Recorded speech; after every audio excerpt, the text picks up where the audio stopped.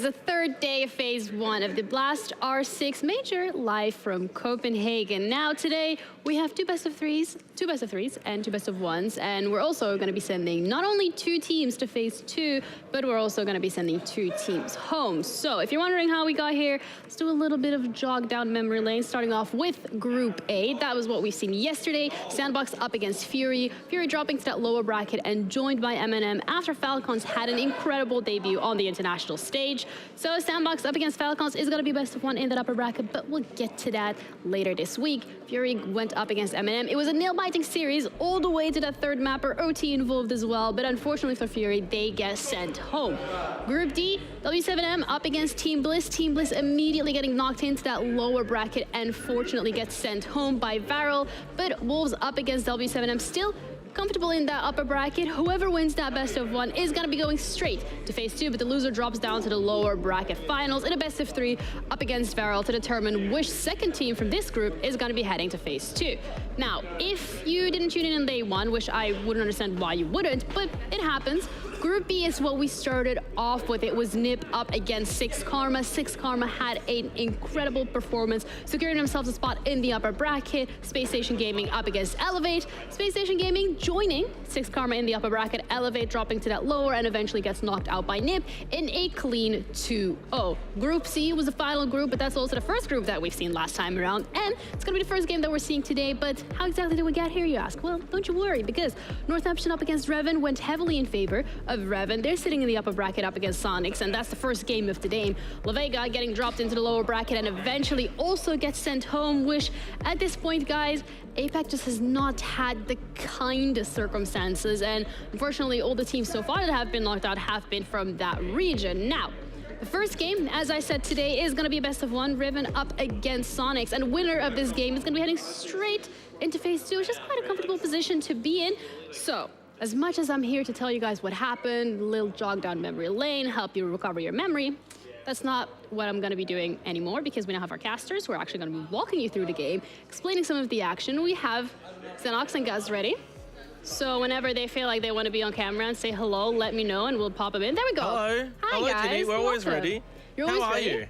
I'm good. I feel like you guys are dressed for different occasions, but I like the outfits. Yeah, we obviously didn't collaborate this morning together, but it is what it is. I mean, I guess APAC has not collaborated much at this tournament. Oh. Yeah, the question here is, are you cold or is he warm? I feel good. I'm actually a bit warm. That's why I've got the sleeves up. I'm feeling a little bit flustered. Yeah, I think under the lights, I think I've picked the better attire. Yeah, probably. I mean, I'm a little cold, but that's fine. I'm wearing my jacket. You guys are going to walk us through the game. This is a pretty important one because the winner is going to head to phase 2, so take it away. Exactly right, Ginny. Exactly right. Yeah, big game coming up. Big games coming up today, of course. Reven and Soniqs to begin with. Best of 1. Winner goes to phase 2. Reven, I didn't have them getting past Northeption, Gus. I'm not going to lie. Whether that's APAC bias or not, I thought Northeption would be too good. But lo and behold, they're here. And it's a chance. A bit of that fairy tale run. That magic. Could they take down Soniqs in a best of 1? Both teams, in fact, had a pretty good start to this tournament, a 7-3 and a 7-2 respectively. Soniqs taking down La Vega. In fact, both of these teams actually share some parallels in how they even got here, right? They both had a good run in the league stage of LATAM and NA respectively, and then had to make the trench run through the LCQ. Yeah. They got here. They're looking both pretty good heading into this match. And as Ginny prefaced, right, big best of 1, you can eliminate the chance of going down to that lower bracket and risk going home today. To reiterate, of course, the loser of this match, it's not out. It's not like it's over. They would drop down to the lower portion of this group, where awaiting them would be Northeption, of course, as they got past La Vega pretty comfortably in the end. Wasn't really too shocked with that one. Soniqs, though, they're the favorites coming into this matchup, as they were the favorites coming into this respective group. But for Reven, it's hard to think. Really, guys, they got nothing to lose here. This is a free punch in a best of 1. Anything can happen in a best of 1. This is a good opportunity for them to maybe cause an upset. In terms of expectation and pressure, that is on Soniqs in this game. They are clearly the favorites. Again, despite not having the most favorable run, being knocked out by OXG in the bracket in the NAL, that they came back with good form. They're peaking at the right time. They have such a formidable roster. They have great support staff on this lineup. So Soniqs heading into this game have all the tools in the arsenal to get this result across the line and send themselves into the second phase. Yeah, it wasn't all that easy in the first half for Reven against Northeption. Bit of a 3-3 half, but then they just blew Northeption away in the second half, 4-0 on the defense of Oregon. So a big strength of theirs proving to be the defensive side, whereas it was probably the opposite for Soniqs, where they just absolutely came out of the gates. It was a 5-1 first half against La Vega and never looked like slowing down, eventually winning 7-2. Way too easy, way too comfortable. In fairness, though, hard to judge in some ways. For me, La Vega probably one of the worst, if not the worst team coming into the tournament. They were a team that had pretty much little to no expectations. They kind of struggled back home as well in Korea. It wasn't a surprise to see Soniqs really just sweep past them. So I very much imagine they're going to get a stronger opposition today in Reven. And I think a lot of that is going to come down to the map veto, which I'm sure we'll jump into in a minute. I think the fact that Soniqs have such great support staff behind them, they're going to really prepare well heading into this veto. We flagged a couple of maps that we did expect to come through. I guess the question will be, did Reven expect that as well? Let's go to the veto here, and we are going to get some fun. For the first time here at the Copenhagen Major, we are going to theme park, and that now actually means Bank is the only map not played so far. I'll give Fresh a shout out for that one. Also made it through. The two deciding maps were the two maps that have yet to be played here at Copenhagen. So look, looking at it as a whole, I think we can take a step back and say that Soniqs have lulled Reven into a bit of a false sense of security in this one. Well, that's where I was going to go here. 17 times we've seen Soniqs ban out Bank over the last couple of months. It's been by far and away their most banned map, and they almost allowed it to go through. Reven, though, as you basically said, not falling for it. You think maybe that Soniqs wanted them to pick Bank and maybe think that they've lulled them into the trap? I think Soniqs are happy either way, because Theme Park is a map that they have shown a little bit of success on in the past, and they're also starting out on defense, attacking on Theme Park as Reven, a team that doesn't have a whole lot of experience, especially not at this kind of level.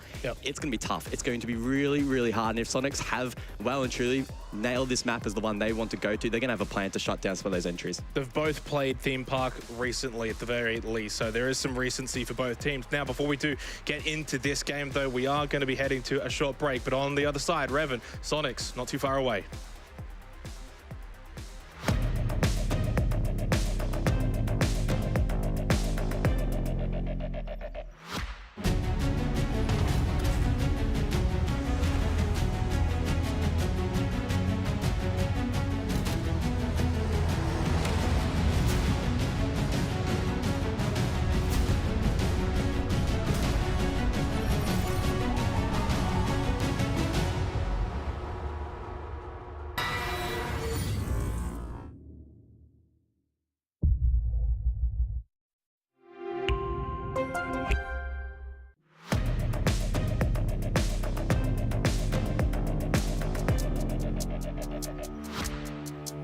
Well, I didn't lie. That break was short, almost as short as APAC's appearance here at the R6 Major. Oh, no, there's more APAC to come, unfortunately, but not in this game. Theme Park, where we're going. Reven, Did you say unfortunately? Yeah.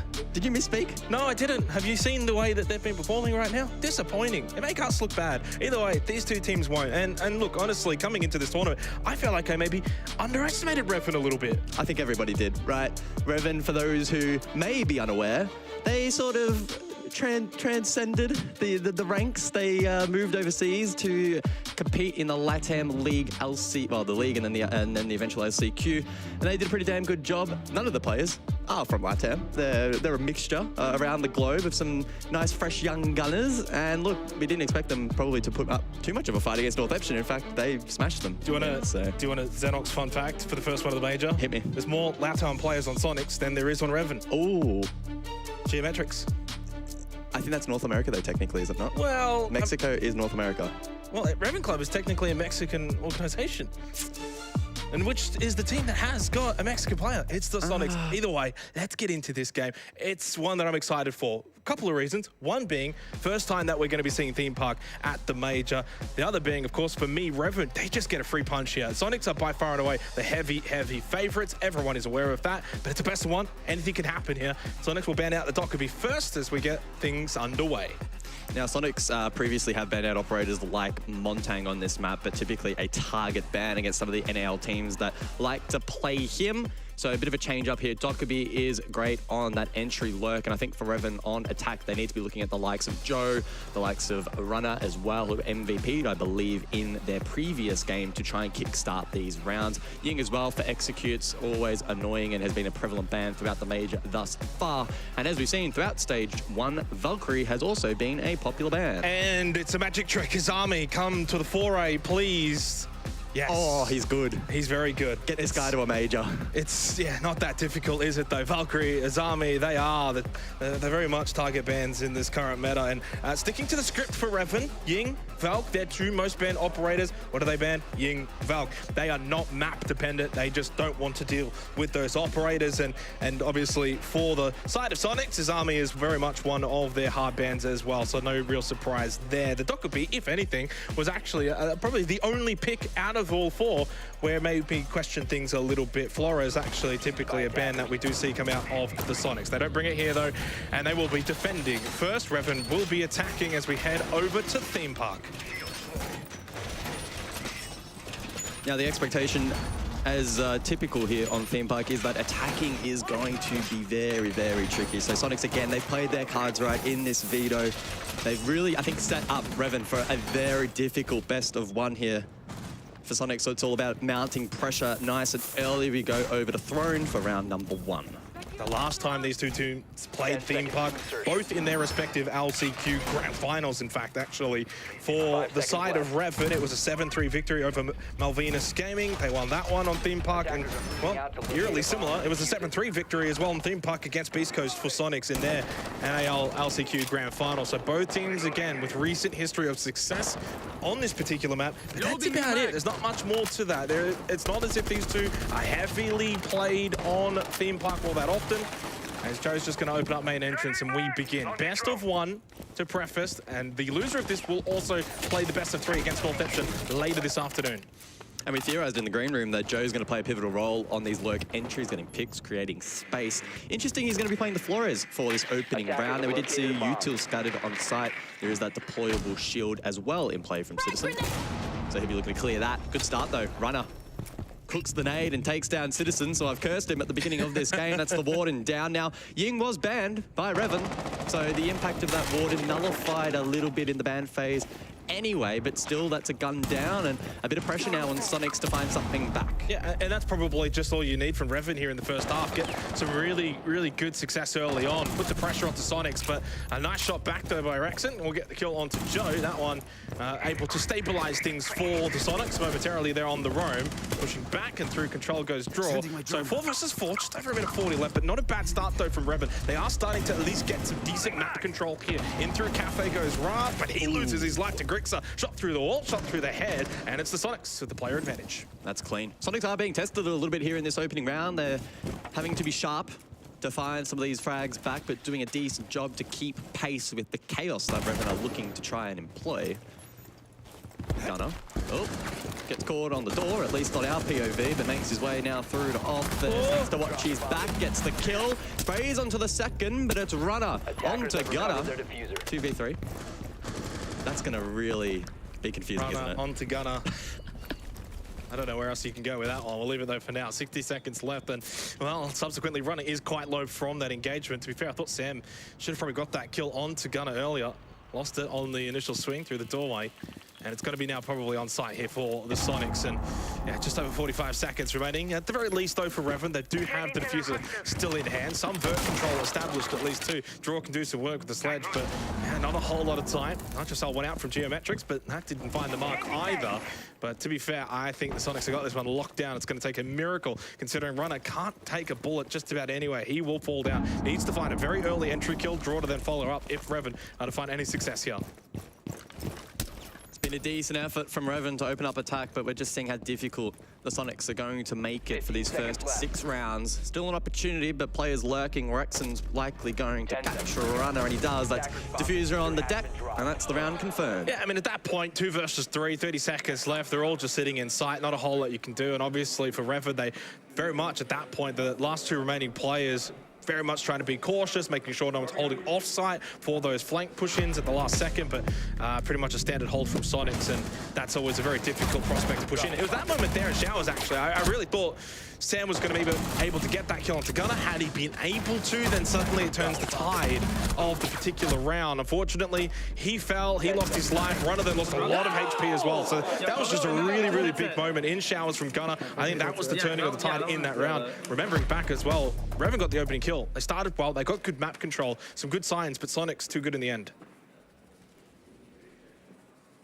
Yeah, I can't really complain too much about that start. Throwing defense, it's where you want to be. They looked comfortable. Reven did really try to ramp up the pace there a little bit in the opening phase as we enter a technical pause. But then Soniqs responded, so they did a good job. Well, I mean, look, I tell you what, technical timeout, but I don't think this is really going to do a whole lot for either of these two teams. One round in doesn't really make a whole lot of difference, and I think Soniqs, well, they'll be happy. They won the round. And for Reven, while they're not going to be happy, I don't think they'd be too displeased by what they saw in that round. Opening kill, good map control. I thought that they were able to, at the very least, get into the round and get some good positions, got a couple of kills, dealt with some of the roamers until obviously Gunnar got a nice kill over towards Showers, and he was too impactful in the end. But some good signs at the very least that maybe Reven can compete, that they can cause the upset here against Soniqs, attacking first as well into Theme Park, which, you know, as really this tournament has played out so far, this major, I think I saw on Fresh's tweet, something like 66, 67% defensive sided on all maps across the board. So, you know, for Soniqs on the defense first half, we're probably expecting them to do well early. I think 5-1. If I'm Soniqs, I'm going for this 5-1. Yeah. So you think 4-2 wouldn't be good enough? You think that's going to leave the door too far ajar? Well, that's two different questions. Do I think 4-2 would be enough for a team of Soniqs caliber? Sure, I think they're great. I think they'd be able to close out an attack, no issue. But I think the target needs to be 5-1. You can have your one doozy round, especially if it's on a tertiary side or whatever. You can, whatever, throw that one away. But you're the better team in this matchup, right? You need to be dominant, starting off defense. The bands aren't particularly attacker-sided in that regard, so. Well, if you phrase it in that way, where are the opportunities then you think for Reven in this first half? Where do you think that they're going to be able to get some round wins? What sites for you, at least, do you think maybe can give them an opportunity? I think the most difficult part about Theme Park is the top floor plays out almost identically regardless of the site. So if you're on initiation side, it plays out similarly to whether you're on bunks. It just depends on what approach the attack wants to take. Yep. The big wild card is actually lab storage. And I don't want to leak it too much because we can actually see the clean feed off to the side. You guys can't see it on stream, but it has been flagged at the moment. Well, you just leaked it. So I just did. You just did it. I gave them a couple seconds. I could have muted. So it may well get played. I don't want to confirm that by any stretch. We'll have to see what happens regarding the tech pause or whatever. But yeah, for me, that's going to be a very interesting site to see played out. But Soniqs wanted this map. They lured the trap. They're going to be prepared for this. Yeah, you would hope so at the very least. This is something that they probably felt they won this map veto actually rather comfortably. If they allowed Bank through on purpose, now to give some extra context, Bank is not a map that Reven like to play either. It's heavily banned by them. Statistically, one of their worst maps actually in recent times. I think a 0-2 win-loss record, and the numbers are really bad. It's all in the red. So that was not a map that Reven would really want to go to. But they would have probably expected for Soniqs to ban it out because it's their most banned map. So I thought there was some really good mind games there and from the coaches on the map veto side of things. And obviously to get to this point, I obviously think Soniqs are pretty happy with the way things have played out. This tactical timeout obviously just progressing a little bit longer than we would have anticipated, guys. So still just 1-0. A little bit of an update there for those just tuning in. It is Soniqs up 1-0 at the moment on Theme Park. Do you reckon we could listen in? Any? Is it good? Oh. Yeah, all good now. All good. That's what we want. I think I can understand all good now and thumbs up. I was actually going to make a comment. Gio's notes there from Soniqs. He had a lot of strats on the table there ready to go. I haven't seen that much prep. Oh, hang on. What is Oh, don't. Turn away. Turn away. We're going to get in trouble. I thought he was about to zoom in, actually. I think he wanted to. We told him no. Obviously, this does, I guess, give a little bit of extra time to just sort of catch your breath as well, getting into the game. First round, you get rid of the jitters, you get rid of that adrenaline. The other thing to know, it's an interesting one, but I feel like the pressure's off a little bit in this game. Knowing for a fact that if you lose this, it's not like you're out of the tournament, right? It's only a best of one, you drop down, best of three, guess who awaits you? It's an APAC team. Okay, we can deal with that. So I feel like there's probably not that much pressure surrounding these teams. There's as much pressure on this match as you want to put on it. I don't think if you're an outsider looking in, there is a lot of pressure, as you say. Some teams can get in their own heads, though, so I think it's important that you just go into the match with that mentality, right? Yep, and we go back into the game now as well. Lab storage goes, so this one sort of perked your interest a little bit. Yeah, for sure. I'm keen to see what Soniqs do bring out for this particular objective. They're going to lean into quite a heavy trap meta, right? So you've got the Legion, you have the Capcan, you also have the Frost in play as Rexen goes for a couple of drones from spawn. And Grixer can roam around, play the solos perhaps on the other side of the map, especially if Reven want to go for some sort of map clear, and can also clear any drones that may have made their way in towards the objective, which he's currently doing. And then Geo looking to deny information. I think the tester here, honestly, I think I'm also looking at Reven. How do you deal with this tertiary side against such a good team? Yeah, and I think also the way Soniqs are playing into this, you kind of look at the bans, no Azami, no Valkyrie, so you're not really going to want to just sit down, hold these sort of corner positions, make it difficult. For example, Top Dragon Stairs, a position that can be held very strong with the Azami, with those Kiva barriers. You don't have that, so it's very easy for Reven to be able to push in from those kind of positions, drop security. So you know, it changes things up a little bit. In this position, though, for Soniqs, I think moving is going to be their forte. As Joe finds the opening kill onto Gunner, that's 2 rounds in a row now, though, where Reven have got the opening picks. Definitely good signs here on Theme Park early for Reven. And now it's about how do they respond to the Soniqs, because they're more than likely in this position now going to look to make a play. Geo over towards Split, senses pressure from maintenance, the ball getting opened up, so he rotates back over towards Barrels, not necessarily wanting to take a small percentage fight. Could get pressure though through the soft wall leading into Barrels, so we'll see if Reven can gain information as to where Geo has position, but they've got a decent foothold, a little bit of pressure, and looking better than they did in round 1. Live drone now for Joe through blue, and they'll get some good information off this yellow ping over towards Barrels. Geo getting pressured now. Has to be very careful. Both ankles definitely not going to be free. Notices one side of that's going to be Joe, though, that gets the kill. So 5 versus 3 now. Reven looking to really open up this lab storage site. Grixer, the nice angle. Just moved away from him for a second, thought he was going to be able to find something, but it's Draw with the nade onto Citizen. Soniqs falling apart pretty comfortably here. Does get the kill onto Joe, but low on health. Low on health indeed. Gone. It's a 1-1 start here. What a start for Reven. I guess I overestimated Soniqs a little bit on that particular objective. Reven pretty much tried to simplify that round as much as possible. They stacked Throne. They got the opening pick, they cleared out Geo. He had to try and make a play from Barrels to get something back. He was getting pressured from multiple angles. The rest of the team weren't really in positions then to support, so it was a tricky one there for the defense. Reven doing a good job, and comparatively to round number 1, they play off that first pick. But look, you can just see them stacking this position because they have the manpower. They're not overcomplicating the push. And no focus really on the vert as well, up above, no push in through Cafe or the likes, or Arcade, for example, and I wonder if maybe that's something that Soniqs were potentially anticipating, a little bit more presence up above. Instead, it's rather horizontal. Live drone in through blue, pretty easy swing, get a couple of kills. Again, that opening kill, now we didn't quite get to see it, guys, but that's 2 rounds in a row. That's something to keep in mind now coming into this 3rd round. If Reven have got this capability of constantly finding these opening picks without trade, that's going to spell disaster for Soniqs in the long run of this first half. Now, we don't know. This might end up being a map that slightly favors the attacking side of things, and I wouldn't be necessarily surprised by that. You know, there's no Azami, there's no Valkyrie. Those are pretty hefty bans on the defender side, so don't want to get too excited too early, but Reven, first 2 rounds, have shown some really good signs here.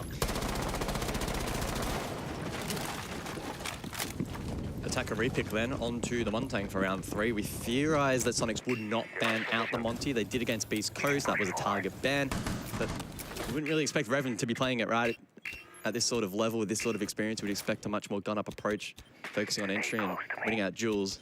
So I'm quite interested to see how they look to play around the Monty. Look as well also in play, so Draw can lurk down below, and Sam playing contact through Cafe. Yeah, and immediately now through Cafe, Rexen can't do a whole lot. He probably just has to give up this position, obviously anticipating the follow-through. Anyone wants to play off the Montang, he's prepared for it. The shield still needs to be dealt with, at least in the hallway, but you know, ultimately it's a really good start here for the Soniqs in this position. I don't know if the Montang can push too much forward from here, so you kind of just can stall that out until that shield is destroyed. then I think Soniqs can at least hold that position for now. E1D in play, Draw expending 2 grenades, one on the stairs so he can sneak up late, the second on the vert, but it doesn't land. Sam looking to get more aggressive, looking for information, and the yellow pings do come forward. Joe as well lurking in through waiting. Reven are really constricting this site at the moment, and Soniqs giving them a lot of room. Citizen wanting to disrupt, shut down. And for the 3rd time, again, no trade on these opening kills. Really nice swing. Joe's low on health from that engagement. The early contact fights, though, all favoring Reven. And so far, even their onside execution have looked pretty good. Draw, top yellow, takes a bit of a beating. Finally, Soniqs get something to go their way. It's only little. But guess what? All 3 gas babes now expended from Geo with a minute still remaining. Big shot, though, from Rexon onto Runner. And everyone on the side of Reven very, very low now. That DMR is just shredding them. Oh, 3 for Rexon. All of those attackers so low on HP, the DMR being allowed to shred. Joe still over towards waiting, and Soniqs able to bring that round back. Holy shit.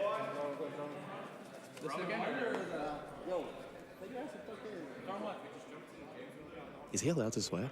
Is that okay? Yeah, he is. Are we? Maybe. We'll find out later. Maybe if there's like a big play. Well, that was a good round, though, from Soniqs. I like the shield hole in the hallway, made it difficult. That Montaigne wants to get into Cafe, get control in that position. But even though the Montaigne can get in, no one else could really get in either. That shield, that hallway position being held from Soniqs made it difficult for Reven to get that control inside a Cafe. Eventually, we saw the lurk through waiting. That got at least one. That did stretch the defense a little bit, but good responses from Soniqs. And yeah, they said that's just not going to work against us. And a really, really solid on-site defensive hold. Really probably their best round so far. Again, decent start for Reven. I think they established some good, powerful positions and did force Soniqs to manufacture something a little bit there, especially Citizen early, right? Feeling a bit of heat, wanted to try and scout out waiting, got taken down, but then the rest of the team, Rexon especially, saw that opportunity, really capitalized. So we go over back to Throne, where it all began for round number 4. Oryx in play, Mirror in play as well from Citizen, so expecting probably a hold up above. Didn't quite capture it, but I assume that will be the play here for Soniqs. I am beating the same drum again here, but as we go into the 4th round, Soniqs have got to do better at not just throwing away an early death. They've got to reel that in. That's the one thing at the moment I think is giving Reven a really good look in. 3 rounds in a row, Reven have got the opening kills without trade either. So Soniqs are clearly happy to take these early contact fights. That's fine, especially on a map like Theme Park, but they're losing them all. Got to change that, or reel it in a little bit. Try and play a little bit more back, deeper on, closer to sight. Don't take these early contact fights if you're losing them. Nitrocell goes out, Runner avoids that, and there you go. Gunner finds the opening kill. That's much better from Soniqs. Over towards initiation, Gunner's just going to keep running around, and that's something that obviously Reven have to contend with. Dash around and cause damage. Good start for Soniqs. They'll be pleased with that result, and now it's just about consolidating this position because there are still threats that could pose a problem. Draw pretty keen to drop the hatch, waiting for the drone to confirm and maybe gather a little bit of information here, but this could be critical in turning it around. Draw, though, doesn't want to commit, just sensing that's a little bit too high risk. Not a lot of moving going on at the moment. Oh, there is on the roof, but not really in the map itself, and so Reven, unfortunately, not getting a whole lot of map control. It's costing them. We saw the EE1D go out from Marth, no one followed up on it. Well, look, they've got no drones, so halfway into the round, right? So Mozzie Solus combo is causing so many issues here for Reven. They need to just play contact from this point onwards. Soniqs, provided they know, and they should, that all 10 drones are down, can rat in positions and they're not going to be cleared. Yeah, it's going to be a lot of dry peaks as well. No information. Rexon through cash, he can drop down now, and he had the information and still should have the information as well to catch him from behind. A little bit slow to react on that shot through the doorway. And obviously now his position is known. Under a minute remaining. Reven down a player. But they've got at least maybe one opportunity here onto Rexon. They could try and pinch him here over towards Gong. If they do, can bring it back to 4 versus 4. He's just going to swing, though, uncontested still. The pings go out. He knows exactly where they are. It's Citizen, though. Top Dragon. He gets the kill onto Wrath. This round is falling away from Reven. Too stagnant. Not dealing with these roamers. Not dealing with the pressure off-site very well at all. Too focused over towards main, and that's costed the big time. 1 versus 5. This round's over.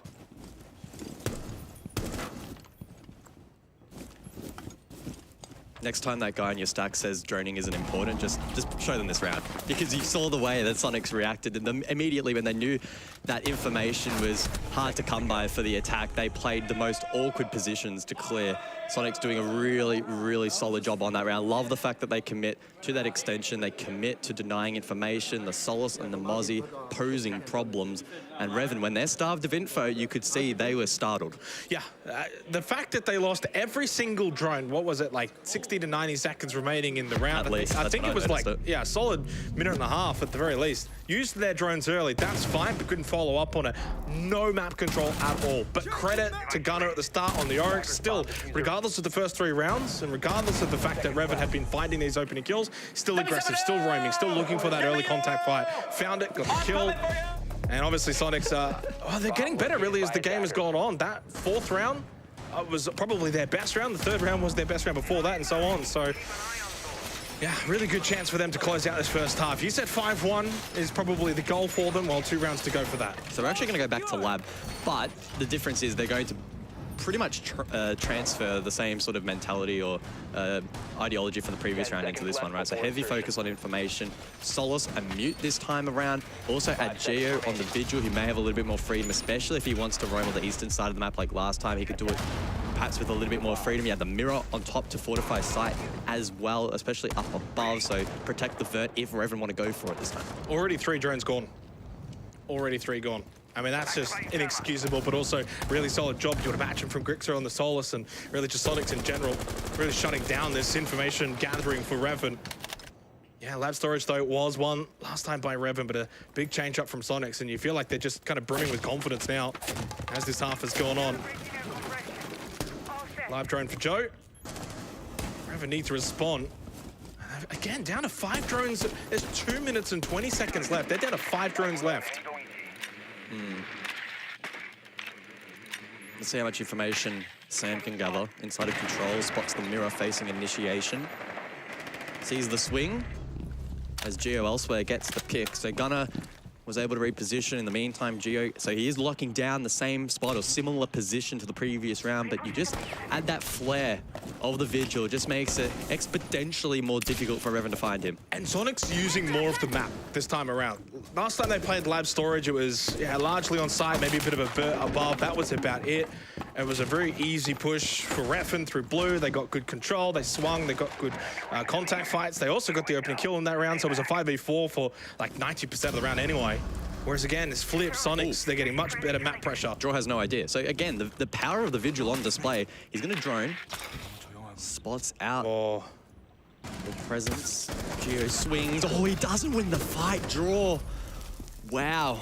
Big pick there for Reven, and might be able to kickstart something in the 5th round. Just wonder, Geo maybe could have held that position a little bit longer. Presence was questionable, to say the least. Minute and 10 seconds left. An opportunity now for Reven. They probably only need maybe 2 rounds here in this first half. That might be good enough, depending on how things shape up in the second half. Wrath just watching Yellow Stairs. Just under a minute now, and makes the shuffle over towards lockers. And again, though, for Reven, low on health, and yeah, that one was Runner, who was half health. Very easy shot from Gunner from that distance with a shotgun. Gets his elimination. He's gone now, 3 versus 4. Once again, advantage for the Soniqs. Draw looking to now push over through Arcade. And now we're seeing that information starve come into effect. Joe was flicking one that may be for the flank, but players active. Players alive, not being able to farm information and feed that to the players that might be able to find a couple of picks and bring this round back. It's a man disadvantage for Reven. Wrath trying desperately up above, but now the rotation comes through. They have some site control, but Soniqs, keep in mind, are up above, and Grixer down below gets one. The P90 in hand. Wow. Oh, almost gets the second. Well, he does eventually clean it up. A little bit messy at the end, but overall, a much better lab storage from Soniqs. I think messy is probably the word of that round there from Reven, sort of just struggling inside of the map. They go back out, then they try and go for an arcade push. That doesn't work. I think they're starting to run out of ideas as to maybe how to break down this Soniqs defense. And yeah, credit to the Soniqs though, because I think the first maybe 2 rounds, they didn't quite look all that clinical. But really, as this game has gone on, this half has gone on, they've just looked a little bit more clean. Geo in that position probably just felt pressured. How much of his position was really known. He swings out low on health. but on site, it was all too easy for the Sonics. They still had 2 or 3 covering, and even though Sam was able to kind of slip into sight, he was always just going to be pretty much toast. As soon as that plan even had it gone down, they would have been able to retake straight away. So 4-1, 1 round to go in the half, and it's a really solid start from Sonics. Yeah, I really love the fact that they switched up just enough in that last round where Reven couldn't comfortably go for a stack through theme. They had to deal with Geo, they had to deal with the vertical, which got a couple of picks. And Sonics having the confidence and the experience to play retake is a sign of a team that's really improving throughout the course of this map. And yes, it hasn't been perfect from them thus far, but they're doing a really, really good job at having a convincing defensive effort. And that 5-1 I was perhaps alluding to earlier, now looking like it may come into fruition. Yeah, very well might. Reven's best rounds, though, were all at the start, so they're going to have to find something here that we haven't seen from them probably in the last 3-4 rounds. Been struggling to get good map presence. They've lacked, obviously, in their droning department. So, you know, like those kind of little plays here, top of arcade draw on the UFO with the drone. Like these kind of plays, they've not really been able to do because they've just not had the gathering information available to them. So Joe on the rappel. Reven doing their best to feed a bit of information, and he may be able to catch a defender off guard. I can't quite tell whose backside that is. Ooh, but Rexen crosses and almost feels the pain of the rappel. Not bad from Joe, though. I mean, like, you don't get the kill, but you get some damage into Rexen, some damage into Grixer. You cause a bit of a nuisance as well. Running through Cafe with the drone. No draw, loses his life to Gunner. Rexen aggressive despite the drone. Eventually gets rid of it, and he will just continue to push in through Cafe. So aggressive. Runner probably wouldn't have expected him to be that deep in.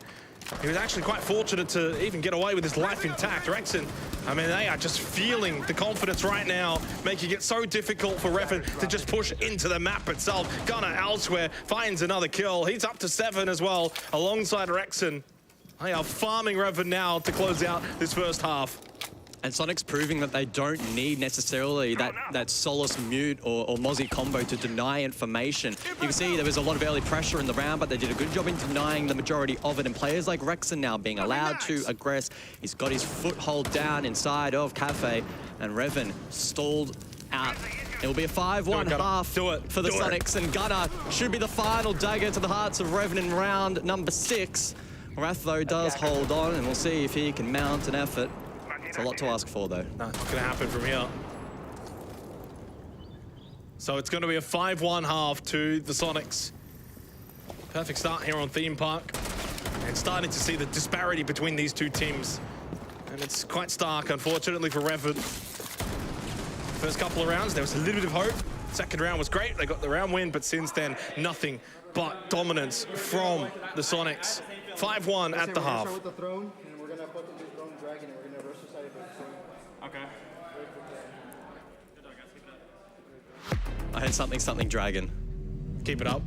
Yeah, some words of encouragement. And look, rightly so.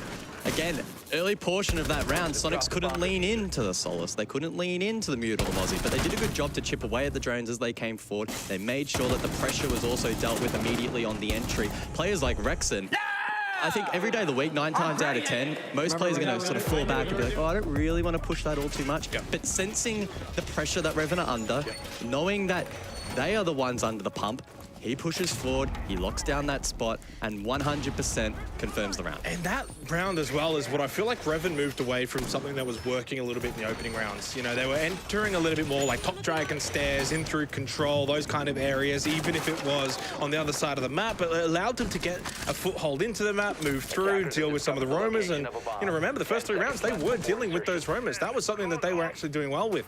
They kind of moved away from it. The second half, they were a little bit more direct towards site, leaving themselves in a sort of one-dimensional attack position, and Sonics just punished them time and time again.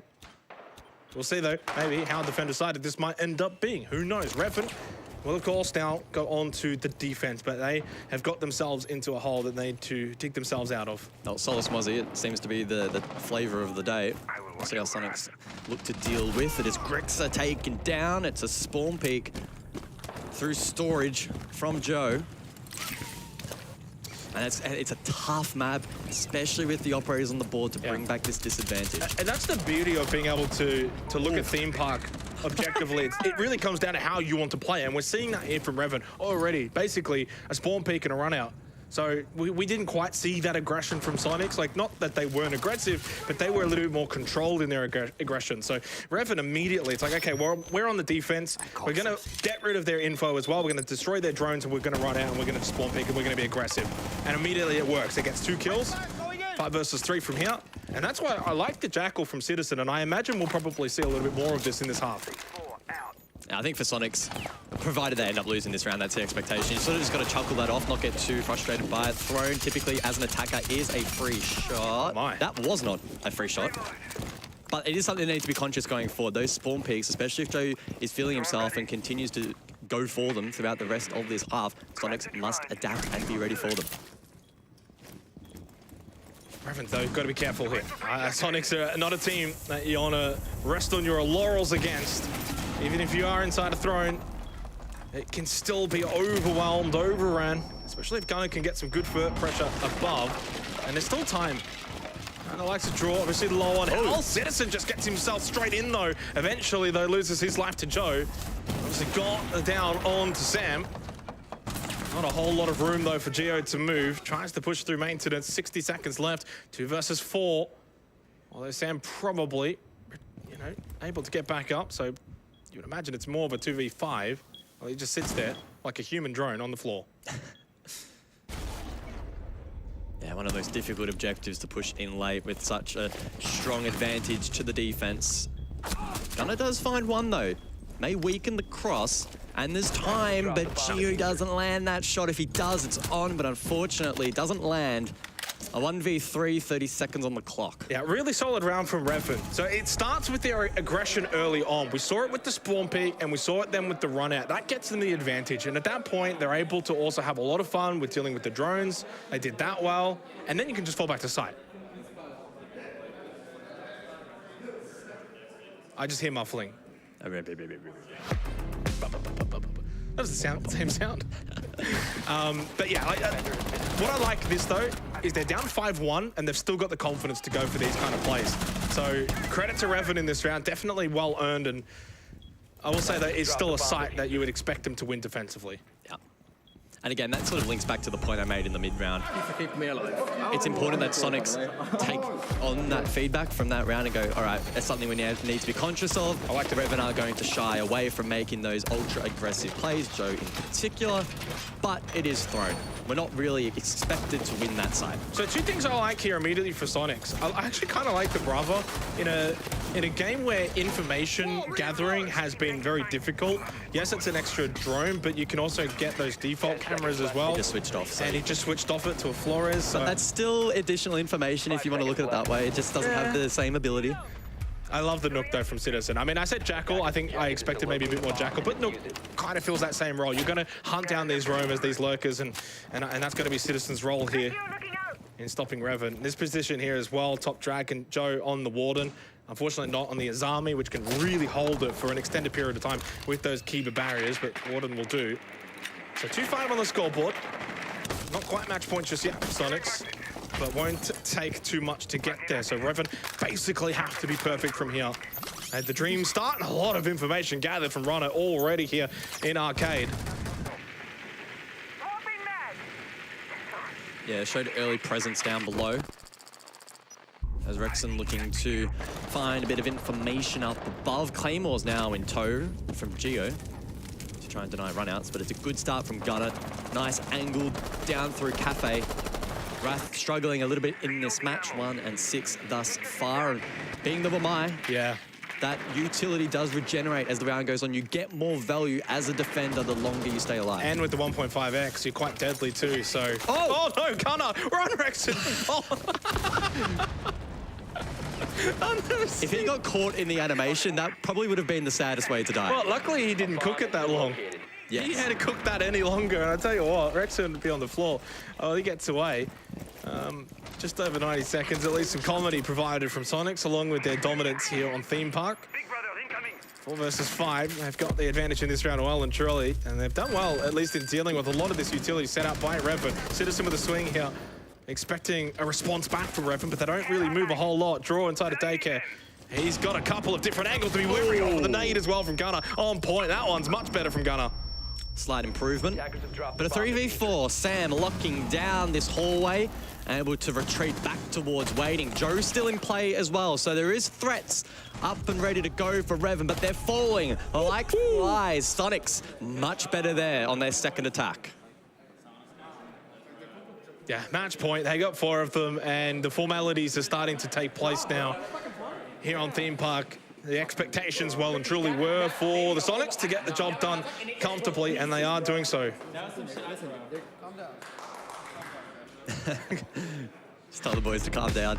Well, they have to get it done. We have had a tactical timeout from Reven. As we go back through the replays, we see the wonderful opening nade from Gunner. Luckily, though, he responded with a much better second nade. This one here, finding the kill onto draw. Slight improvement, as I said. Yeah, good work. Doing a really good job of creating a bit of chaos, particularly top arcade. Reven were forced back towards site, and just due to the nature and how they prepped it, which is perfectly normal. So many angles in towards the objective itself. It's not the easiest of places to lock down. Soniqs exploit it. They do a good job.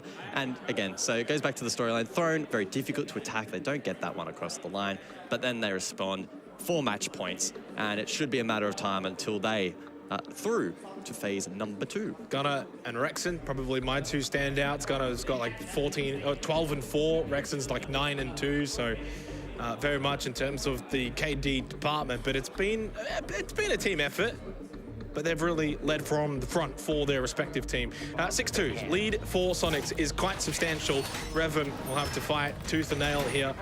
And they will head back actually to Bunk Daycare here for this round, repeating it after the tactical timeout, which a couple of weeks ago we saw an interesting statistic, an infographic regarding tactical timeouts and teams' improvement. What was it? I think 14%, 20% improvement off the back of a... On average. On average, off the back of a tactical timeout. Yeah, I'm not too sure. I'd love to bring that up. I feel like Soniqs and Goddess may have been one of the higher ones, if I recall correctly. I don't know, we have to get a fact check on that. But I mean, there is certainly a correlation between taking a tactical timeout and then winning the next couple of rounds. So is it enough for 4 match points against a team from NAL? Probably not, but we'll see if Reven can respond. I like the fact they're going back to the same objective, so we might see them try something new. And we've got the Bravo this time. Yes. So everything I said before, apply it to this round. What did you say again? Well, you get the drones, but also the ability to hack the default cameras, get that extra info in a map that has probably been quite tricky to gain said info. I think that helps a lot, and obviously deals with some of their utility as well. The pests, for example, or mine magnets, and I think though that, oh, well, that's just gone. See Rexen's Clutch drone.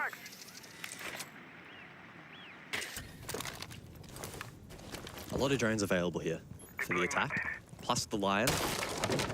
Information has well and truly been the name of the game in this one. Gunner with the defuse in hand, as you mentioned, 12 kills so far, so playing well.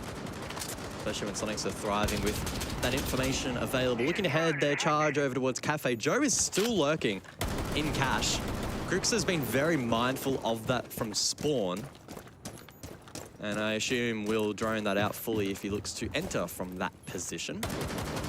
Conscious of runouts as well are the Soniqs, so they certainly learnt their lesson on their first attacking effort, and that's a sign of a good team.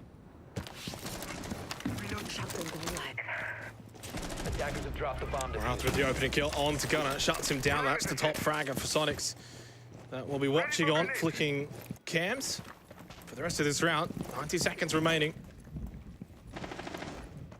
At least a good start there once again for Reven. Their starts have probably been their best phases of these rounds, but as the rounds do go on, Soniqs, their experience shines through, especially in those on-site executions. Another clutch drone goes out from Rexen. Gets extra bits of information. He's already done a little bit of hacking along the way as well. All eyes now really on Citizen, probably to open up this round for the Soniqs. Control over towards top arcade, but the gunfight's over towards Control. A minute on the clock. Citizen does get a foothold, but with a player down, it's a tough position for the Soniqs. He can sort of post up. May look to swing, cooks a nade, but if he swings, he dies. Oh, not with the gun out, though. A 3v3, 40 seconds on the clock. And he has yellow ping information onto Draw. Shot is nice. Draw just barely stays alive. Has a nade himself and a nitro. Cell still available for Runner. Draw finds the kill back, but he's traded though by Citizen. Geo, the push, top yellow. Nice angle though held by Joe. And now Citizen in a 1v2. 25 seconds left. Doesn't have Diffuser, but not too far in front of him. So he can pick this up. Can still get this back into his hands. And give himself a chance to win this round. A clutch up for the Soniqs. An opportunity with 15 seconds. Needs to find a kill to force the 1v1. That's what he tries to do, but Joe repositioned and Reven claimed the round. Yeah, you could see Citizen there tries to bait the run and expect to push them from top yellow, but obviously, as you said, Joe with the reposition already in a good spot over towards Wade and gets the kill. Reven will hold on. It's not like they're going to go down without a fight, and I got to say this, 3-6 the score, and if Reven do end up losing this game, if they keep it close and they play well, of course they'll play later today, you would probably then put them as the favorites against Northeption. So I think even if they lose this, they've still got to just play well. There's a nice moment there from Citizen, but in the end, Reven had a lot more angles covered. Seconds left. Attackers recovered the bomb diffuser. Yeah, an awkward one there. I think if Gio had his time, I believe it was him in the 2v2, if he had his time again, may have looked to take a slightly different path. I think unknowingly walked into that double crossfire. Volt and yellow. It was always a tough one. Back to Throne then, though. And it's just important, and I'm sure the Soniqs don't need to hear it, but it's just about being mentally tough and being reasonable with your expectations. Again, we go back to Throne. There's pretty much no pressure on the attack here to win the round. And if Soniqs really want to, they could take a tactical after this and really reset and really prepare themselves for the forthcoming round. Attackers are heading out to defuse a bomb. Yeah, certainly no pressure yet, but it can arrive if you lose this, then the next one, suddenly it's 6-5, and suddenly there's that doom and gloom on the horizon. You want to just finish this one off sooner rather than later. Don't give Reven too many more opportunities here. Now, Joe, this is a little bit pesky towards Arcade. Can go for the run out. And through the sound cue, here's the double run. He can swing this to the left side, and he can cause a lot of damage, and will do so. There's one, there's two from Joe. Drop the diffuser. Beautifully played, no pressure on the run back. He doesn't even lose his life in barrels. Throws the Nitrocell out, doesn't find what he's looking for, and Rexon does get the headshot. Honestly, Joe was very close to finding 3 there, but he gets the job done with 2 to start with. Gio also struggling to push through Cafe on the Monty. Somewhat similar to the first Throne defense from Reven, where Joe able to kickstart things nicely for the defense. And Soniqs playing catch-up, but this time they're doing a better job at keeping pace. A 3v3, certainly well and truly winnable from here. Gio with the Monty as well may provide value to the mid-round as they look to scout out positions. The drone economy, though, still pretty healthy for the attacks, so maybe not too much of an issue just yet. Especially with Mozzie and Solus all on the side of Reven. Only 4 drones eliminated. It's a pretty decent job from the Soniqs. 90 seconds left, 3 versus 3. 3 match points, the magic number 3 at the moment. 2 on site for Reven, make that 3. They're very much prone in the corner. So Soniqs will clear out, but it's the final push, the eventual push onto site. That's going to be the hardest part of this round for them. I wonder what the hard breach plan is here for Soniqs. I guess it's the reliance on the secondary hard breach from Gio if they want to get anything open. Outside of that, may look to just spearhead something through split with the Monty leading the charge. That's also a potential option, depending on how Soniqs want to approach it. This is going to be an interesting conclusion. Difficult to expect either team to really come out on top here. I think the expectation, though, probably on Reven to lock down this cross. 2 best fraggers, though, for Reven are in the grave at the moment, so time for the others to stand up, find some impactful kills in this round. Rexon 11-3 is up there with Gunner. But for Runner, Sam and Wrath, it's just 2, 3 and 2 kills respectively. They're gonna have to find a couple here late in this round to keep this match alive. Rexon, they want to push through split. Grixer immediately as he peeks, he loses quite a bit of health. Ooh. And then the flash spot for what? Oh, Gio though, the push from the Montang is successful with a pistol. Found the kill onto Sam. Shot though, Grixer loses his life. Same with Rexon, double from Wrath. And it is now only Gio left, and he loses his life. And they hold on once again for Reven on site. 4-6. Not getting too nervous yet. You or Soniqs? Well, I don't really care. I want a close game. So this is actually a good thing. So tactical has been taken then by Soniqs. So as we sort of expected after Throne, they sort of want to brush that one off and especially want to reset after Joe once again being allowed to go ballistic.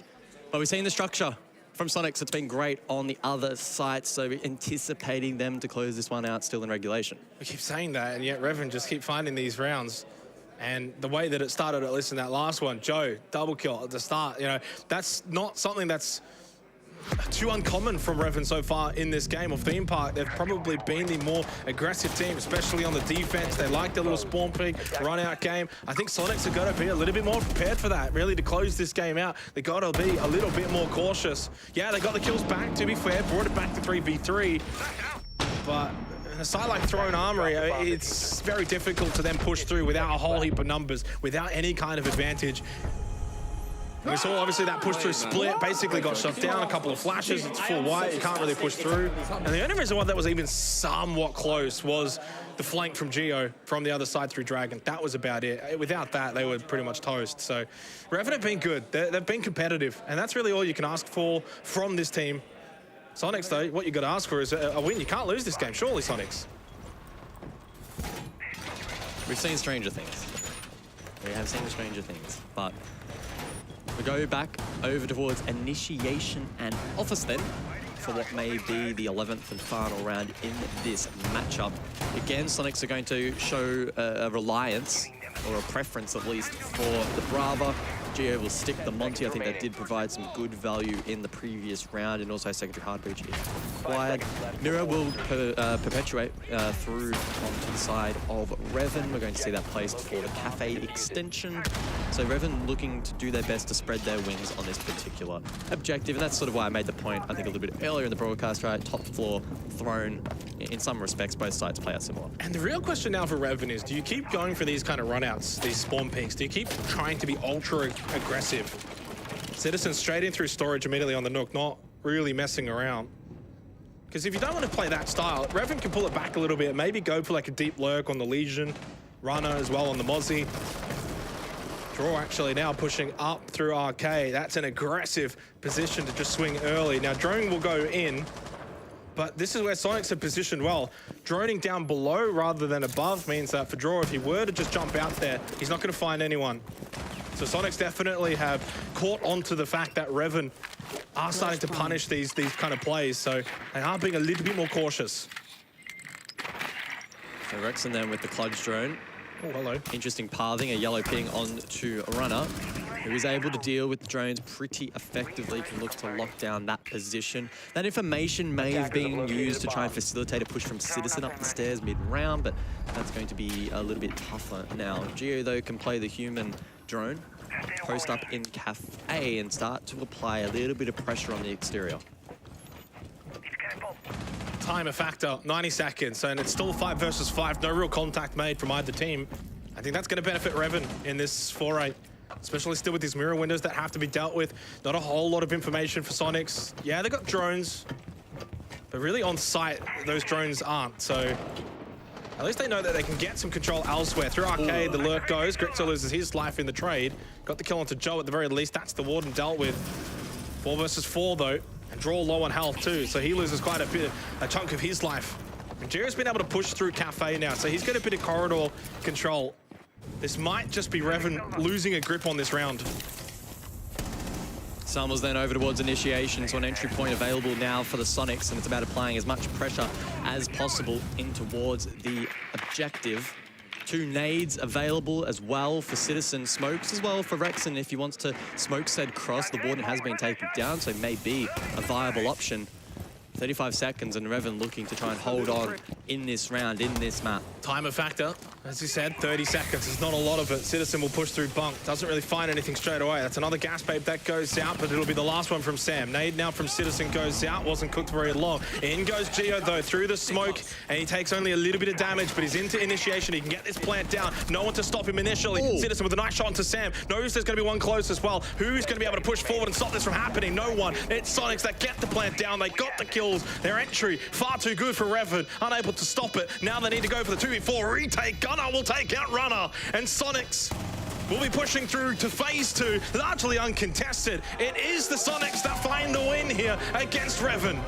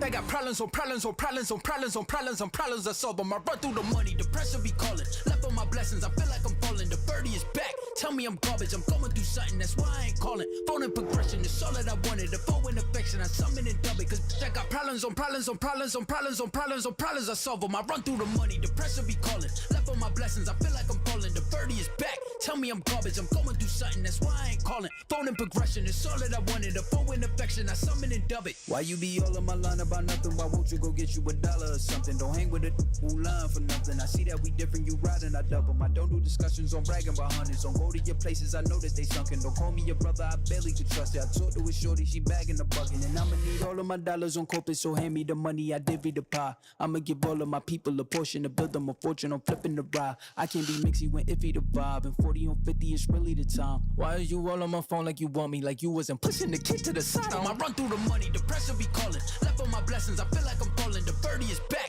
tell me I'm garbage. I'm going through something, that's why I ain't calling.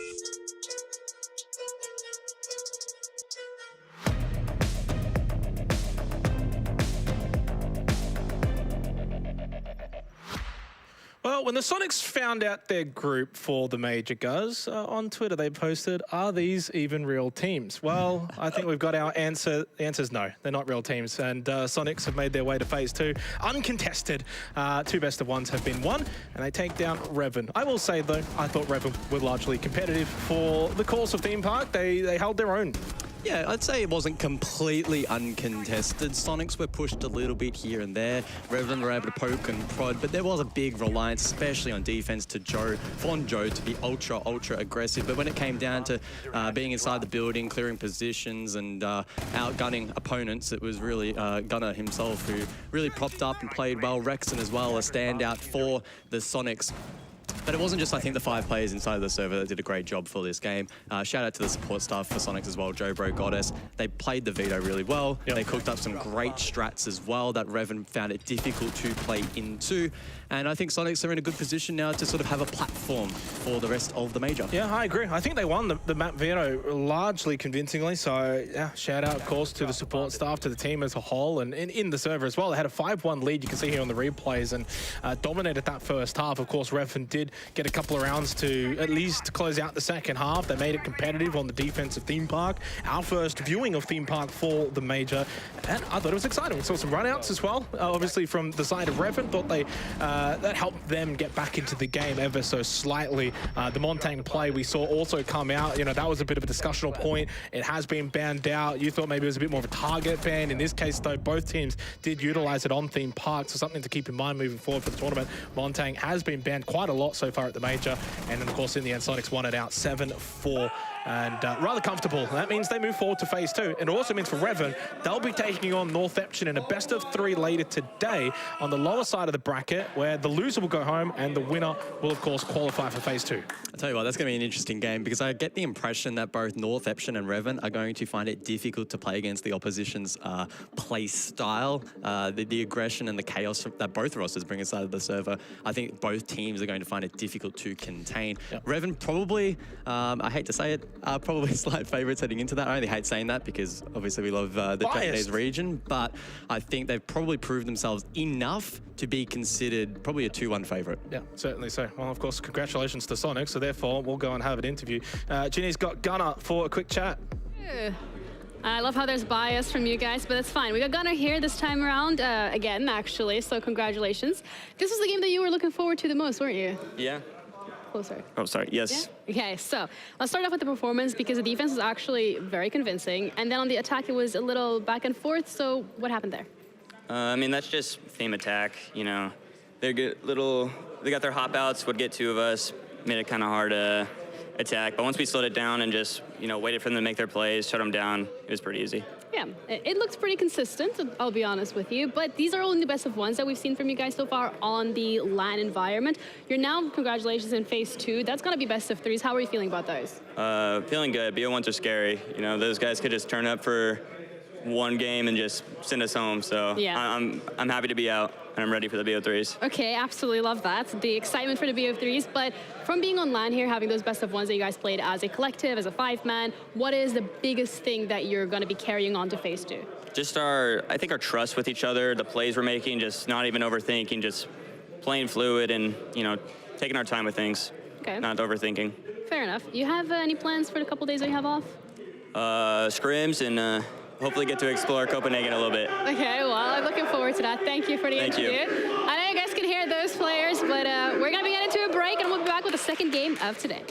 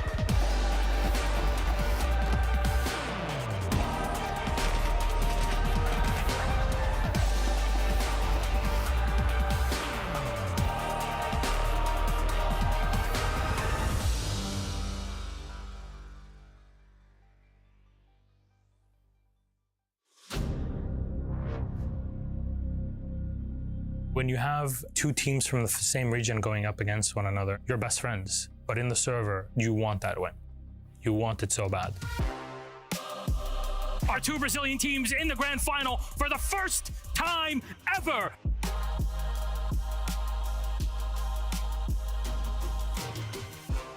Ninjas in pajamas! Some tournaments you have a better feeling about winning, and that one, it was ours. Our second Brazilian team, Team Liquid! NIP was very well prepared. They were like top 1 team in Brazil.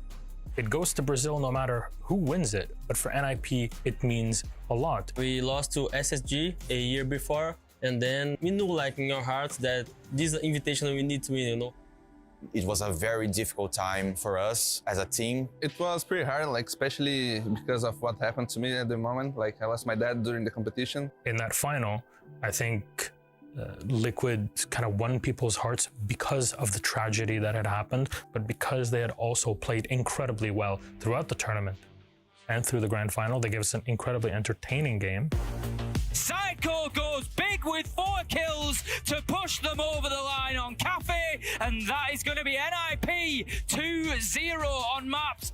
There you go, the kill comes in. He knew exactly where the man was coming from, and that's going to be Team Liquid taking our second map of Chalet. Palu, 1 second left to go. Diffuser goes down in the absolute nick of time, but Moringa, he gets a huge kill, Des! He gets a huge kill! We're going all the way to 5. We're going to find out who really is the best in Brazil. Palu cannot find the kill. Out comes the Nitro. Shot out by Pino.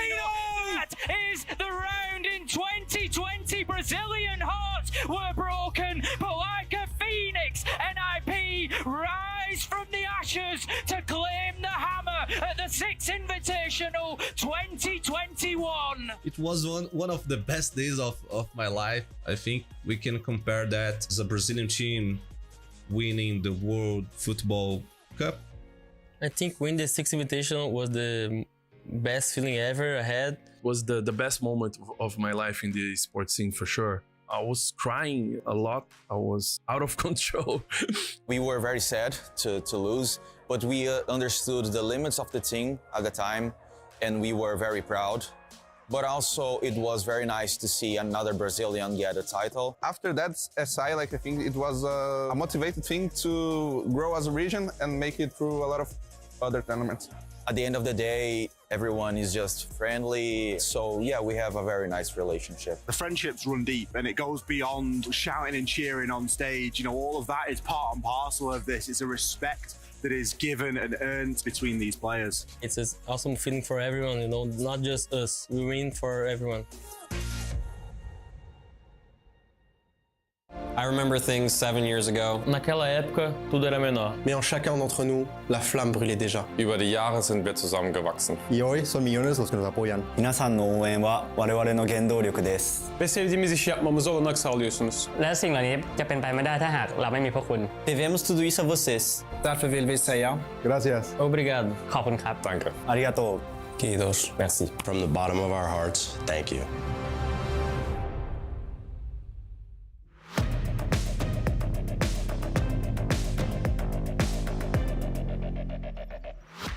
Hello, welcome back to the second best of one of today. We have SixKarma up against Space Station Gaming. And if you guys can hear, both of these teams are absolutely in the mood to get this best of one going and secure their spot into phase 2. Let's have a look at Group C to see what has been going on. Wow, I said C twice. That's pretty funny. But anyway, Reven Globe up against Soniqs. So Soniqs have now qualified through that best of one for phase 2. Northeption is going to be heading up against Reven to see which team is going to qualify as well for phase 2, as we can only send 2 out of the 4 teams to phase 2, and 2 will be sent home. This best of 3 is coming up later today, but let's have a look at Group B, which is the group that is currently competing. SixKarma up against Space Station Gaming is this upper bracket final. It's a best of 1. Winner immediately heads into phase 2. Loser drops to the low bracket and is going to be going up against Ninjas in Pajamas to determine the second team from Group B to be heading to phase 2 in a best of 3 format. Now, because you have the double elimination bracket, there's a little bit of a safety net, so I do love to hear the screams and everything from the players. They're very excited to get it going, but we also have our casters that are also going to be excited to get it going. At least I think. I mean, Lynx, you don't look too happy. Listen, guys. Like, you know, I love SSG, I really do. But they're playing basically like the Mexican scrim partner of North America for the past 2 years. Okay. So this might be wrapped, because I bet 6K no SSG's map pool better than SSG no SSG's map pool. That's a lukewarm take. I like that. Blue, you wanna add on to that one? Yeah, that kind of goes both ways, though, doesn't it? If they've been screwing with them quite a bit, you assume that SSG has a pretty good handle on the SixKarma as well. But does SSG have Aki Beal? I didn't think so. I did not think so. You know what? I also do not have the skills to cast this game, so I'm gonna let you guys take this one over. All right, well, thank you very much. And we're going to be getting ready to jump into this one in just a second, ladies and gentlemen. The players are already in the lobby, so we're going to be entering the game in hopefully just a few moments here. SixKarma up against SSG. Both these teams, of course, winning their opening matches back a few days ago, and now only one is going to be able to move forward and outright qualify, as we just saw the Soniqs do, of course, in the previous matchup for Phase 2. I do believe we already have the map veto ready to go, so let's go ahead and take a quick look at that. There it is, and we banned it all the way down towards Bank. This will actually be the final first play of a new map here at the Major. We've played every single map already except for Bank, so with this play right here, we've played every single map so far already on day number 3. Very cool. I appreciate all the teams today, because going into the day was Theme Park Bank. We got Theme Park, now we have Bank. Very nice. This is also a very interesting map pick from SSG, as they were, I believe, I didn't see if they banned first or second, unfortunately. It's eluding me. Either way, it is interesting because SixKarma are actually 2-0 on Bank through the regular LATAM season, and SSG are 0-2 on Bank doing the NAL season. But as you and I were talking in the green room, I actually quite like this map for SSG because it is a map where they are starting on the attack, and that means that with 6K starting on the defense, they have to hold a lot of map control, have to hold it for an extended period of time, and against a more experienced team like SSG, that's going to be difficult for a more inexperienced team like SixKarma to do. Yeah, it seems very much like they took a look at the matchups both for themselves and that SixKarma played into a few days ago and tried to pick into it based on that. And I generally think this is a good pick for them as well. We'll analyze that more as we get deeper into the matchup. Bans are coming in, so let's take a look at those. Dokkaebi is going to be the first operator to get knocked out by SixKarma. SSG has their response operator immediately incoming, and it's getting interesting here as Osa ends up getting banned out for them.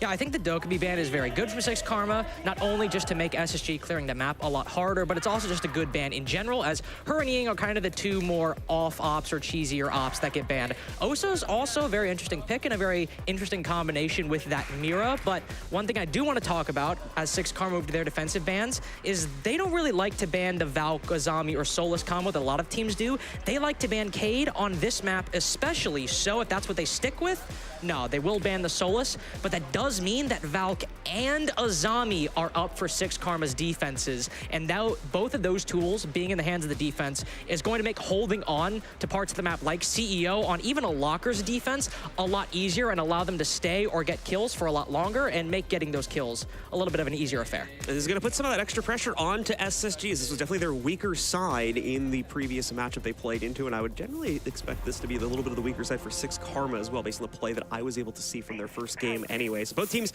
being pushed to their limit, but I definitely think SSG is the one that needs to perform here, at least inside of the first half. We're going to be looking to see that performance out of them. So let's see if we get it as we go right to the basement for SixKarma's first defense. We will see that Azami, but will not see that Valkyrie. Another important operator that we've not mentioned so far that's been unbanned is that Ying. SSG, alongside many teams, love playing that Ying, but SSG as well do very much love playing it, and that can throw SixKarma completely off guard in the late round if that Ying survives. They're able to use those Candelas, but also in the early round as well. In their game against NIP, SixKarma very much like getting in the face of NIP, taking gunfights, getting aggressive, utilizing players like Aki Beal with very good guns like the Scorpion, or in this case, the FO12, and using a Candela or two in the early round can throw that initial setup from the defense very off guard. It is a roam from SixKarma. They, of course, have some players on the site or around the site, like in Garage, but one player around the top floor already.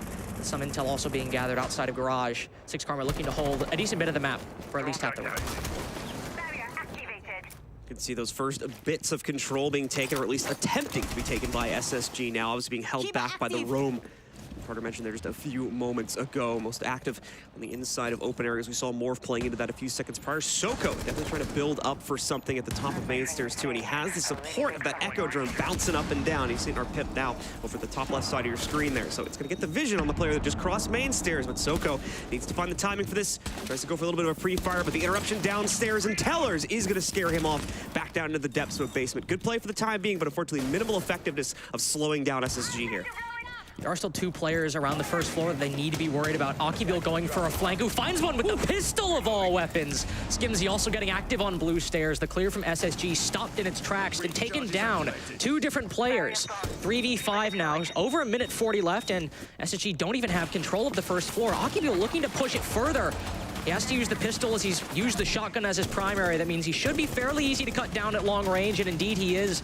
Through the wall, Jane, I know, finds his man, but that's still 6. No, never mind! Huge heads-up play by Merc. That's why you bring the shotgun on Amaru, I suppose. Surprising lack of clarity there for SSG up until those final moments, of course, when they finally sealed the deal on those 2 kills. Was definitely getting a little bit crazy for both teams. But SixKarma eventually loses control over the situation. Ultimately, though, with the 2 trades they found against Forest and Hot and Cold, they're not too far out of a winnable scenario here, especially considering we're now down to the 3v3 time, however, is still very much in the favor, in my opinion, of SSG.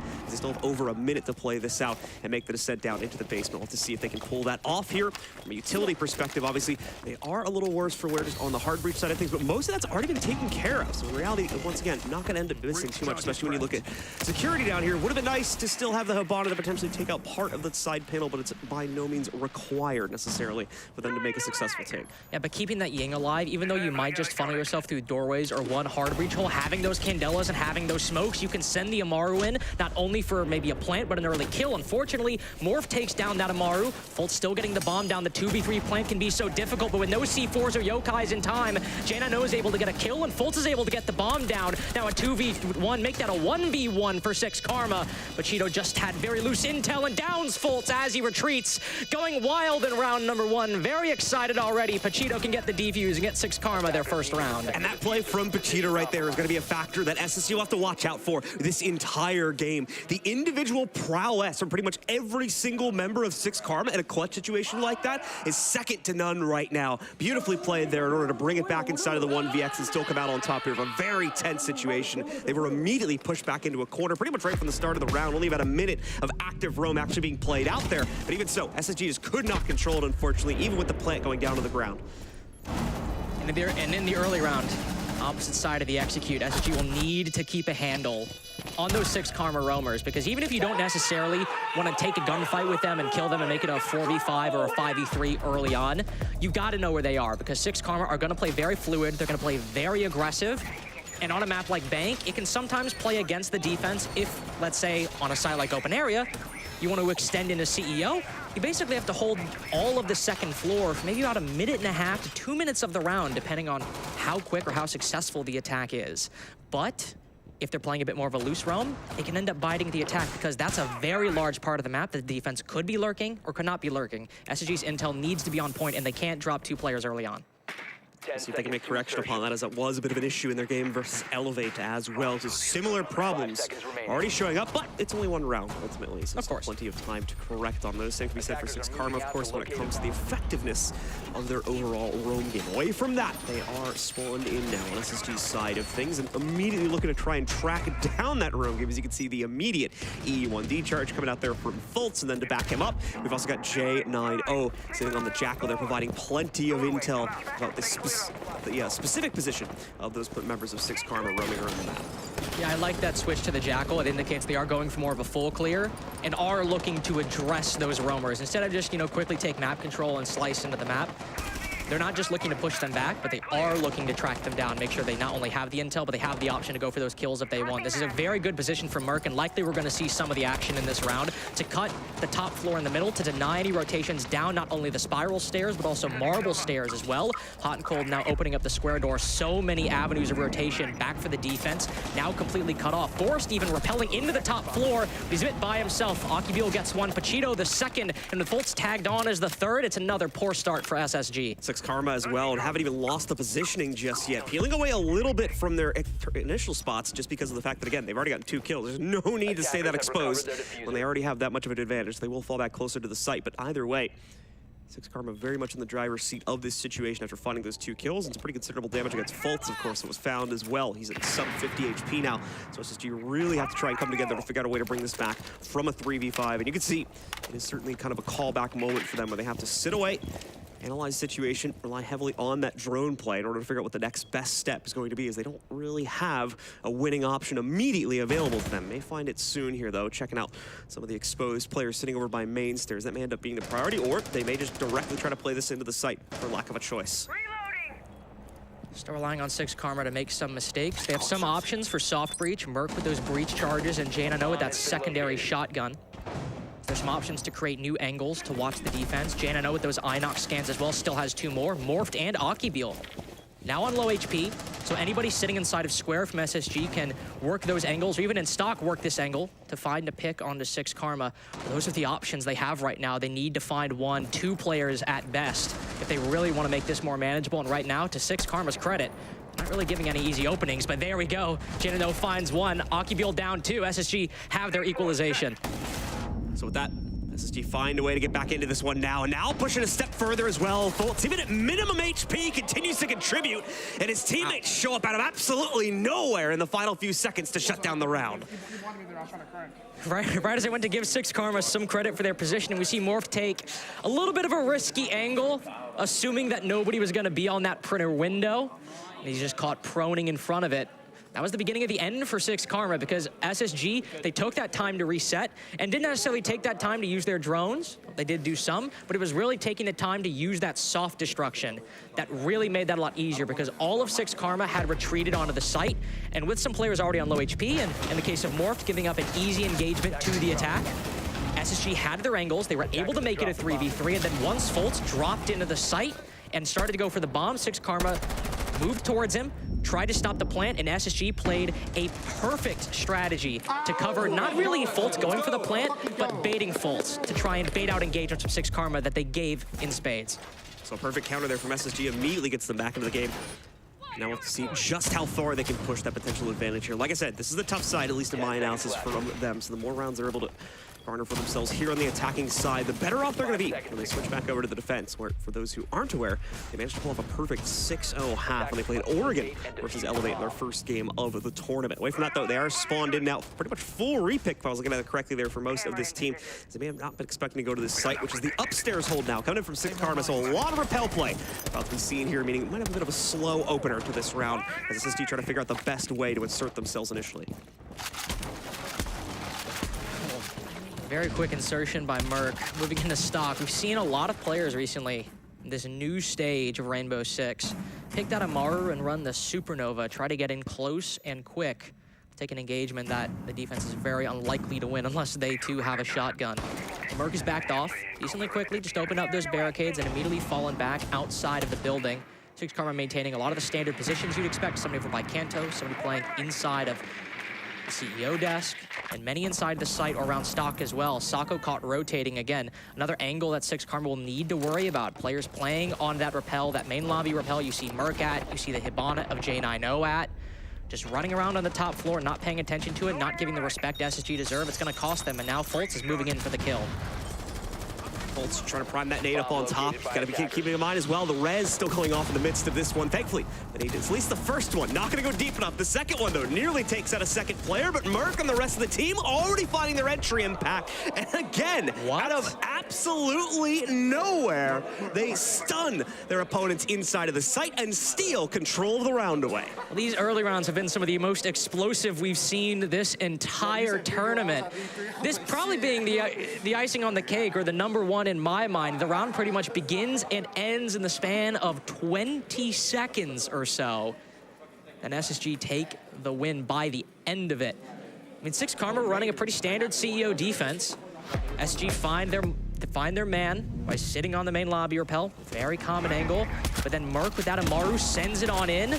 Accounts for SixKarma being very focused on that main stairs, as that's where they think the push is coming from due to the nades, the angles, the utility.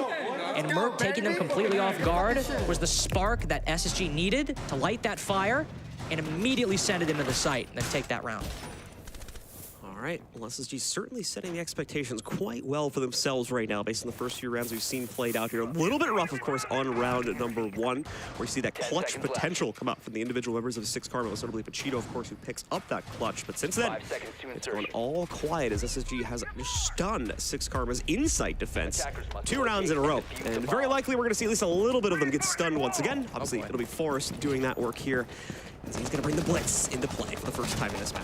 Forrest's job on this Blitz when they play Bank isn't even necessarily to get kills. It's often just to stun the blue player, and if they go 1-for-1, that's fine, because you've taken the blue stairs position. It often can be just as powerful as getting a kill anywhere else. But the smoke, oddly enough, from SixKarma is not the one playing blue stairs at the moment. It's the Melusi. Akibil getting close on that dirt tunnel as Forrest makes his way to main stairs. On solo HP, 1 toxic canister could be the end of him. The Melusi will retreat off the back of it, so they have blue stairs. Now 2 defenders sitting inside of server, but they retreat very quickly. So map control almost established from SSG. Wasting a lot of time with those smoke canisters, but Akibil is now out. So all the plant denial they have for the late round is that C4 and those yokais, and both of them missed on the previous basement attack. We're gonna get downed. So that happened off screen. J9O still trying to look for his first entry as well by Beepers, but he's being very quickly cornered as well. Hot and Cold ends up getting taken down, and the roam comes to collapse. Shuts down 4 to 5 members of SSG. Fultz, in the meanwhile, roaming towards open area, completely detached from this scenario here, as he only just took up initial positioning inside of the building. He's going to be a little confused as to what to do here. Not a whole lot of intel to play on as SixKarma get a bit of revenge for the past 2 rounds from SSG here. And now they pull off their own bit of stun work here to completely shut down the execute and leave 0 room for a response, realistically, for Fultz here inside of round 4. This is an all or nothing kind of game, John. You either get all the kills or none of the kills. Very much. And that's just how it's going to be. Yokai's gathering intel, everyone from SixKarma flooding upstairs. Fultz drops down to the site, which is now completely vacant. Unfortunately, he lacks the diffuser, nothing in hand. So he'll just have to wait and bait the defense back to the site. I've never seen this position before, John. I've never seen this happen in my 3-year history casting. This is a very odd one. This is a bit awkward. So we'll see how Fultz is going to try to work out of this. Realistically, at this point, he's just buying time for his teammates to kind of chat things up inside of the TeamSpeak outside of him playing this. And obviously, Fultz is kind of padding his stats aside from that one. He's sitting at 4-1 Got his right one. now. So you got it. Let's see what else he can build up for. There's number 2 being teed up, but like I said, can't really stick his face out for more than a second or 2, as it's pretty much a guarantee he'll get traded if he does, even here. Oh, okay. No shot. There we go. All right, tries to go for another one. Finally meets the M590 at a point-blank angle. So that one's going to go pretty much exactly as you'd expect it to. As once again, overall, still an outright shutdown there from SixKarma. Everyone watching, if you are still confused at what kind of game we're going to get, I don't know what to tell you. But this is just going to be one of those games where you just got to sit back and enjoy the ride. You might not learn the most, but you are going to have a hell of a good time. And if you are going to learn anything, is that do not give SixKarma an inch of space. Because if you think they'll only take a mile, you are sorely mistaken. Lockers now won by SixKarma. Only site they've won so far, but had the most dramatic of results. In round 4, they'll move to Tellers, where again, we'll likely see a similar setup to that open area defense, some presence on the top floor inside of Executive and CEO, and likely around Stock as well. And Machito has promoted himself to Doc, so him, Sako, and Akibil will likely be, well, basically everyone except Morphed is going to try to take a gunfight with SSG early on. Again, after seeing the success of their roam game collapse back on round 4, just the previous round that was played out there, they're really going to double down, if not triple down on that here. Pretty much everyone's got like a roam-centric operator. Quadruple down here. even. Yeah. If you take a look there, Melusi's throwing all utility down. She's free to roam about. Soko doesn't really have any, so he's free to roam about, and he pretty much, that's his whole job. Machito on the dock, kind of straightforward there. Akibil again, the same thing, and Morph once more is able to put those mute jammers down and pretty much do whatever he wants aside from that one. So this is going to be a very free-flowing lineup here, meaning that SSG probably going to be heavy on the drones if they're able to properly read into this one for the opening few moments of this round. SSG, important to note too, do not have that very heavy anti-roam utility they were bringing in at least in one previous round. We don't have the Jackal, we don't have the Lion right now. We have an IQ, but obviously again, looking at the operators here, that's not going to help them to scope out a whole lot, of say for maybe catching a player on a phone or 2. Aside from that, beginning all coming to the drones. Fultz. Well, A little bit of that LAN adjustment, still getting used to it there. Not online anymore. Yeah. Not online anymore, Just Toto. couldn't get the nade angle right now. That tends to happen. Skimsy's pretty much pinched, though. I mean, this is a very difficult position to play. Oh, the dock angle through the floor. Never mind, he can survive a little bit longer. But another nade being cooked. Skimsy can hear it. Jump out of the window. Do it. Fultz, he's watching. He's ready. A little bit nervous, Skimsy, but this is a very difficult position for him to play, but it benefits the defense. The longer he can hold on to it. 4 players on the top floor at the moment, and SSG are not calling their bluff. They want to clear this out, but that means they have to risk taking an engagement, and that's what SSG were betting on. They're going to be able to read into that hop out, unfortunately, a little bit too telegraphed there. Skimsy with the pre-fire, just on the wrong window, obviously, so not going to be able to land any of those shots. Merc going to be able to, already with some intel on the player inside of Janitor, and the Janitor player morphed in this case, none the wiser to it. Merc will immediately hop into the site. Now the immediate threat from up on top has been cleared, but there's still more, of course, as we can see. Akibio still holding just on the outside of stock. Still has a possibility to retake Janitor and cause problems if we saw an outright plant attempt. Still going to see it go forward, though, as the threat has been cleared out enough for Forrest to at least potentially attempt it. Once he gets verification that Tellers itself is not a threat. Maybe having second thoughts on that, though. Hop down openings that are currently being made. Akibio going to be found out now. Once again, you'll note he was roaming around Jay earlier, tried to make a re-entry into CEO up on top, got caught by it. Skimsy is here to support, but he's also got to watch out for the player that downed his own teammate just on the outside by Square here. Plan has obviously gone down, and the advantage is heavily in SSG's favor due to SixKarma being pushed into a corner here. Not really a whole lot of room to work with. They'll get that down player back up, but immediately Houghton moves forward and takes them both down, leaving just Soko downstairs in the fight for a 1v3. Attempt to play this out, but once again, SSG just have too much control over the situation, so they take it instead. Again, a game seemingly won in the early round for SSG, but only seemingly, because they lost 2 of their entries, or 2 of their frontline players on that top floor clear, but what they didn't lose was Merc sneaking his way into security. Fultz and J90 got a lot of the attention, but because of how much SixKarma put on that top floor, Merc made an excellent read, and once he killed that player on the hatch, which was the main player who could have rotated back, SSG had a perfect setup, even though it was even man count. Hot and Cold can only watch the rotation down square stairs, but also take a fight with the Janitor player if someone tried to move back down that hatch, and Merc and Forrest had the sight with no vertical angles to watch that plant behind the rack inside of Tellers. So even though they lost the opening round, they went down 3-4 and only got 3-3 thanks to Merc. They still had all the control they needed because of, 1, how much resources, how many resources SixKarma put on that roam, but also the control they were able to get by Merc's play and by Hot and Cold holding square. All right, so the final round of the first half gets started now. There's a dead heat between these two teams currently, as SSG has just recently taken that small 1-round advantage. See if they can keep it. They're currently on the up and up as of the past few rounds here, so 4-2 half certainly alive for them, and that would be a big boon considering the issues that came up with their attacking side just in their matchup yesterday. If their defense is anywhere near the strength it was versus Elevate, in my mind, this should be a pretty quick closeout for them, but SixKarma as well have their own capability to improve things on that attacking side, so we'll have to wait and see if they're going to be able to provide enough of a challenge to keep the game going, assuming they fall apart, because that's a big difference maker here. We could very easily see SixKarma give us another fantastic roam hold, be able to get a 3rd round for themselves, and that will truly be at an even hold here. Merc, though, going once again for the basement, clear to start things out, bringing that shotgun into play. The Gara hook, so we'll see what kind of trickery he can potentially get up to here. They just spot him. Merc almost slips by, was gonna go up that elevator hatch to catch Pachito off guard, but now he knows. But Merc's plan is not to get aggressive early on, even on this Amaru. He is the secret sauce for SSG, where players like Fultz, J90, or even Hot and Cold might get aggressive early on, or at least hold very active angles. Merc's plan is in the mid to late round to catch SixKarma off guard, where they're focused on other positions. Just like that, Morphed caught down below on the roam. 2 supernova shots, silent but deadly. And he's taken down now in the 3v5. At this point, John, SSG might look to execute. Certainly going to be leaning towards that here with the numbers advantage. Alongside a few other factors here now as they make the leap forward. Skimzy gets away with one trade against the assault on Jay, but it matters not.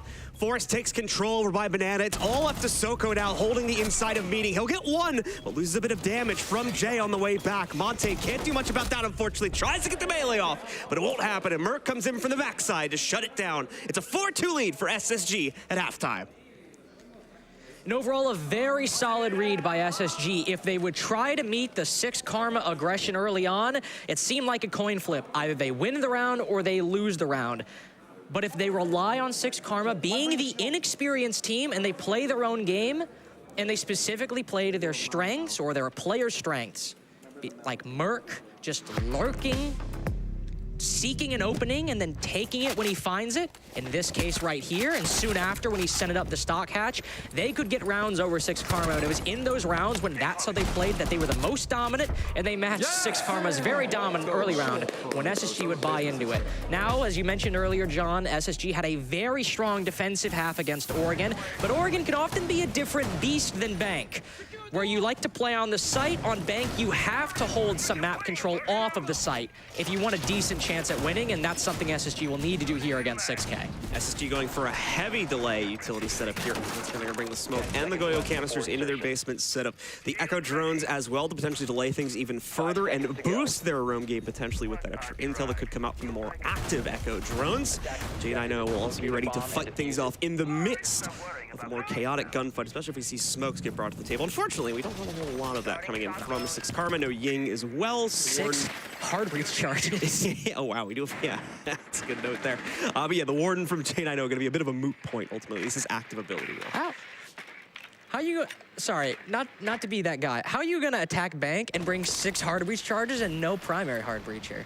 That's kind of crazy, actually. So they have plenty for the hatches, which is good. They have more than enough to open those hatches.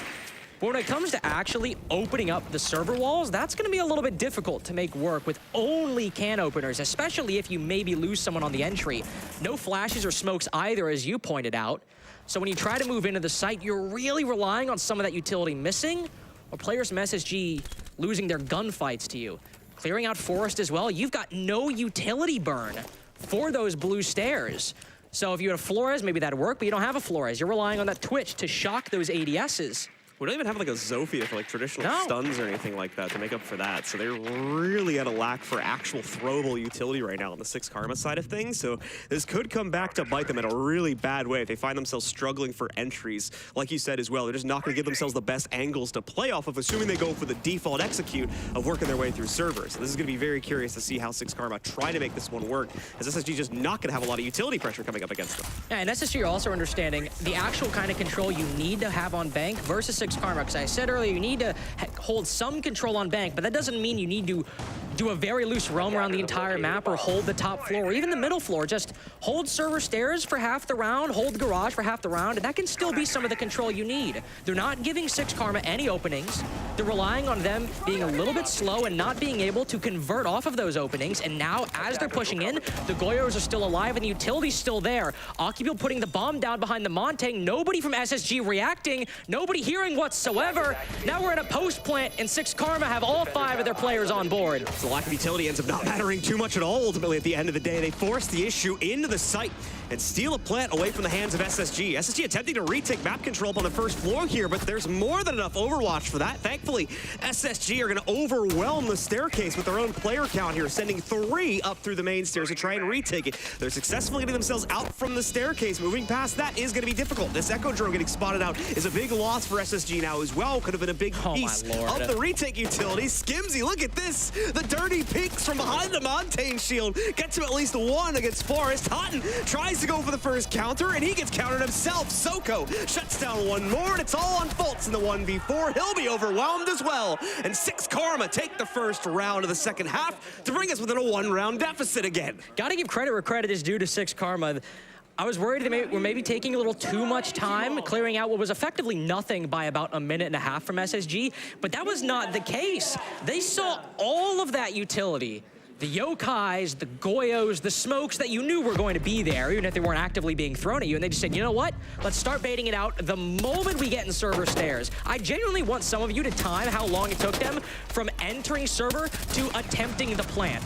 because they knew that if they waited even a second longer, the Goyles would start popping, the Yokais would start moving forward, and the smokes would start landing. So their plan was catch them off guard, and SSG just straight up did not hear them, just did not expect them to move in that quickly because they had the C4s, they had the Yokais, and they had the smokes all in the proper positions, at least the smokes, and none of them went out and allowed SixKarma to get that bomb down. And John, if one smoke had even landed, that's a completely different round. Very much the case, but thankfully SixKarma play heavily into the intel game. Find the moment of opportunity to get the direct counter against SSG and just force the issue. So beautifully done by them to seize the moment. Now with that, they are right back into the game. No true leader as of yet here at a 3-4 scoreline. SSG going to try to make up the difference here now with an open area hold. Once again, be playing quite heavily into that roam game when you can take a look at their operator selections for it. Fultz, of course, on the Mozzie. Merc now going over to the Vigil as well. That tends to only really come out now in these situations where you're going to be playing heavily into your roam games. Let's see how SixKarma look to counter that one back out. So they're looking a bit more traditional here compared to the last round with the type of utility they're going to be bringing to try and assault the open area. Another main lobby angle held by the attack. Goes to open up that Kanto angle outside the elevators. I realize the Kanto caller is getting a little bit dated.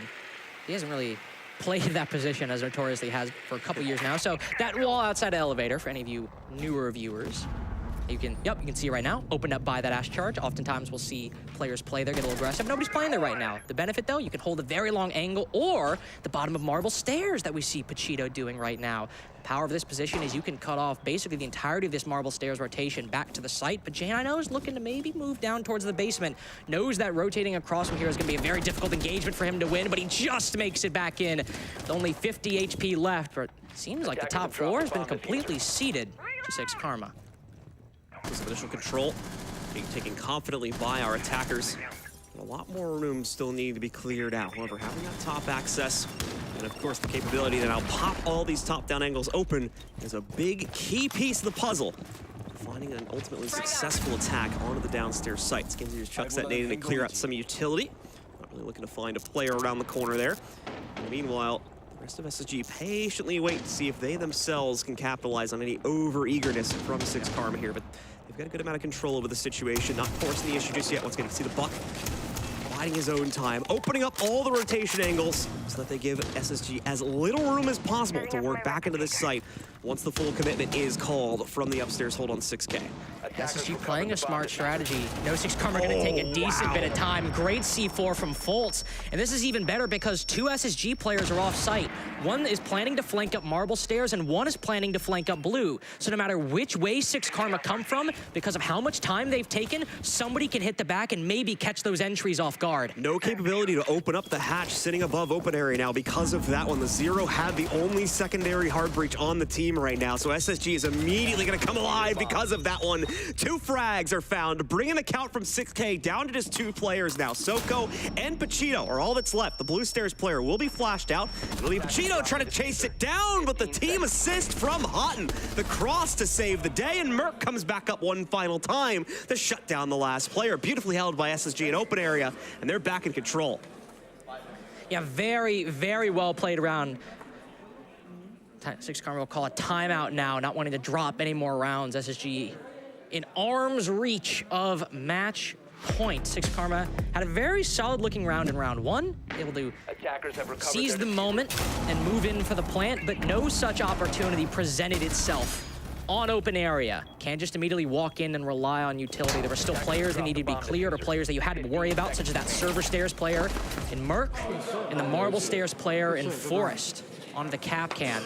And SixKarma spending 2 minutes and 15 seconds moving into the map and acquiring control. They were always going to have to reconcile with that and likely not only get the opening pick, but then make sure they maintain an advantage and don't start letting SSG trade those out. And unfortunately, the vertical angles and the utility did not get enough for SixKarma. And that was just a very solid setup for SSG, who are realizing if you don't give SixKarma the openings in the first 45 seconds to a minute, it's going to be a much more winnable round than if you do. Fultz, of course, picks up the big nitro kill there that really puts a wrinkle in the plans for SixKarma there. Good to see that impact being made from Fultz, as it was a little bit of a struggle for him in the opening game from SSG versus Elevate, but I think he's improving that quite a bit here. As you can can see on the scoreboard there now from the right side. In this game versus SixKarma, just 2 more rounds needed for SSG to shut this one down. Keep in mind, of course, this is a best of 1 upper bracket, of course, so it's not going to lead to the potential elimination of SixKarma just yet, but it will send them down there if that prophecy comes true, so to speak. But SixKarma up against NIP for the final matchup of this group, the final spot in Phase 2. That'll be a rematch from earlier, of course, if it does happen. SixKarma may be surprising a lot of people with that 7-3 victory over NIP, though NIP are certainly not the team they once were. SixKarma is still looking like a threat within this group, especially if they can get a couple more rounds against SSG. They've taken that time out to bring in the Nook for Soko. Try and channel some of that energy we saw from Merc on SSG's attacking half.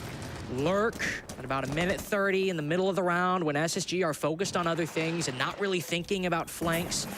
That's also why SSG have that Valkyrie, have these black eye cameras in and off of the site to see if there's anybody moving down below or anybody moving in suddenly.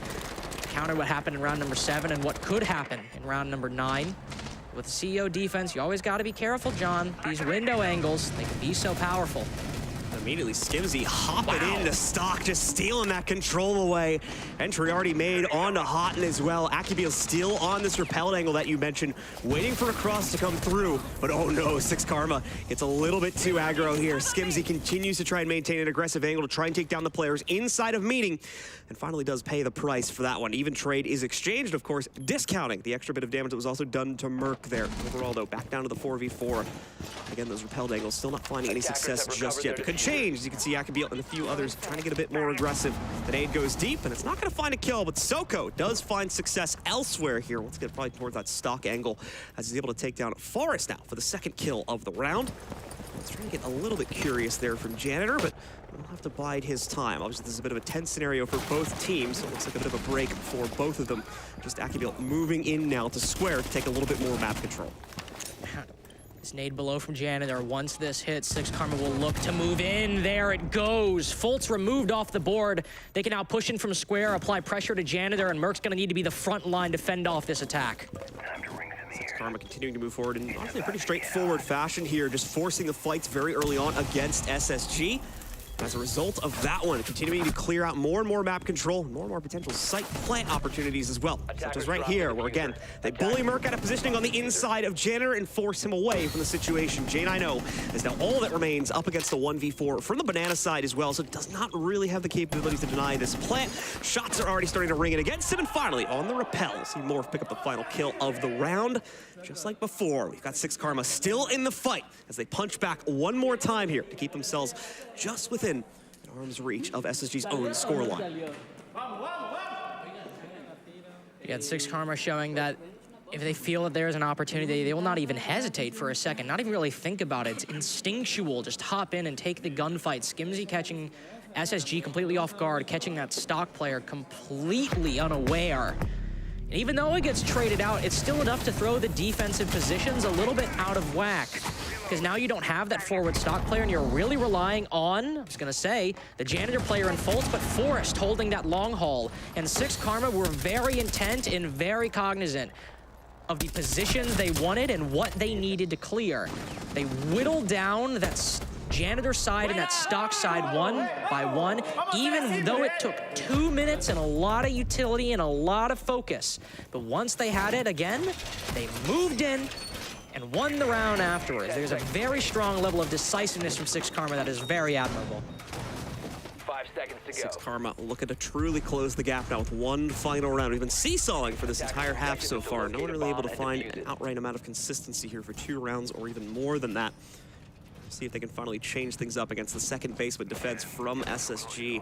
Montaigne is coming back out to try to make these things, a little bit easier. And once again, still heavy reliance on the secondary hard breach going to come out from them as well. We do still have the frag at least from Akibil this time. And once more, that same issue of not necessarily having access to the execute utility is going to be present here as they try to prioritize not needing to bring a direct hard breach instead. This worked out for them last time, but mainly due to timing. So we'll have to see if they can pull that off once again. And J9O will switch to the Pulse, which should solve some of the problems from last time, being that lack of intel, lack of information on the Monty and the planter, the duo moving in and putting that bomb down on server. Hopefully with a pulse inside of gold, they can see if anybody tries to quickly move in, tries to catch him off guard. I mean, you see Jane, I know, sitting in basement right now, trying to find that intel in the early round, of course, but still very close by to move into the site. If SixKarma decide to go for server, but Monty moving down the marble stairs so quickly. I mean, there's not much he can do unless Skimzy decides to try and, or Akibil in this case, tries to pre-fire from behind that Monty shield. This would certainly be probably one of the weirder opening rounds I've ever seen if that were to happen. Instead, SixKarma have just moved in the first half of the round. SSG are acquiring some intel, but it's pretty much all quiet on bank. Yeah, SSG once again playing heavily into the bunker they've set up for themselves downstairs. So not a whole lot for SixKarma to clear out inside of the opening few moments of the round. Now they're just going to be quickly working open the hatches that they'll have access to. Plenty of course, due to the huge amount of secondary hard breach that has brought 6 of those can openers for this round. 1, of course, just being used. Fultz takes his first shot, but it's going to be against Gemini, so nothing really to steal away there. They get the intel that he is inside of the garage. It's not necessarily actionable at this point, just due to the 1v1 nature of what's been deployed there. Akil actually takes a lot of damage from something. To follow through on where exactly that came from.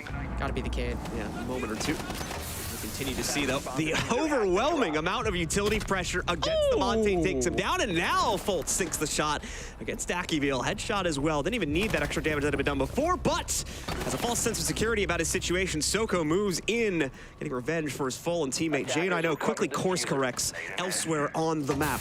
But still very much SSG in control, with things being brought down to a 4v2. Denial of the additional pressure that may have come out from Soko by putting the Toxic Babe on garage entry, but Morph doesn't care. He's going to force it anyway. They're going to play directly for elevator control. Not sure if he's realized the second player sitting around the corner just yet. That could lead to his death if he's not careful, and indeed it will. J9O steals it away from Morph, and it's not too much of a difficult task for Merc to pick up that final kill as well. SSG, the first to get the map and match point. Now time to see if they can just close it out. Just one more round, and they will join the Soniqs in Phase 2. They'll be the second, not only team to qualify, but second North American team to qualify to Phase 2 out of the play-in stage. Those are the only 2 North American teams that were even in the play-in stage in the first place. So NA would be on top, as they say, no near airport, at least in Phase 1. But they still have to win that round, and SixKarma only have 2 that they need to win. We'll move back likely towards open area. The CEO is still locked, and now Lockers is locked once again. Or CEO is not locked. They did lose it, but likely not going to go to it because open area is open, as I was going to say. Yep, there are better sites available, much better to the second floor, so they'll go back over to the more preferred one instead. Still a bit of a risky one when it comes to the defense. A lot of things that can go wrong here, especially if you don't get good control or time-wasting capabilities inside of the early rounds. And SixKarma with a good opportunity to at least push it to the limit here. A potential 12th round if they can find success on this one. Keeping with the Monty for this assault as well, but there's going to be some other thematic changes, most notably Akibil going to be going off on his own with the Nook this time around. We do see more of that execute utility finally coming forward. This is very much required for this site.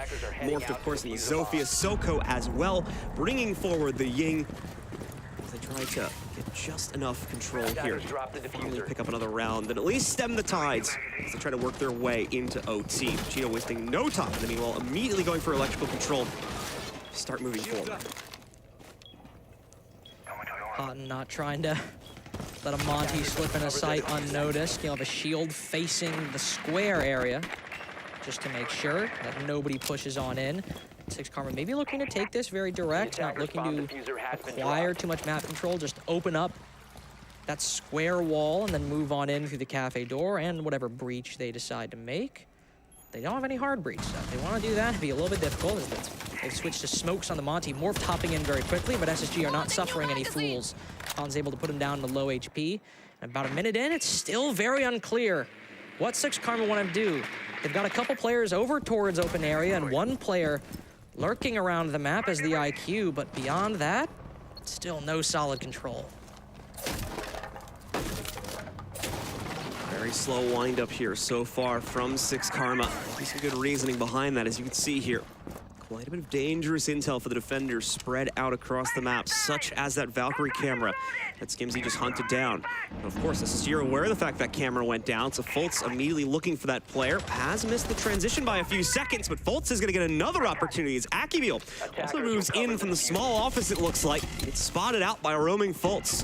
Good possibility for Skimzy, though, to walk right into the site, and indeed he will. Steals the only in-sight defender, and now puts one on top of that, too, leaving room for Pachito to move right through E and take a plant opportunity himself. It'll go off without interruption, but on the way out, there's quite a few opportunities for J9O to strike, and unfortunately for the SSG fans, they are missed. Locked into a 3v3 post plant now between both teams, and SSG is quickly trying to work this from the top side as Forrest runs back up on top. There's nothing to be found here. Soko was present a second ago, but he's rotated completely outside, and is more likely going to play things from the retake angle just over by the big window to get themselves into copiers. Away from that, though, SSG trying to move around this, trying to counter the angles that SixKarma had just set up for themselves. That includes pretty aggressive run out there for at least one of their players, and they overwhelm the Monty, but look at that, morphed as well as Soko do have the winning angle aside from that one. So they're gonna be able to shut it down and take control of one of the 2 rounds needed here to trigger overtime. And with lockers, well, locked, so to speak, SSG can't go to it.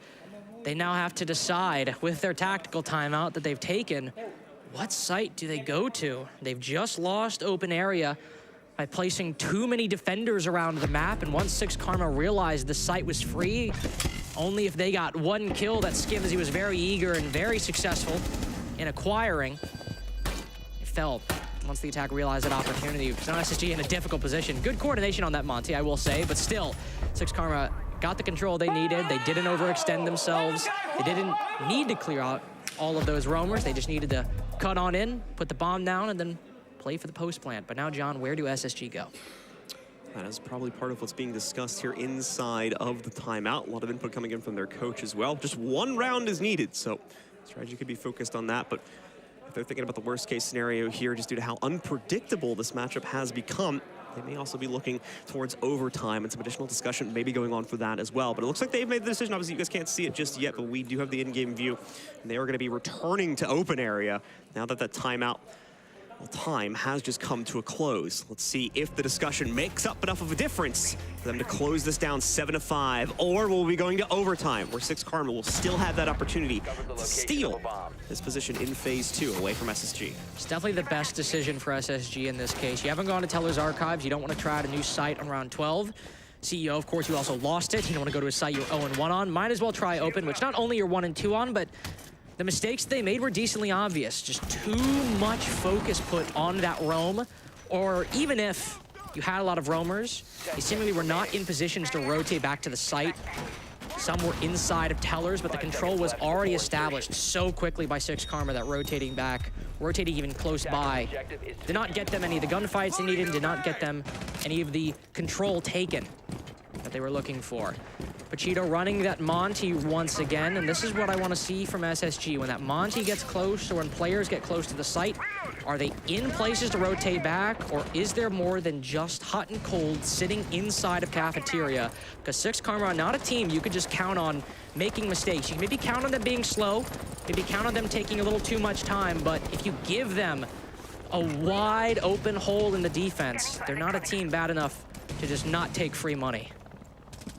I do think SSG got baited into a bit of an active retake there as well. We had a little bit of a Scooby-Doo house chase between SixKarma and SSG as they were trying to retake control of that site. They would go upstairs, Soko then would go outside, then SSG would rotate someone outside and go away from the upstairs control they had taken, and then someone from SixKarma goes right back in and retakes that upstairs control. So SSG just didn't have a great read for the retake. They're obviously a chaotic situation, so you can't blame them too much for it, but just could not really capture the positions in post plant there the SixKarma members were trying to play into.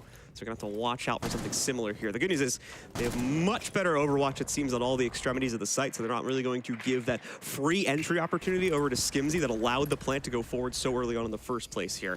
This is being played much more slowly by both teams here. SixKarma trying to heavily prioritize the upstairs control, and SSG realized this. The player in J is gonna back down here now that we reach the 1.5-minute mark. SixKarma realized they can't just send it into the site like they did before. They'll need to do some work. And this is where SSG's game plan does work out. It's taken 1.5 to just push those roamers back off the top floor.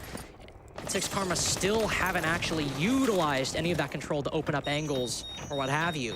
Merc has taken his position in blue stairs. Forrest has taken his position over by Marble. This is the same way that SSG played that open area attack they won back in round number 8, and SixKarma are falling into some of the same traps when they lost it, taking a long time, giving themselves up to potential flanks. If they're not aware of Merc and Forrest, round 12 might just go the same way. Merc being pressured back down to the bottom of blue. He has created a relatively decent safety zone for himself and not having to worry about flanks from dirt tunnel or anywhere else from the basement. Quick glance of it, there was multiple goo mines stacked at both of those angles. Now he can have a relative assurance that he can play things out from the top of blue without any worry. Pachito tries to go for the outright peek to the inside of the site, gives himself away to J90. Hot and Cold also able to finish off the remaining HP on Skimzy, and Akivil also going to be found out. Morph is the first pickup here from the attack, but it won't last. He also gets traded out. Everything falls to Soko now, who starts things off well, but immediately flatlines here as SSG shut it down and secure phase 2 positioning with a win over SixKarma. Stick with us, ladies and gentlemen. We'll be right back after this break to break down the game and, of course, have an interview with our winners.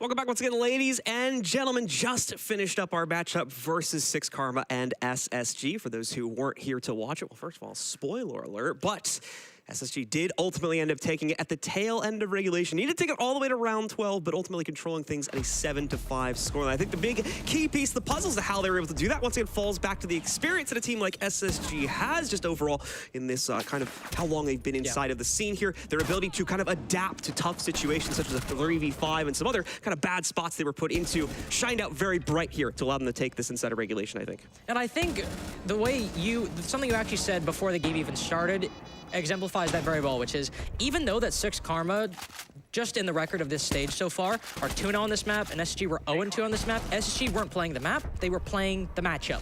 They knew if they made mistakes or if there were shortcomings, they could adapt to it, and that while SixKarma showed very good form and honestly looked very scary against NIP, who they've already beaten inside this tournament so far, SSG just looked like the more experienced team and the more capable team when it comes to adapting to what they did wrong and fixing it before it was too late. Yeah, and obviously let's talk a little bit about SixKarma here as well, who in my opinion still gave a really good performance here. 100%. Certainly still going to be in the running when they now have to face off against NIP in the final matchup of this group. Round 7 is a perfect example of that one. Right as we got into the second half here, we saw beautiful play. You and I were extremely worried about their capability to even win that round due to a lack of execute utility, but they find a perfect moment of opportunity. They just throw themselves into the site and take full control anyway. Beautiful stuff like that is what is potentially still going to allow them to come out on top of NIP and potentially still take that second spot from this group in phase 2. They're definitely my candidates. I think when you look at some of them, the newer regions appearing here, LATAM or MENA, I always thought going into this that the two teams I thought that might be not really controversial, but maybe less likely than teams like from North America or Europe, even some of the APAC teams to make it out, was Falcons and SixKarma, were the two teams I thought could maybe upset at least bigger names and more well-known names like NIP to make it through. But of course, SSG have qualified for Phase 2 alongside the Soniqs. They're our first two teams, and now we are in a position where not only for the remaining 2 games today will we decide who qualifies, but also we'll send 2 more teams home. Very much the case, ladies and gentlemen, but that is going to do it for this matchup. However, before we get ourselves ready for the next one, we still have that interview with our winners. Let's send it back down to the stage where we have Merc ready to be interviewed. Yes, Merc is here indeed, and congratulations. You guys are the second team to qualify for Phase 2, but also the second NA team. So how does that make you feel? It feels pretty good. We've been working really hard before this, and all our work's starting to show. The longer we stay together and go through the tournament, the better we'll get. So I'm confident with how we're playing. Speaking of the hard work, I want to talk about the pre-game celebrations that you had. I'm pretty sure my microphone was picking it up. So walk me through it. Before a game starts, what do you guys do? Yeah, before a game starts, we're all big football fans. So we kind of snatched one of the college football hype chants that they do, and we just made it our own, and it's pretty cool. It gets us all pumped up, ready for the game. Do you have a favorite team? No, I don't. Okay, fair enough. So it was actually also a really close game, and in that regards, what do you do to be able to stay into it and from a mental side of things? Because you're online, you can hear them scream, they can hear you scream, so what is it? Yeah, I mean, when they win rounds, we obviously made mistakes that costed us that round, so we just kind of regroup, focus up, get prepared for the next round. We don't really care what they have to say, or when it's in the past, it's in the past. We focus on what's ahead. That's it. Okay, speaking of the past, actually, week 1 from NAL, it felt a little disjointed, but there's been such a big improvement from then until now. It really feels like you guys found your style as a collective 5-man. What's been the main driving force behind that? Just chemistry. The more we play together, the more cohesive we get as a team, and we just needed more time. We still did really well stage 1, but just like I said, the longer we stay together, the longer we scrim, the longer we do stuff, we're just going to keep improving as a team. Well, you guys have improved indeed, and thank you so much for the interview. We're going to be heading to a break. We'll be back shortly.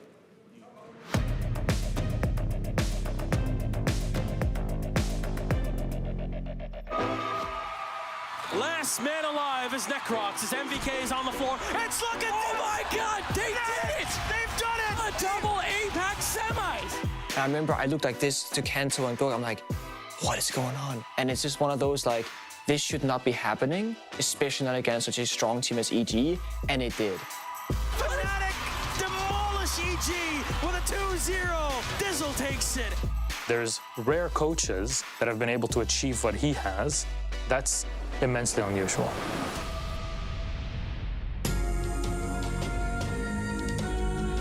It is Evil Geniuses against Fnatic, a match that any esport would want to have. Yeah, 2 big organizations with a ton of history in esports behind them, but one has a bit of a Himalayan mountain, a Herculean task ahead of them. The night before we were supposed to fly out to Brazil, I get a bit of a stomach ache. I try and, take pain medication or something. Nothing works. They run a couple tests on me, and I finally get the news that I have appendicitis and I need to get surgery right away. He was not able to fly to Rio de Janeiro for the Pro League Finals at the time. This is your in-game leader. It's your captain. It's a big, big problem. The unofficial ruling was to be that we could find a substitute as long as they weren't contracted to an organization and hadn't competed in any of the Pro League circuits around the globe. Yeah, basically we had to make the call, and it's look, there's nobody else. I guess I'm just going to have to play. Normally when a coach has to become a player, we're always thinking that's going to go terribly wrong. And to make things worse, Dizzle came from Xbox or console, so he didn't play with mouse and keyboard before. It is interesting, though, when you have the coach playing, because he's potentially coaching in real time, especially as they've lost their IGL. It had been almost 2 years since I played competitively, but that having been said, I generally always had a competitive spirit and I have nerves of steel. And Dizzle will clutch it. Fnatic to take the 3rd round. Dizzle in that event was called Diz God from that moment on. Round 4 for Fnatic, and APAC 2 rounds away. I knew he was a good player on Xbox, but I mean, I knew he knew how to play the game. I just didn't know if he was like mechanically up there, and obviously he was apparently. We knew, like, if we're going to win, it has to be on Oregon. And the call came out and just said, guys, we need to get out there, need to give them pressure. Like, just don't let them get comfortable, don't let them execute. I'll never forget Aces bringing FO12 Ella and jumping out the window on Oregon from Armory, and then, you know, getting 3 kills and finishing up the game practically for his team. Last man alive is Necrox. It's looking, oh my God, they did it! They've done it! They've done it! Fnatic demolish EG with a 2-0. Look at that, they can't believe it. We can't believe it. The crowd can't believe it. And they just got destroyed by APAC. It definitely sucked not being there, but I just thought it was great that the guys won without me and they won with Diz. I just couldn't believe it. Like, the crowd went up, and I'm just sort of sitting there going, like, is this real? And then to have like all the thousands and thousands of Brazilian fans like chanting and stuff. We've never had so much support before. It was absolutely incredible.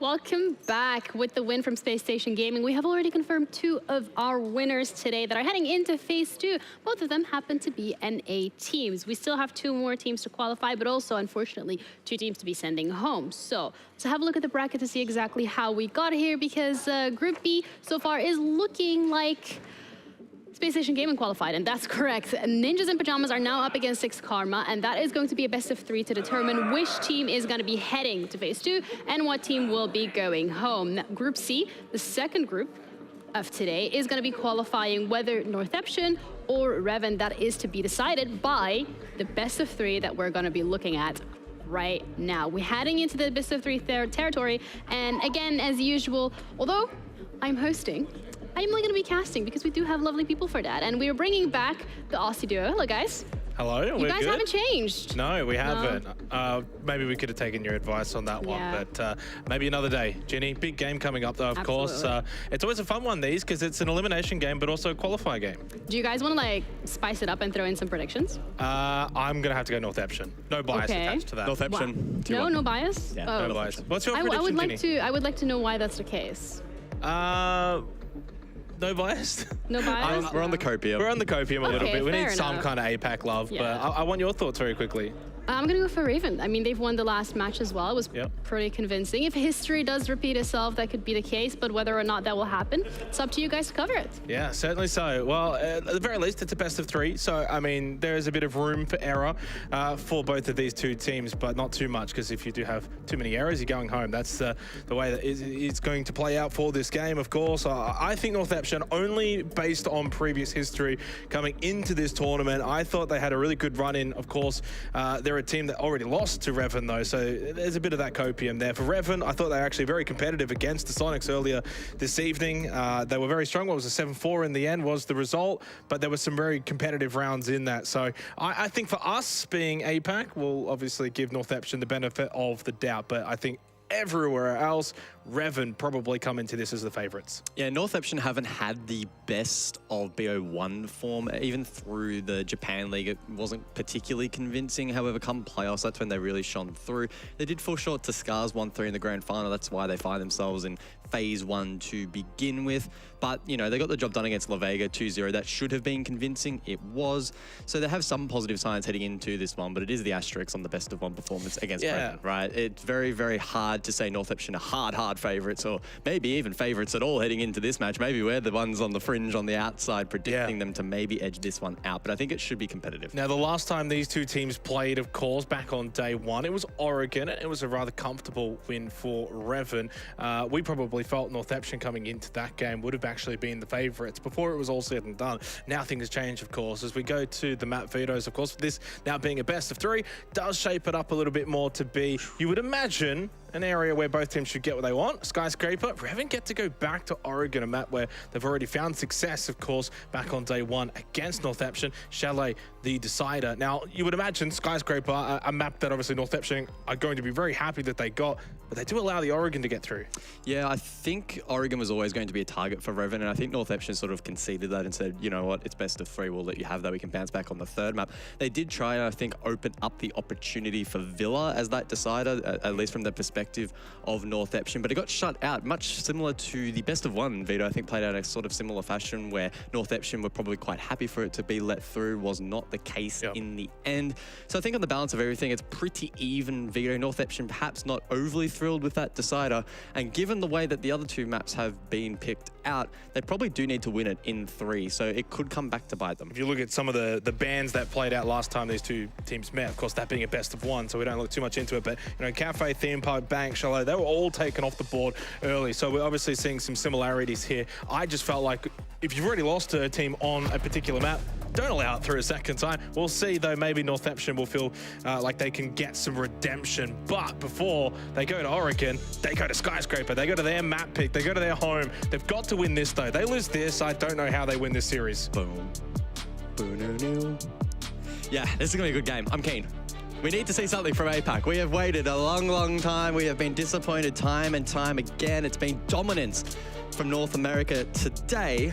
No North America team taking part in this one. In fact, technically Reven, oh, they're not even a European team. They hopped over to LATAM, got their spot, made that run, and now looking for their position in the 2nd phase of the Copenhagen Major. Now, this is something that obviously Northeption wanted. They got it, but guess what? Reven are a team that have actually got history on Skyscraper. When you look at the LATAM last chance qualifiers, guys, they played it twice, they won it twice. So they are actually as familiar with this as any other map. I think if I'm on the side of Reven, I'm laughing. I'm thinking we've absolutely storm blasted this map veto. We've demolished them, we've won it, we get our map pick again, and we get to go to a map that we are comfortable on.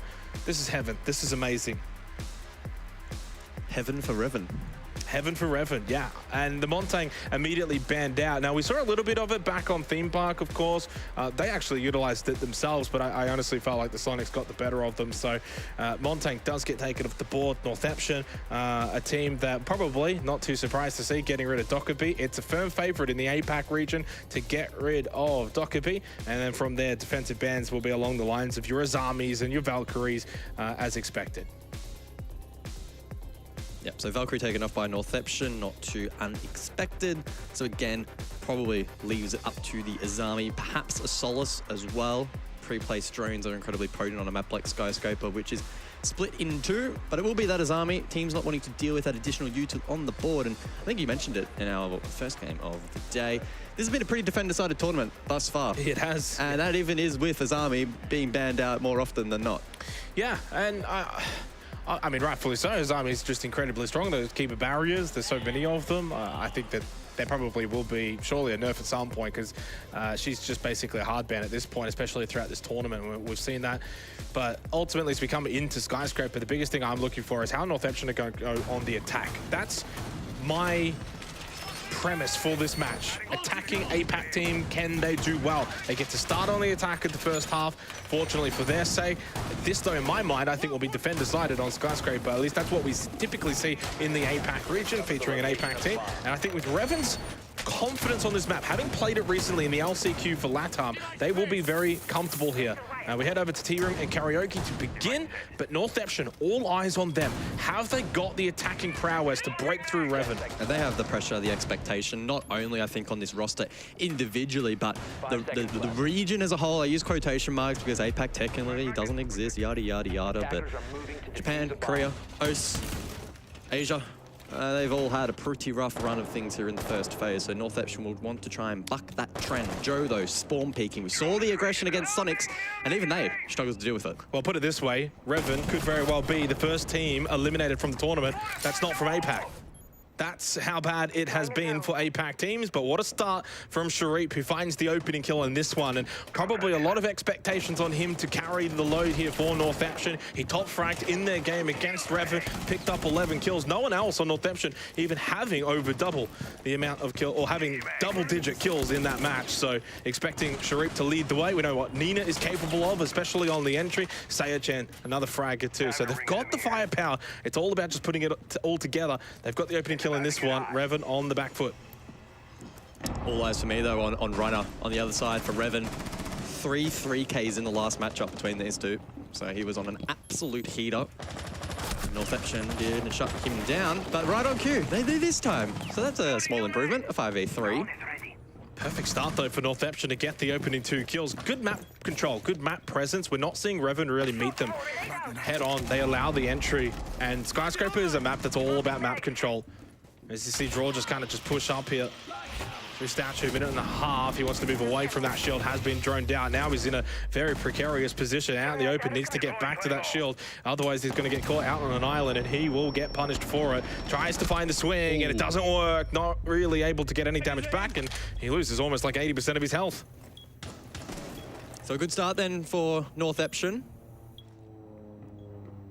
And they'll just prep themselves for the final push. 70 seconds on the clock. Draw, of course, low on HP after that previous engagement. Now just about consolidating this information and playing off it, and Wrath gives a freebie on the flank. So this round's over. This round's over. It's done. Forget about it. Move on. Northeption are going to get the opening round here on the attack. Draw though with a nice kill, but so much more needs to be done. 1v3, pretty much not going to happen. We need to reset some of the expectations here, because the commentary around APAC as a region at this tournament, obviously well-deserved. It's been shocking. Northeption is from Japan. Japan is meant to be the best from APAC, and Northeption is a team that has a lot of form coming into this tournament. I was surprised when they lost to Reven. I would still be surprised if they lose this series, and they start the way that I expect them to start. They are a solid team. They can frag. Probably one of the better attacking teams from Japan, from APAC, and we saw that there firsthand in the opening round on Skyscraper. That's a good start on their map pick. Yeah, good way to negate that early pressure. So a solid effort. We saw Sharip really play that entry smart, or that exit from spawn even. And then Nina crept up, got the second. offered a good platform for the rest of the round. Northeption able to gain a decent amount of information for that final push. And the energy levels are at a very good point.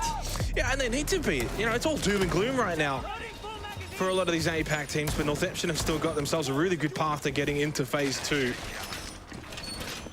But that was the dream start. And obviously for Northeption, they've got to have their own internal expectations that losing here is not going to be good enough.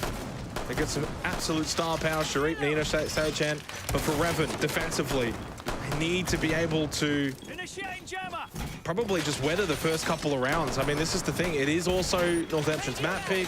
Reven have played Skyscraper recently, have won Skyscraper recently, so they should know this map. So if Northeption get off to a really good start here, win the first couple of rounds, this almost becomes a bit of a foregone conclusion. This should be defender-sided. And so far, Northeption with the opening round. Up to Reven then to respond in this game. Not the worst of starts for them. They are showing early signs of promise and positivity, but it will be about converting that and ensuring that Northeption are not shutting it down like they did on the previous occasion, but at the same time, you don't want to fall into too much of a shell. As you mentioned, Skyscraper map control critical, and you want to be playing contact where you can. And that's something that they were doing on Theme Park as well, right? If we think back to Reven's defense on Theme Park, they were aggressive against Soniqs. You know, they were at these windows. They wanted to go for those run-outs. They wanted to go for those jump outs. So we need to probably see that here on Skyscraper if they're going to find success. You cannot allow Northeption to just get these free entries to then sweep across, take these horizontal fights. I think that will favor Northeption. Only 3 drones gone as well, so Reven, you know, that's another critical part. We saw a lot of it back on Theme Park as well in their match against Soniqs. Just being able to deny that information as Yukiz will get the opening kill, takes out Draw. And once again, Northeption with a strong advantage and getting good map control. Good map presence has been established really early in the round. Joe's going to win that fight, and he does. That's much better. That's the kind of run out, jump out. That's the aggressive plays we expect to see from Reven. So 4v4 then, and Reven will want to consolidate the positions they have. Get on the front foot over towards Dragon. And Yukiz will want to push through Drum in towards Terrace, plays contact. A couple of blows are traded. He'll want to try and make his way through, though. He can probably head that charge. Sharip can follow up Nina as well. So 4 grenades still available here to the attack. Still a decent position that they find themselves in, but it's important that Northeption don't find themselves stalled out because time will dwindle quickly. Down to 3 drones as well with 60 seconds left in the round. So not as much information available for Northeption now. But they've still got good entry pressure with Nina. 2 nades available. You can see him there. Looking to put some pressure in from down below. 50 seconds left in this round. Reven, though, this is the best chance they've looked so far here on Skyscraper. Only into the second round, but nevertheless, they've got themselves a pretty fortified position on site. Those are the grenades in play, but not having all too much of an impact. Reven playing on elevated positions to try and negate that explosivity from down below, and that one, well, that was off the mark there from Sharip. Now he'll be forced up the stairs. Diffuser in the hands over towards Samurai window. They need to just try and time some sort of push together and converge around site. And he should know there's someone on house stairs as well. He would have got the sound cue, so he should know there's someone that close. This is leaving it very much to the last second, though, for Northeption, but they get the kill through Nina. No surprise, but they've lost Fever now. Where's that diffuser? They've got to go and get it. 5 seconds, or go for the kill. That'll do as well. They know where Joe is. 2 seconds. Who's going to swing? It's Yukiz with a pistol. Oh, that was close. Photo finish there for Northeption, but they get the round, but boy, did they leave it to the final seconds.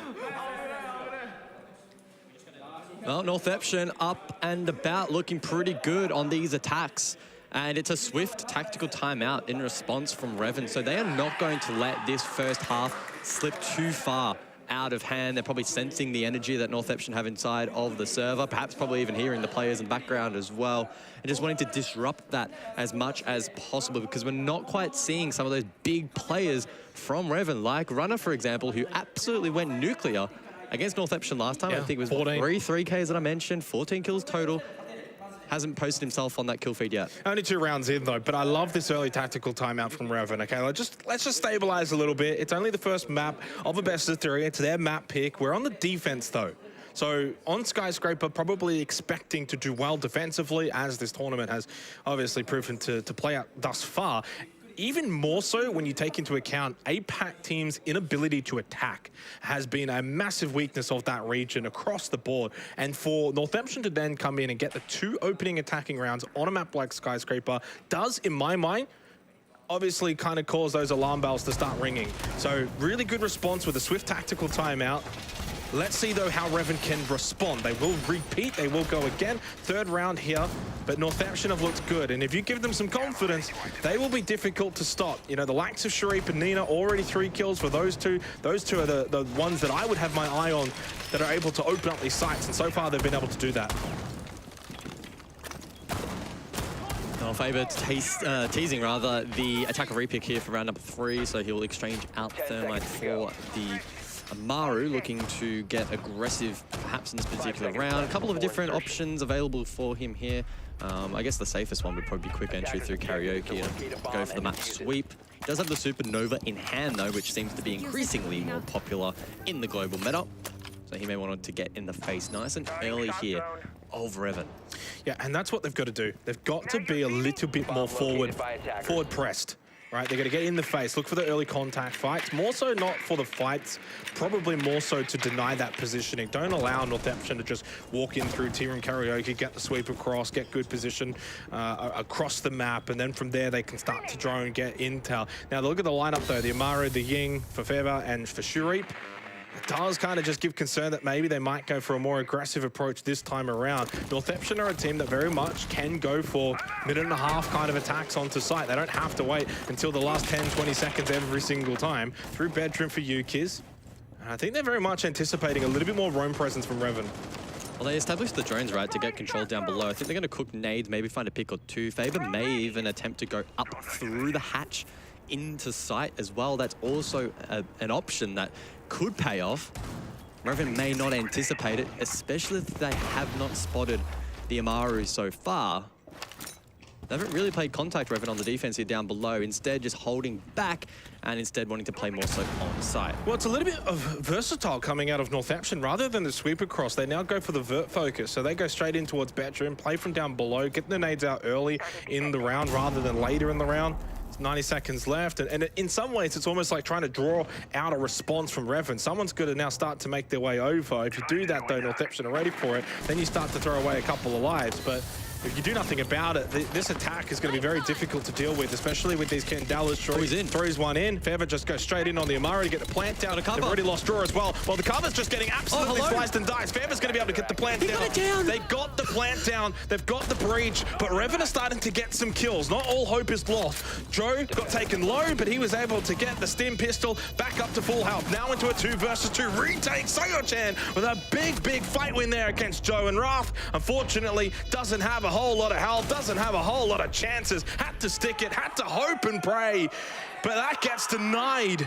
And the aggressive play from Northeption proved to be too strong 3 rounds in a row. I still can't believe the plant went down. That's why I was jumping up and down while the plant was being attempted there from Northeption. I'd love to see it from Joe's point of view. He would have just been saying white probably that entire round, but we were shouting, or at least I was internally shouting from the top down, deny it, kill him, he's right in front of you. But obviously he couldn't see. So a good little plan there from Northeption. They sneaked that one. They pull it out of their sleeve. Yeah, don't mind it. And it's interesting because it's almost like this game of cat and mouse. Reven, okay, well, we'll have our timeout. What we'll do, we'll push across. We'll get a little more horizontal pressure. We'll try and get early contact positioning. So what do Northeption go and do? They play vert down below instead and go for a direct onto side. So Reven just get caught completely off guard from that. 3-0 start.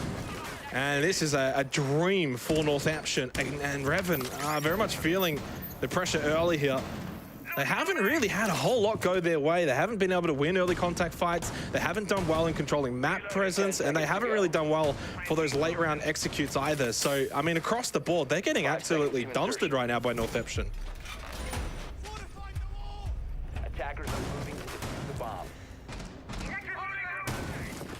It is a best of 3 though, so a long road ahead still for Northeption, and especially on a map like Skyscraper, things can shift quickly if you let it slip out of hand, but not really any signs of that coming into play anytime soon, really. They have been dominant, they have been in control. But Joe, well, he's come alive. We've been waiting for it. Yes, he's been mounting a couple of kills here and there. Oh, awkward. Little face-off with the Gemini. but it's the early round aggression, the spawn peaks, the jump outs.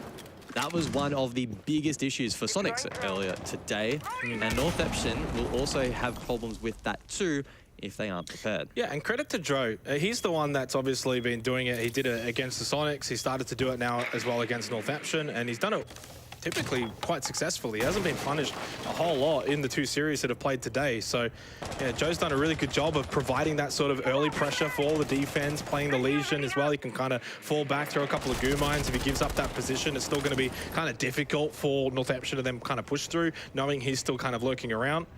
It's another good opportunity here for Joe. He's going to get droned immediately, straight out. He goes. But much better start from Reven. So immediately they've got that early pressure onto Northeption, denying them as much ability to get control on site, forces them to roam elsewhere. Obviously a little bit of vert below, cooking the nade, looking for Joe, doesn't find him. Yeah, just the information a little bit outdated for the vert nade. That pressure though does allow Nina to just snake forward a little bit, but Reven have the man advantage, so Northeption need to come up with something quick, smart. They need one of these entries to really come alive. More information now being filtered through to the rest of the team. You can see Joe, aggressive, goo mines deployed, not too difficult to deal with those, but the Sun was now out. Faber has the diffuser in hand on the rappel. This is aggressive from Nina, but this is the kind of plays that he'll make time and time again. For Northeption, it's a quick double from Nina and Sayachan. No Sharik, no problems, 4 versus 3, and Northeption have got the man advantage here on Tea Room Karaoke. Reven, once again, on the back foot, despite the early kill from Joe. They've not found any kind of response, and Sayachan, honestly, should have got the kill there. Very much a head sticking out from the corner, but doesn't find it. 40 seconds, a reprieve, ever so slightly there for Reven, and Northeption will well and truly now turn their attention to site. Yeah, Northeption not looking to steamroll momentum. Instead, they reset. Diffuser over towards Black Stairs. This gives an opportunity back to Reven. Joe playing close. He's the man to watch for this final push. If he can lock down this position, he could close out the round. One down, second fired towards, but that one does not connect. Yeah, I mean, getting that down's great, but he took so long in being able to actually confirm it. And in the end, Sayachan actually got brought back up anyway. Wrath with a double on site, but loses his life to Nina anyway. Oh, they are pumped right now, Northeption, yeah.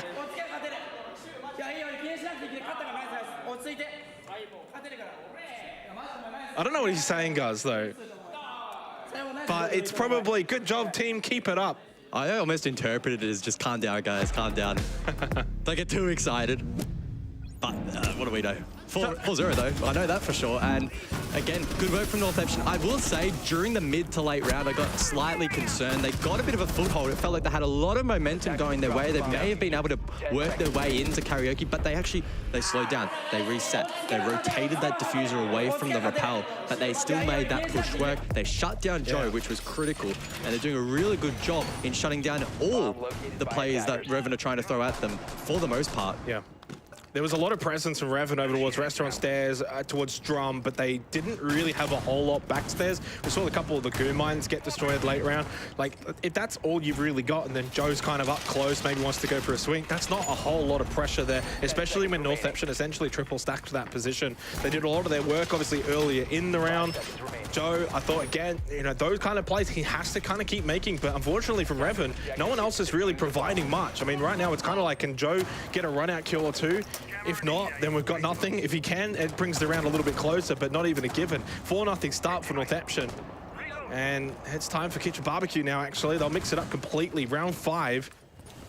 I still am firmly believing this will end up being defend-decided, so this is not good for Reven, but I could be wrong. Maybe there's a world in which attack starts to prevail a little bit, at least here on Skyscraper. The blitz comes out from Sayachan. Now, they are really mixing it up. This is, again, going to be probably another fast push onto site, not necessarily within the first 30-40 seconds, maybe around the mid-round, and it'll utilize those Candelas with the blitz, get pretty much, I guess, vert control established first, and then push on the site. And the Warden, again, has not been picked by Reven. There have been a couple of rounds where it was selected, this not being one of them. So the Ying's going to be Joe. Oh, so too will the Blitz, but it's Joe again. So good in the early round, really throwing a lifeline, as many as he possibly can to Reven. He's just dishing them out and hoping that the rest of the team can pick them up and be afloat. Draw, right out, shut down Yukiz. Was ready for it, and Joe as well cut down on the rotation back towards the objective, or at least out of the objective, feeling a little bit of pressure down below. Now the pressure itself on Runner. It has been a very challenging game for him so far, but an opportunity now to have a standout round, to have an impact. They're just not winning fights. Really, that's just plain and simple.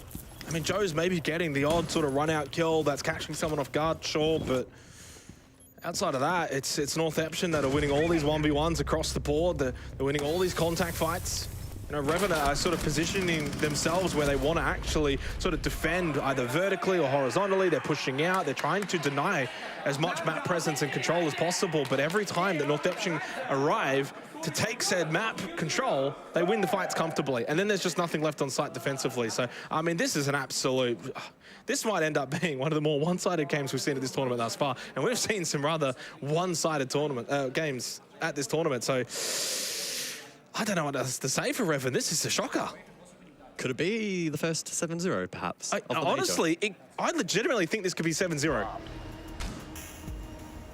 It might be the one highlight for APAC this tournament. 7-0 match. Well, that's the other thing. Then into a 2-1 loss. That's the other thing, right? Oregon to come after this. Of course, Reven beating Northeption on Oregon back on day one. So not a whole lot of time has really passed since then. Is this just sort of a fire and forget for Reven? Do you just push this one aside? Chalet is another map that they've played recently in the LATAM Last Chance qualifiers, won on that. So they'll feel very confident on the last two, but yeah, it's pretty clear to me Northeption have been able to get their map here, and they've played it so well. And they're adapting every single round. So the first couple of rounds a little bit slow, then they picked up the pace, then they go for these mid-round executes. Playing the early contact fights pretty much as they possibly can, not being scared to enter the building. It's been an absolute perfect display from Northeption here on Skyscraper. I'd love to know how much information they're gathering during the preparation phase, because I don't think we've yet to see them pick the likes of a Ying or anything to that effect into the Warden yet. They simply just go for a different variation of their execute. And then the second the Warden's not in play, Northeption either through telepathy or by gaining that information, and then they bring the Ying back out. So it's been a frustrating defensive half here for Reven, who, despite trying their best to counter the attack, the repick reigns supreme, and Northeption are doing a really good job of utilizing it. No smoke this time, though, available. They had it last time for that push. But, I mean, that's kind of what you're saying, right? They've got the ability to adapt based on sort of what Reven is bringing to the table. So, okay, they bring the Warden, we won't bring the Ying, we won't bring those smokes. We'll play a somewhat similar kind of style, but we'll change it up so that the Warden is not going to be as effective. Just kind of feels like Reven are just kind of stuck on site as well. You know, any kind of semblance of looking for early contact fights is thrown out the window at this point. Northeption getting as they please through Geisha into drums will go for Northeption, and again they'll just get so much map pressure. So rather than direct, they are sweeping across again. And it's Sayachan that will get rid of Joe. And that has been one of the strengths of Northeption. Joe may here or there get the first pick. Went for the run out. He always gets cut off before he gets back towards site. And if those flashes are impactful from Favor, from Yuki's, he's not there to counter them. Yeah. He's trying. I mean, to be fair to Joe, he's trying. He's the only one that's probably had any kind of semblance of success for Reven so far in this game. 5 and 6, but no one else is even close to him in terms of kills. 60 seconds left in the round. Northeption are looking for a 7-0 here to start this best of 3. 2 rounds to go, and so much pressure. Drums fully in control now. Sayachan just outside of office, and he's got free reign to peek on in. Up close though, Wrath with the SMG 11. That is deadly, and it will shut down Sayachan, and maybe this attack. And the Sheriff with another nade kill. I swear that's like his 3rd in this game alone.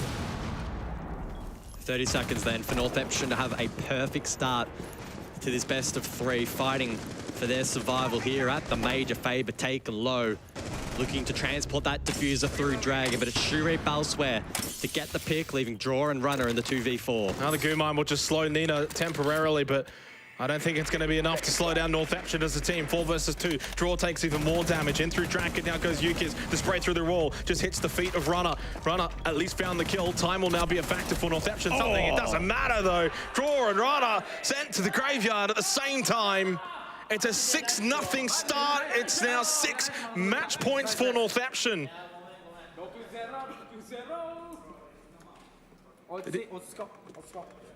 I heard 0 in there. I don't know if they're... talking about the fact it's 6-0. Reven, though, not doing a whole lot of talking right now. No. They have probably given up, for lack of a better term, at this point. Move on to the next map? Yeah. Go next? Yeah, go next. Cue the next one. Yeah, and I'm not going to lie. I mean, when we look at Reven's history, they've played Skyscraper very recently in the LATAM LCQ. Won it twice, in fact. So when I saw them at Vita, I honestly was sort of like, okay, well, I think Reven has done really well here. Not only did they get Oregon, a map they've already beaten Northeption on, but then they got a map they've had some kind of experience on recently. But I guess the experience is nothing in compared to Northeption's firepower. They go into the defense, they go straight to Team Karaoke, and it feels like we're going to go straight to Oregon.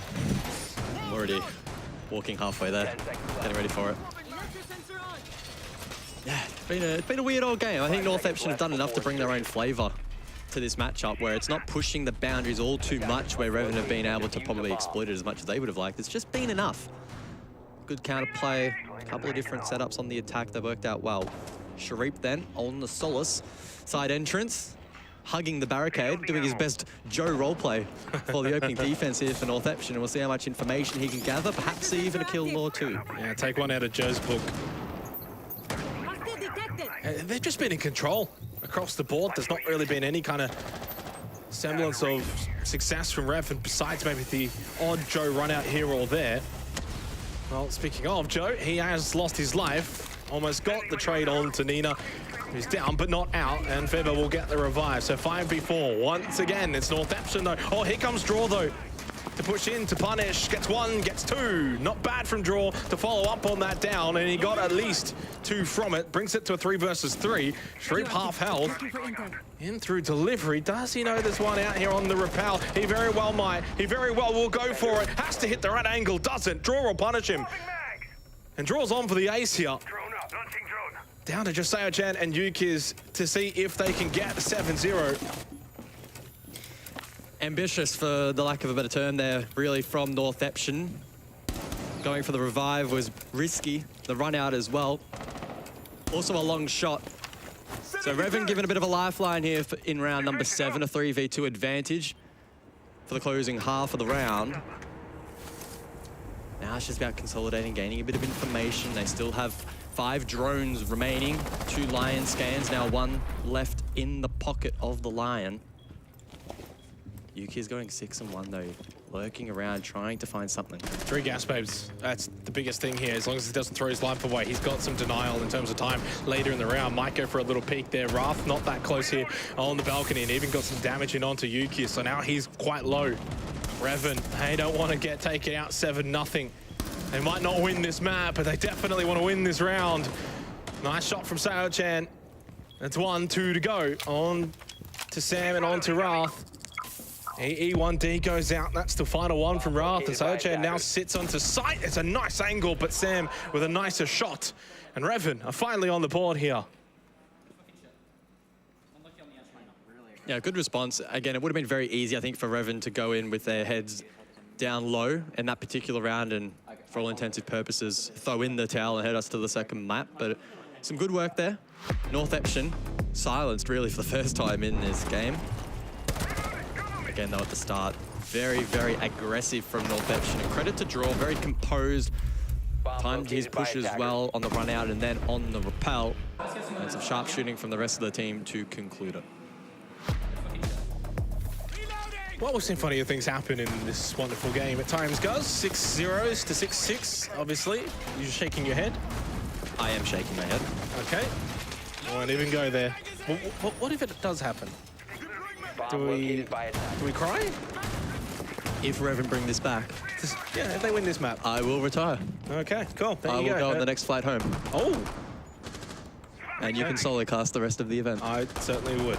All right, well, long way back, though, for that to happen. 5 rounds straight without Northeption basically making any mistakes. Sharif now onto the Warden. And obviously in that last round, Northeption definitely got a little bit over-aggressive. A couple of the run-outs were quite ambitious, especially the one on the rappel onto Draw. Those are the kind of ones you probably don't have to go for. Too much risk involved. Reward, maybe not quite that strong. Well, No. Joe has not been able to play the game for 4 rounds. Yeah, getting a bit of a taste of his own medicine really here in the second half. Going up that rappel, gets cut down, I presume, from the window, but I mean, irrespective of where it was from. Perhaps it was even the run out. Ah, there you go. Obs are trying to tell me it was the run out. Well, and this is absolutely dream scenario stuff for Northeption. When you look at Sharif and Nina, both on double-digit kills. I said coming into this game, not only to look at how Northeption are going to attack, which they did that well, but also then those two. And those two have also played well. So they've had kind of everything go their way. They could not have really asked for a whole lot more. These were all of their win conditions coming through to fruition. And obviously Reven very much just didn't get really a whole lot going here on this map. But what they can do is take some form going into Oregon. A couple of rounds here to attack, to get a feel for how Northeption are going to play defensively. Obviously, these two teams with history playing back on day one. Reven winning that one 7-3 on Oregon. I wonder if we'll head over to Chalet. Well, I did theorize in the pre-show that if Northeption want to get it done, it does need to be in 3. Maybe you're tuning in, hearing that, thinking, what are you on? Because Northeption are smashing Reven at the moment, but this is their map pick. Best of 3 is a long and treacherous road. And there's every world in which Reven can recompose and bounce back in map 2. So they've pulled back a little bit, not really wanting to take the super early contact fights at the windows, at the entry points. They're playing a little bit more closer to sight around Draken, now falling back. They don't want to give them too much too early, but then they don't want to take the fights here. So like in drums, for example, they'd rather fall back while trying to at least Sharif losing his head to draw. That's a wonderful, wonderful shot. But Reven are now just having to force their way closer to sight here. And these fights are going to have to happen whether Northeption want to or not. At the very least, though, to 4 versus 3 in their favor. I'm looking at Runner. This could be the round where he finally is able to have an impact and at bare minimum build some momentum for map 2 because Reven need him to fire up. He's been a key part to their success so far here at the Major. 30 seconds though, so a 3v4. Reven finding themselves stalled out in a very tricky position and they don't even have the diffuser at the moment. 14 kills for Runner last time these two teams played, 2 thus far. E1D goes out. They're going to have to move. 15 seconds. It's there. It's the onus is on them to make the next move. Draw through Geisha. Well, that's going to be an easy kill. They're all lined up. Northeption have got all the angles covered. Well and truly, there is Runner with a double, but it's not enough. And in the end, Northeption will take their map pick way too convincingly. 7-1 on Skyscraper. 1-0 up here in the series. I tell you what, that was not the result I expected here on the first map. Certainly not a 7-1. If it was going to go either way, it's not the way of Northeption. And honestly, it really should have been a 7-0 if they really did a little bit more on their first defensive effort. So good start for Northeption, but now I guess their resilience in a best of 3 will be tested because Reven fully expecting them to bounce back in the second map. It's, for me, the fashion and how they won. It's the fact that they got 6 attacking rounds in that first half on Reven. You know, a team that was doing quite well defensively against Soniqs on Theme Park as well, right? So it's not like they're any slouch, they're not a pushover. I mean, Reven obviously has already beaten Northeption so far at this tournament. So to go 6-0 in that first half certainly surprised me. Not that the win itself was surprising, because I actually do rate Northeption. I think they're a solid team. And I think what they showed here is what we've seen back in Japan, especially Sharif, Nina, some of the attacking plays. They've got good versatility, right? They're not quite one-dimensional, but they do like to mix things up. Saw some good horizontal play. We saw some good vertical play. We saw some good direct attacks onto site mid-round and some at the last 15-20 seconds. So they really kept Reven on their toes in that first half. And obviously we didn't get to see a whole lot in the second half or really how to break down their defense, but it was all about their attack. And that's something they needed to do well because the APAC region as a whole has struggled really this entire calendar year at attacking. And this was much better for Northeption. Yeah, they were commanding in 2 key ways in my eyes. One was the early map presence and the map control. That was really important because if Joe did get that opening kill, which he did a couple of times, he was cut down before he could get back towards site. So at minimum, Northeption were often fighting out 4v4s. Then for the remainder of the rounds, they were able to lean into their compositions. They used the attacker repick really well. There was that real entertaining mini-game between them versus the Warden, right? We saw some really good executes when the Warden was not in play, utilizing operators like the Amaru, like the Ying. And then when the Warden was not in play, or pardon me, was back in play, they went to much more traditional lineups, and they still made that work as well. So some good versatility on display from Northeption, which again amplifies your point. APAC is bad at attacking, but you wouldn't have guessed it looking at that game. Yeah, and you probably wouldn't have guessed it in general because, you know, when you think of APAC, you probably think of some of these kind of crazy plays and not maybe playing in the more conventional ways. But really, as the meta of Siege has developed throughout the years, I think APAC's attacking ability has actually fallen behind. Defensively can do okay, depending on the map, but attacking-wise, it has struggled. So really, really good display from Northeption and probably the best attacking display we've seen from any APAC team thus far. They've got one more map to go till phase 2. Do you think they can do it? Well, I did say to Genie, probably a 2-1, so I'm still expecting a third map. I anticipate Reven will bounce back. The big question, I think, is what's Reven's resilience like? How is their mental game? We saw them shut down a lot, I think, in that first map. They were not vocal, they were not particularly emotional, and didn't do a good job at all, really trying to bounce back there. So maybe on that map pick, they will be a little bit more comfortable. I did say back against Reven and Soniqs that there wasn't a whole lot of pressure on those two teams. Well, the pressure firmly now on Reven. They're one map away from being eliminated here at the Major. When we come back from the break, though, it is their map pick of Oregon.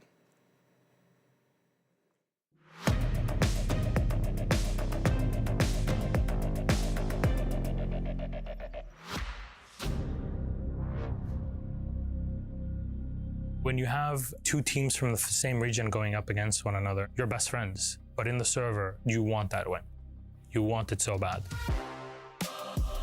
Our two Brazilian teams in the grand final for the first time ever.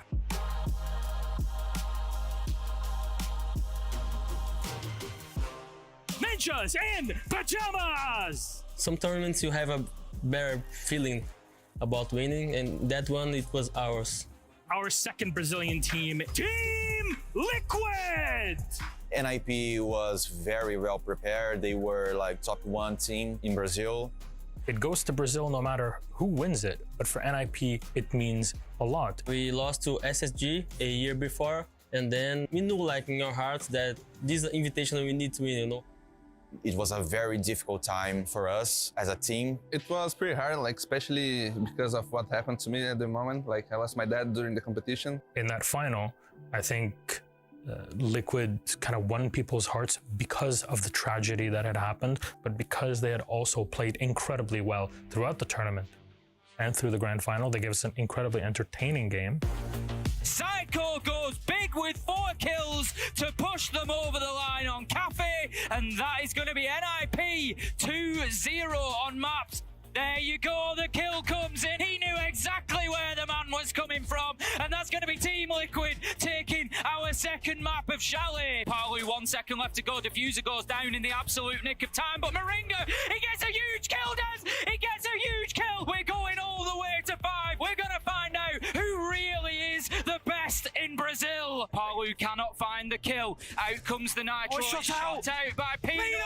That is the round in 2020. Brazilian hearts were broken, but like a phoenix, NIP rise from the ashes to claim the hammer at the Six Invitational 2021. It was one of the best days of my life. I think we can compare that as a Brazilian team winning the World Football Cup. I think winning the Six Invitational was the best feeling ever I had. Was the best moment of my life in the sports scene for sure. I was crying a lot. I was out of control. We were very sad to lose, but we understood the limits of the team at the time, and we were very proud.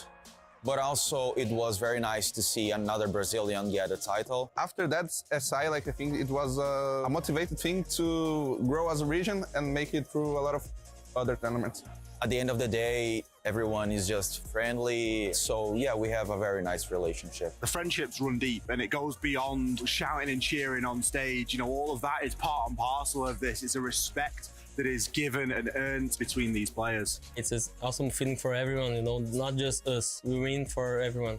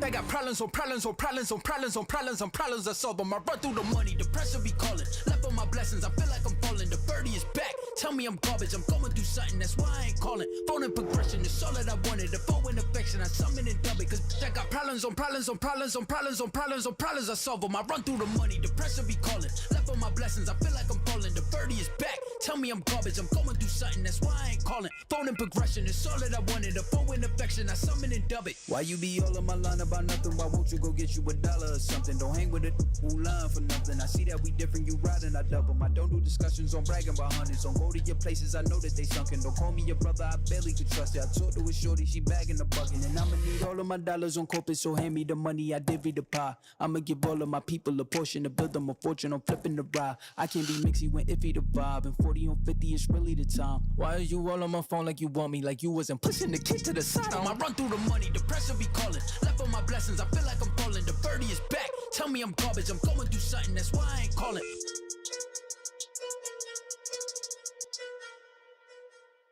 I remember things 7 years ago. Naquela época, tudo era menor. Mais en chacun d'entre nous, la flamme brûlait déjà. Über die Jahre sind wir zusammengewachsen. Y hoy son millones los que nos apoyan. 皆さんの応援は我々の原動力です。Ve sevdiğimiz işi yapmamıza olanak sağlıyorsunuz. และสิ่งเหล่านี้จะเป็นไปไม่ได้ถ้าหากเราไม่มีพวกคุณ Devemos tudo isso a vocês. Därför vill vi säga Gracias. obrigado. ขอบคุณครับ Danke. Arigato.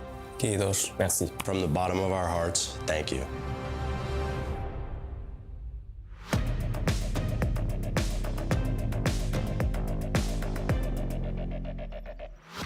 Get ready for some hyped action because we're going to Oregon for this second map of this series, Northeption.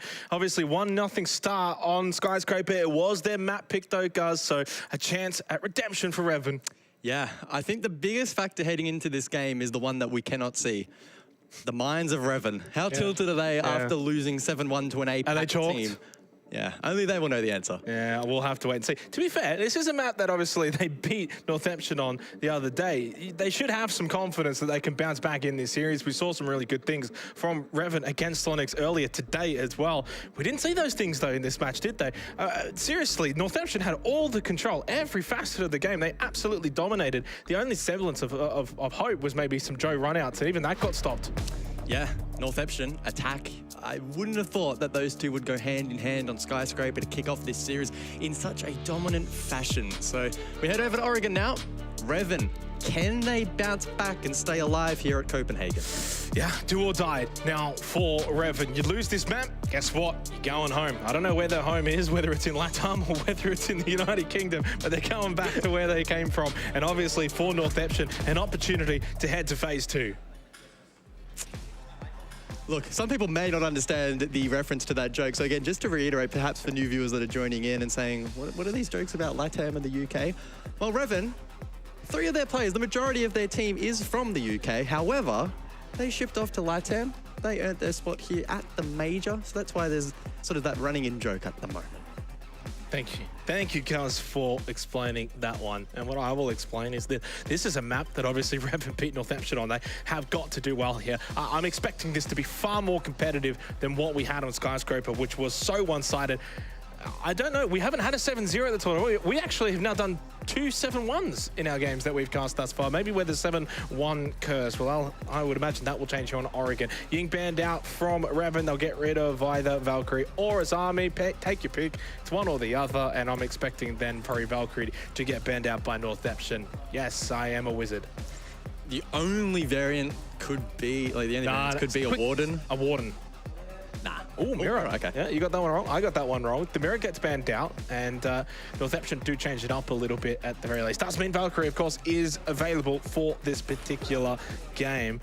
Heading into Oregon, do or die, must win for Reven. Fist bumps go out, and they've got to find victory here. Otherwise, they go home. Yeah, Reven need to lock in, get themselves back into the game. They kick things off on attack, so they'll want their synergy to be at an all-time high for this series. Basement we go. So Northeption ban out the Mirror, the site where she is most prevalent and most impactful for the most part, depending on how teams set up. So we'll see how Northeption look to play around that themselves. Yeah, and a big change up as well, because obviously we've got the data from the last game of Oregon. It was Nook and it was Capcan banned out by Northeption. So they've changed it up quite dramatically. They get rid of Dokkaebi, they get rid of the mirror as well. And so it does actually give them, especially starting on the defense, the likes of Capcan, and Sharif will pick that immediately. EDD, something to be mindful of. Now, we didn't really get to see a whole lot of Northeption defense on Skyscraper. We got like 2 rounds and that was it. So coming over to Oregon, at the very least, defense first. This should be defend-decided. It means for Reven, don't get too dismayed if they start a little bit slow here in the first half. I'm fully expecting this to be defend-decided, for Northeption to do well to start with. I think a 4-2 half is probably something they would be aiming for. It's weird, right? We're heading into the second map and neither side has really played their half, their starting side, attack or defense, all that much at all really in this game. So it's gonna be a little strange to see how they transition across over towards Oregon, but we're looking at players like Joe, looking at Runner to step up. But it's Sharif to get the first. Yeah, and that's already a trend that was established quite firmly back on Skyscraper. Runner, though, gets a trade. Now, that's something that didn't happen a whole lot on Skyscraper. Those early kills weren't traded. Well, never mind. Nina, out of top freezer stairs, will then run back down, gets the kill, and back to site. You go for Northeption. You've got the player advantage. You don't have to do anything else above. And even though they lost Sharif, he still got his EDDs placed somewhere. I love this from Northeption. They're playing aggressive. They're getting in the face of the attack. Oh, he goes prone. Why would you do that? Disgusting. Why would you do that? But you wouldn't expect it. Well, that's why you would do it. That's the name of the game, right? Yeah. They ban out the mirror. They know they can't bunker down on site. So what do? They get aggressive. And sure, they're probably limit testing a little bit, but it's the first round, and Reven haven't attacked all that much, and they did look a little bit shoddy there on the first map. So do you think Joe's like saying to his team, why is this guy doing that? Yes. And that's when you know you've won the mind games in Siege. Oh, what a start, though, for Northeption. Again, though, defensively, especially on a site like Laundry Supply, these are the kind of sites, rounds that you're pretty much banking on as the defending team. It's going to be above. It's going to be the tertiary sites that Reven are going to need to find success on. Obviously, though, being the fact that it's a 4 versus 2 already, they haven't even really had a look in on this particular site. Some pressure now, Freezer and Laundry for the last 2 players of Draw and Sam. Unfortunately, though, they're going to take a miracle. They both basically need to get a kill at the same time to bring it back to a 2 versus 2, but Presence already known over towards Freezer. Gas Babe gets thrown in that direction, makes it very difficult for Draw. Sam just kind of trying to sneak in through Laundry here, see if he can make a push. Flash goes out. Now they know where he is as well. So the information on the last 2 players known to Northeption, and it's an easy one for Fairbar, and eventually you would imagine Draw will get struck down in Freezer. Yeah, Sam, they're doing a really good job to clear angles and flash out Yuki's. But the support from Northeption, it's good. It was great at the start of the round, able to get a couple of swift trades on Reven, who looked dangerous. And then that transferred to the late round as well. So they, again, probably couldn't have asked for a much better start. No. Yeah, I mean, to be fair, though, Laundry Supply, Oregon, as I said, you know, you're expecting to win these rounds. Yep. It's probably the fashion in which they won it, though. Again, aggression early, Sharif, okay, bedroom balcony gets the easy kill. And then, yeah, Nina from security gets the kill onto Runner. And then from that point, you've got the quick transfer back down Freezer stairs anyway, so... And then, yeah, the drop shot from Nina. An impeccable start from Northeption. More of the same from what we saw on Skyscraper coming over to Oregon, and that's not a good sign for Reven. Well, it sounds like the song and dance is already coming out from Northeption, and their energy levels were explosive at the beginning of Skyscraper, and there was no real reason for that to be distinguished throughout the match. Reven didn't give them too many reasons to be upset on map number 1, so if they can somehow carry that momentum, that energy... Look at the drones already. Yeah. Oh, no, that's the bug. Yeah, never mind. Sorry. Well, 2 drones caught, but it is something to keep in mind, still coming over to this map. Probably wasn't to the same levels as the Reven Soniqs game, but still information was quite critical on Skyscraper. Over to Kid Storms, we go over the second round though, and what I at least feel like the first opportunity for Reven here on Oregon on the attack to get around. And it's going to be a Nina run out. Oh, doesn't find the player to repel. It's Rana who repels back up, says thank you very much. That's basically Northeption's best player gone, eliminated into Armory, and a bit of presence early for Reven. That is a perfect start here on Kids Dorms. Joe down below knows there's one inside of security as well. This might be another kill. Sharif has no idea that he's right outside the corridor, holding close. The Banshee, though. Oh, if he peeks this. He's waiting for the Banshee, though, to pop off to open up, so he knows that there is a player close. It's a standoff at the moment. Joe knows that the moment he walks in to that radius, he's going to be swung. He'll open up the Banshee, and then that will give away the information. He needs basically for Sharif to go for the dry peek, and he might just do it. He'll see the drone, it'll bait him out, and that's a wonderful collaboration from Draw and Joe, the Rotero, to bait him out. 3 versus 5. Reven finally showing some success in this series. Let's see how they go about closing it out, though. So a 4-stack over towards bedroom. Runner on the solo rappel through kids into the B bomb site. Yuki's under a lot of pressure to deny this cross. So too will Faber, but he's probably going to be smacked down from the rappel. Droned out. Runner still playing passive, but there's so much pressure on the board. Sayochan forced back, taken low. Yuki's still in pit.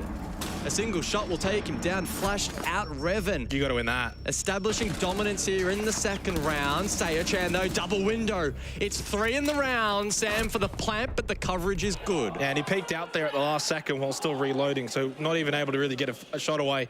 Yeah, very messy round from Northeption, but you've got to give all the credit, in my opinion, to Reven. I think Reven played that round superbly. They get the early kill, punishing the run out from Nina, right? So at least you're punishing that. If you got some shots flying in your direction, you quickly repel up. Well played from Runner. Adjusts, gets the kill over towards bottom of Big Tower, and then the play over towards security. That, for me, was the biggest win condition in the round. You screw that up, and somehow Joe dies in the corridor. I don't know if they win that round. Instead, gets the help from Draw with the Rotero. That then baits out Sharif, and it's an easy kill from Joe. From then, you've got the 2-player advantage to take on a site like Kids and Dorms, and in the end, they can just throw bodies on site, which is basically what they did. Yeah, Sayochan got a couple of kills, pads the stats a little bit, but was never going to get out of that position in the corner. And Reven on the board.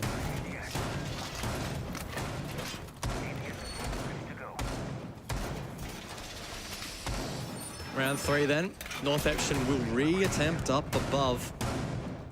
Perhaps going to shift their setup a little bit.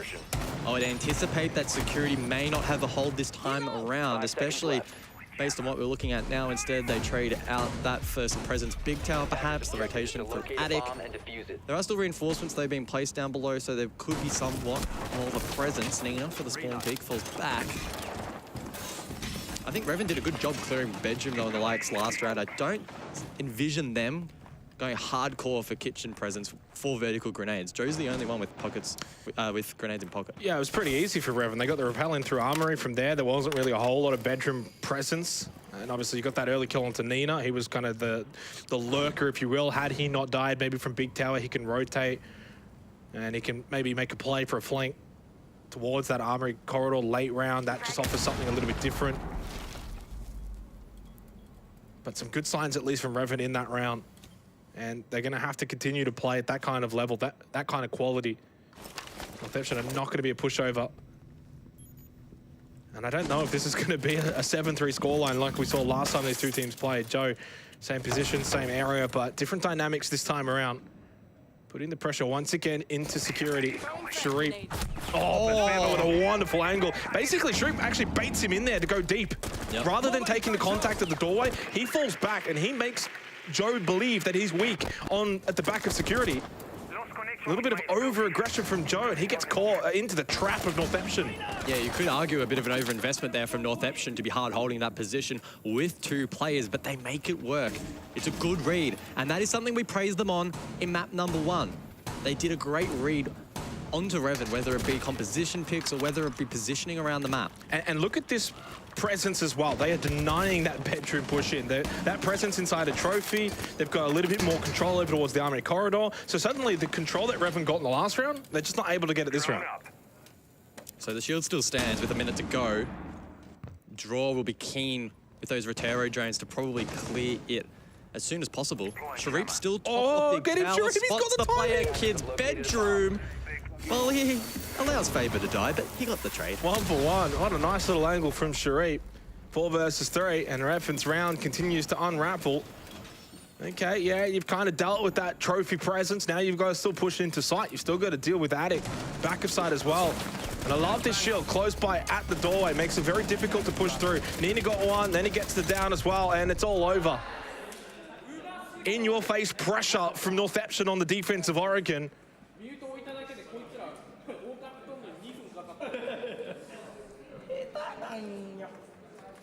And I think it's funny how much of a linchpin that fight down below has been on that site. We saw it last time. Reven win it out, they compound that into the rest of the site. This time though, Northeption counter it hardcore. They bait in the push, they shut that player down. Reven then playing at a disadvantage for the remainder of the round. Here is that kill, so 5v4. Reven try their best to clear out these positions. Unfortunately, Kids Repel can't also be leaned into because Big Tower was not cleared. And it's then a cleanup crew job for the rest of the team. Yeah, and only 1 kill in the round there for Reven, so really one-sided affair. Not really that close, didn't quite get down to the last couple of seconds. You kind of want on Kid Storms, even if you lose the site as an attacking team, that you're really fighting tooth and nail, that you're forcing the defense to really kind of scramble on site, but it was all too clean, too easy. Kind of reminds you maybe of a Laundry Supply defensive round, and that's where we now go for the 4th round. What can Reven do here, though? They don't go for anything unconventional. They bring the Lion instead of the Thatcher. 5 seconds left. And you got to sort of now kind of guess, how is Northeption going to play here defensively? I've got absolutely no idea. They can extend out over towards Small Tower. We've seen holds over here. Sam's actually got a drone close by to you, Kiz. They can play the Big Tower hold as well. You can kind of just lurk up above, in through Attic. And the goal for Northeption will be either delay time or find that kill, then rotate back to site. They don't over-invest. They don't get over-aggressive. One and done is the name of the game. I think the most concerning thing at this checkpoint of the game for Reven is they've gone for the exact same band. So Ying Azami, yet they're not finding near as much success as they were in that previous matchup. They're really struggling to get themselves on the board in clear positions. You can see them frequently being stalled out. Northeption are playing into this though, making the entry difficult. Runner will come across to support, however, over towards this Big Tower position. An opportunity here if Sayo-chan over-aggresses. And I like the top hold of Freezer Stairs as well, because you can get those drones rather than they can't quite get as deep. Vulcan Canister, you got an ADS as well. Don't have to peek out, and you can kind of swing that tight corridor corner with the shotgun. And it means that Reven kind of have to play a little bit more of the corridor rather than the top of the stairs. It's just not ideal. Joe's got some kind of position though over towards back stairs rather early in the round 2. Really direct. If he can put some good pressure onto Pillar, I tell you what, that'll be at least a good sign for Reven. So really nicely done from Joe to just kind of weasel his way into back stairs, gets the drone down there. And if he can clear out that Pillar, it gives them at least one foray of attack already. Then you can get the hatch drop down to E-box, maybe a bit of pressure coming in as well from Laundry. So Reven are doing well to actually kind of maybe avoid some of these contact fights. And Joe does what he was expected to do over towards backstairs. Sayo-chan went for the re-aggress. Loses his life, Joe gets the kill and keeps that position vulnerable now for Northeption. Minute to go, Reven looking good here on this round of Laundry Supply. Sharif though has been allowed back up Freezer, so despite the hatch being opened, he hasn't been cleared, but now he's on a bit of an island, can retreat back down below though. This position is safe from the hatch line of sight. 50 seconds, more information from Reven. Again, backstairs is vulnerable, but they'll want to surround site. Joe, bot Laundry, swings but shut down, so a 4v4 with 40 seconds on the clock. And I like the live drone, but he's basically on top of it, so by the time you can get that comm out, there's not really too much time. No real delay. 4 versus 4 now, 30 seconds straight. Oh, okay, Freebie onto draw. Just got so aggressive. There was no pressure at all coming from Freezer. All the attacking options were elsewhere, so that meant Sharif felt he could push out, and he certainly does. Sam will check right side Freezer doorway. That's going to be Sharif, knowing that he came from Freezer above. Feather loses his life in Laundry too, but trades go the way of Northeption once again. One towards elbow, but that's Nina that falls. Now in 1 versus 1, you can play time, you can hide. You know Runner's going to pick up that diffuser. He hasn't got the time, needs to find the kill, and that is it. Round once again goes the way of Northeption. Really good work there from Northeption to claw all their way back into that round. credit goes to Sayo-chan up freezer stairs, finds that pick. He wasn't being pressured enough there by Reven, who were setting up their push elsewhere. And then when that push came through, Sam was the only one really that was able to get through that utility blue. He was on an island. He did a great job to get 2 picks, but then he was finally traded. But now we can take a breath. Attack pause. 3-1 the score. Yeah, a timely one at that, to be honest, although it looks like it might be on one that maybe you wouldn't want if you're Northeption up 3-1, technically 4 rounds away from phase 2. That's really what's in sight. And it's kind of lonely faces at the moment now for the side of Reven. It was all smiles back on day 1 with their defeat of Northeption. 7-3, it was all comfortable. It was a rather seamless win on Oregon, but now they are struggling. Where can they find a semblance of success here? Technically, though, 1 more attacking round, I think would be still job done for them in this first half. So an opportunity still beckons. 2 rounds to go in the half, 2 opportunities. They've just got to stay locked in. They've got to stay focused on the task. Yeah. Good teams don't allow difficult to attack objectives like Basement Oregon to tilt them too much. They'll have their eyes focused on other objectives and other opportunities to get themselves back into this game. 2 minimum attack Oregon. That equation sounds pretty good to me if you're Reven. Keeping in mind that this is the map where these 2 went toe-to-toe earlier on in the play-ins phase. 7-3 though was the scoreline. 2 Reven. They looked dominant. They had players like Runner popping off. They did a really, really good job. Draw as well. 2nd highest rated player in that particular matchup. Just hasn't quite linked together as much as they would have liked in this one. And Northeption, much like Skyscraper, continue to find these really small cracks in the armor for Reven and just completely blow out these opportunities and create these win conditions where otherwise Reven should be closing it out. Yeah, one thing I've really liked as well with Northeption, they haven't gone overboard with some of their celebrations. I don't want to name names, but some of the APAC teams that have attended this event, like they get so excited over 1 round, like it's like they've just won the lottery. Whereas they do their apt celebration, a couple of fist bumps, and then lock back in and focus. And I think that's, for me, a visual difference between the way that they're really treating this, that they are super, super focused. And that's something that you're going to need, especially if you're going to get into phase 2 and then verse teams in phase 2. You need to be able to kind of treat this not as a holiday, not as sort of like we've won the prize of being able to qualify, but what can we actually do at this tournament? What can we learn from this tournament? And that's the thing. I feel like they've actually learned. It looks as if it's a new Northeption from what we saw from them back on day 1. But I will say this, Northeption is a team that do well in best of 3s. They don't do well in best of 1s, guys. We saw that over the course of this year, last year as well. All their success has actually come from a lot of these best of 3 series. Back in the APAC SI quals, they had their deep run. They knocked out teams, and they beat teams as well. I think they knocked out Scars 2-0 in a best of 3. So they are a different beast when it comes to these BO3s, and you're seeing that firsthand.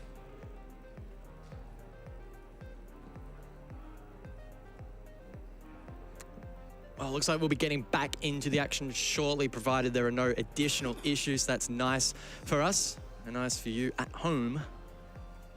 To reiterate, Northeption 3-1 up, defending Oregon. This is map 2 of the best of 3. The winner will continue through to the 2nd phase of the Copenhagen Major. The 2nd team, or the team that loses out, well, they'll be packing their bags and going home tomorrow. Yeah, and right now, Reven is kind of just facing down that doorway, the doorway that leads them to the airport. Unfortunately, they've got themselves a long way back into this series. You're down in this map. You're down a map already as well. 3-1 start, but 2 rounds to go. 2 absolutely pivotal rounds. This is where we kind of just lock in now and focus as well, because Reven have got to find success in these 2 rounds. If they don't, they are staring down defeat. Kitchen meeting, 5th round we go. Northeption looking to keep that scoreboard ticking over. Reven, they need success here on the tertiary. Yeah, so over to meeting we go. Mute in play for Waldenal here on the defense. We're going to see that Malusi pick persist as well. And I think that's Northeption's idea of trying to stall out or prevent some of those lurk entries from the likes of Joan. We have seen those engagements. They've been a little bit awkward throughout this first half, but they have been impactful for both teams, where Reven have been able to perhaps bait out defenders to peek in to those lines of sight, or the opposite, where Northeption allow Reven into a false sense of security. Yuki's currently over towards Big Tower. Joe looking to enter from down below and get a bit of a foothold on this half of the map. New feed active. Well, there's an opportunity here for Joe. If he holds this angle, although he's got to be careful of backstairs as well. Oh, beautiful headshot from Joe. It's been a bit of a mixed bag for him so far in this series. Obviously, some really good things defensively back on Skyscraper. He's definitely been a linchpin. Fever over towards Split. He holds tight, tucks in with the pistol. Got drawn into the engagement up close. Fortunately, Sam was able to get the trade, and he's going straight for the plant into meeting. Sam can get this down. Northeption, they don't know that this is happening. This is a big statement from Reven, but Nina with the headshot on the SMG-11 takes care of Joe. 3v3 retake. They got 40 seconds. Sayo-chan over towards main stairs. Nina through Split, but he's low on HP. It is a 2v1 now, though. Wrath, Sam, they clean up, and Sam gets the second. Reven able to exploit that position, get the plant down, hold on in the post. Well, if that doesn't get you going as a team, I don't know what will. That was a wonderful round from Reven. Well calculated, well attacked. They understood what they wanted to do, executed it nicely. Fever got caught over towards Split. Yeah, he got one tucked in. I don't think he was expecting, though, to give up that position and have no semblance of retake up close, and that allowed Sam to get that plant down straight away. It was a well-organized attack from Reven. They get their second attacking round here on Oregon. That's job done. Suddenly flips the pressure back over to Northeption. Well executed, and Sam was definitely one of the linchpins in that round for getting the round win for his team. 3-2. Reven definitely back into this map now. That's a huge attacking round win. And we go to Kid Storms. Northeption need this fourth round. And it probably goes without saying, looking at the scoreboard throughout this series, but that is certainly the most emotional we have seen Reven. They completely shut down in that first map, but they sensed the importance of getting to attacking wins and opening up the opportunity for an even half. They played really well on that objective. They exploited the weaknesses that Northeption presented. So the last time these two teams played, it was a 3-3 first half. Reven were on the attack. So if you're Northeption, you don't want to get yourself into that position again, because that's got to be mentally draining. Where it's like, okay, we're in this exact same position, and then Reven on the defense went and won 4 in a row. So they need to get to at least 4-2. We already know that Northeption, attacking-wise, it's not going to be as easy as Skyscraper. It's certainly not. It's going to be a much harder task. And they set up the same way for Kid Storms. That shield into Trophy. Aggressive pressure from Joe. Wants to get bedroom control immediately. But he takes a couple of shots, and that will force him all the way back out of the map. Yeah, so Joe now for the remainder of the round will need to be quite passive. He will want to try his best to get those 2 grenades out and have an impact. On the topic of grenades, draw with 2 in the pocket. Always locked into the frost. Tell you what. It was a last-second look too, wasn't it? It was sort of just this... Well, it's so far away from the objective. Why would you expect it? Yeah. Well played from Draw. Always expect the unexpected. Sharif top big tower, and he's getting pinched here. You got to say, certainly worried for his position. Although Draw does back away from pushing up backstairs, and I wonder if Sharif's position is actually known. They might not actually be aware of this. Sharif will hear the sound cues, though. No, they know. But Reven also know they can't lean into that Kids rappel now, right? We saw it on one of their successful attacks previously, and then we saw it pose issues when they didn't clear big tower. So we'll see how they deal with it this time, and in fact, Sharif actually does fall, so overexposes himself. Good work from Wrath, and that unlocks things a little bit here for the attack. Nina still poses a threat over towards Garage. Yukis as well in security, being flushed out by Draw, or at least attempting to flush him out. Sneaks his way up Freezer stairs, but Nina comes alongside to support, spots the knee. He's tucked in. Oh, that's good. Yeah. 4v4. There's no way that Draw's ever getting out of that position. Once he kind of overcommitted, Nina's got him completely locked down. No one was close by to really go and help out either. 60 seconds left, 4 versus 4. Sayachan still just watching down below. Up close, though, here's a member of Reven. Wrath down, just down below. He's the one with the diffuser. Got to be careful to not leave that on the ground too late into this round. Joe, once again, with a very impactful kill in the round, does give Reven the numbers advantage. Going into the last 40 seconds, going into that rush onto site. They will have the numbers. It's so important. Sam through big window with the smoke, aiding his presence. And now the push as well for Wrath. He can get the plant down, and he's being watched by Sam. Nina down, runner holding the cross. Yuki is now the last one standing. But it's good from Reven, and a great way to close out this half. And they look amped up. They look a lot more happy now. Some smiles on the faces of Reven. 3-3 half. They get what they really wanted. That's a big win for them in this map. It is the exact scoreline that they had back on day one as well on Oregon, so deja vu has very much taken place. Northeption, though, in the first 3 rounds, guys, they really looked like they were going to run away with things. Reven, though, have pulled it back really solid. Last 2 rounds, they got exactly what they wanted. They were down 3-1, and Northeption were looking very good, but they responded perfectly. We're playing. We're fucking shit.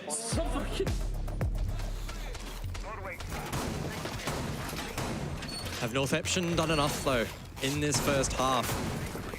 The last matchup between these two would suggest probably not. No. Because Reven on defense were rock solid. A big asterisk on that, though. Are they actually going to attempt a blitz rush here on Laundry Supply to start things off in this second half?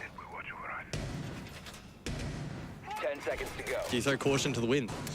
Well, it's a side that you're not really expected to win. And Northeption are a team that have obviously they struggled last time to attack here. They didn't get a single attacking round on Oregon against Reven.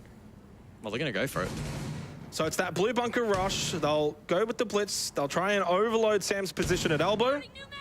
And I'll tell you this now, it doesn't usually work, but they go for it. And Wrath already came back down backstairs, and they have just absolutely torn them to shreds. Nina, the response, though, with the pistol on the blitz. He gets a couple. That's not too bad. Joe stays alive just barely. Prone. He goes prone. It works.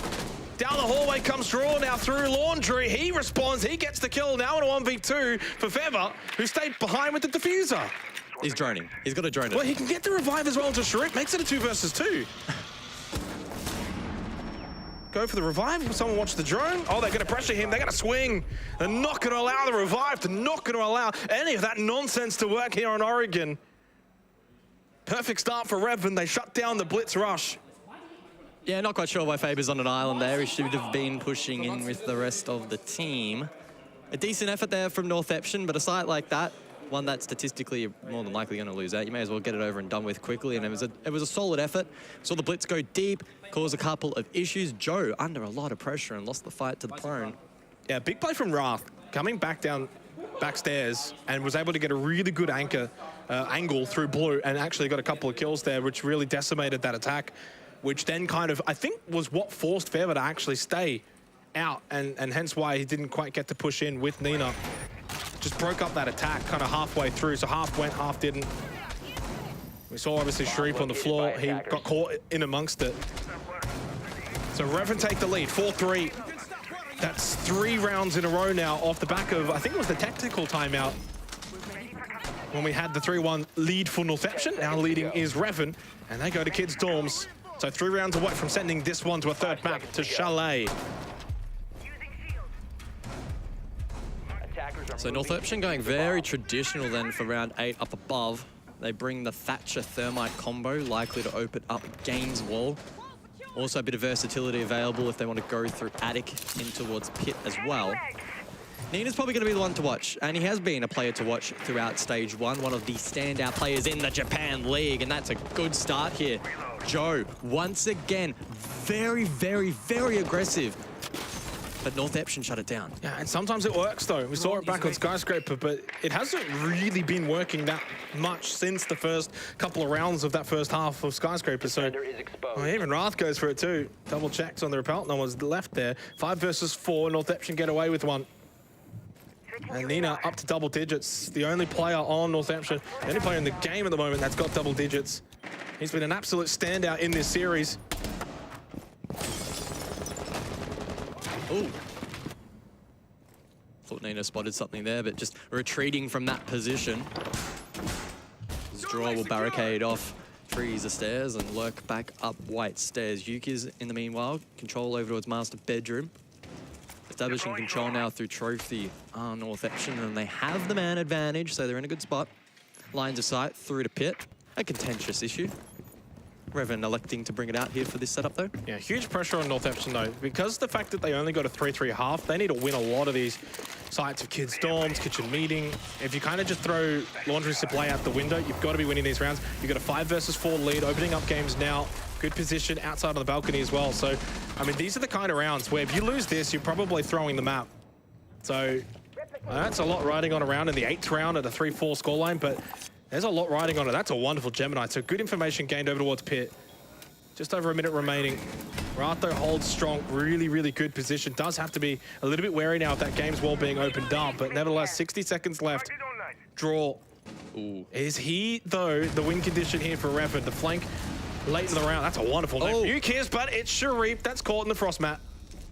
I was going to say nades available, but Sharif now down. Runner under a lot of pressure. Draw will have to make his way up top white as well as Favor rotates Diffuser through Big Tower, opening up the wall late. 40 seconds on the clock, and that is going to favor Reven, but it is a 2v4. Northeption can overwhelm. 4 versus 2, yes, but that Diffuser, if we see Favor die over towards Attic, I don't know if it's going to get retrieved, and it's not going to happen now, though. That's a big kill from Sayochan. Sam in a 1v4. Reven's defense has been picked apart. They probably needed a little bit more from Draw on the flank. 12 seconds. Sam's got no idea where they are. Nina's also gone into a frostmat, has he? Oh, no way. How has that happened again? Doesn't matter. Double frostmats in the round. Does not dismay Northeption. They get the round anyway. They tie things up 4-4 and a shake of the head from Guz. I mean, how else am I meant to react? 2 out of 3 frostmats. Good clear though, over towards Pit. So that grenade from Yuki is really unlocking that half of the map. And you mentioned Draw, probably needed to try and find something, but to be fair, nothing really presented itself. By the time he had rotated to where he was, the likes of Nina, they were long gone. And I think that was his plan, right? Try and catch Nina off guard. Maybe he tries to go out white late round. But they all stacked the same side of the map, overwhelmed site. They played it well. Oh, okay, repeat straight away. No kitchen, no meeting from Reven. Straight back to kids' dorms. 4-4 scoreline. With a spot in phase 2 on the line. Elimination. Facing Reven here. If they don't find success on Oregon, they repeat. They go back. They'll change things up a little bit. I want to see a little bit more into the roam game from Reven. Especially depending on how Northeption are going to attack. If they're going to go for that game's wall, they're going to push through Trophy, Bedroom. You can push up Armory Corridor late, you can hold those kind of positions. Obviously, you can even, if there's going to be some kind of an attic push, you can go for that up backstairs. We didn't really see pressure from Northeption towards top white or big window. So it's not like it was the most... It wasn't the most amazing attack, to be fair. It was actually quite one-dimensional, but they just got some really good shots. And Reven didn't really do much defensively.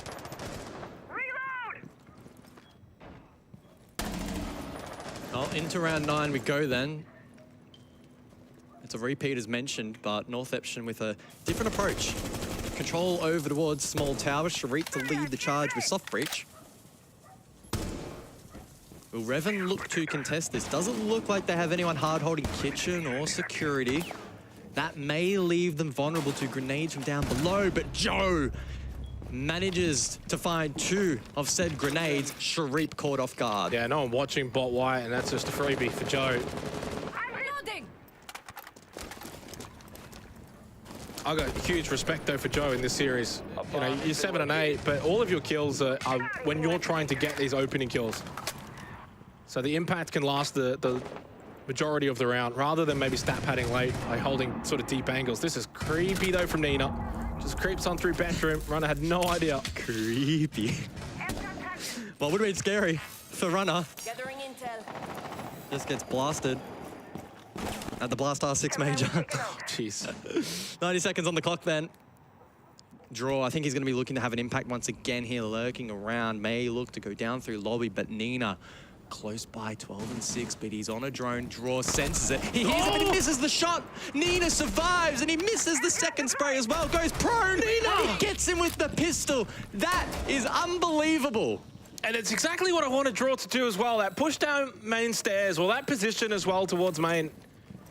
Just a drop shot from Nina keeps him alive, and then swings back with the pistol. 13 and 6.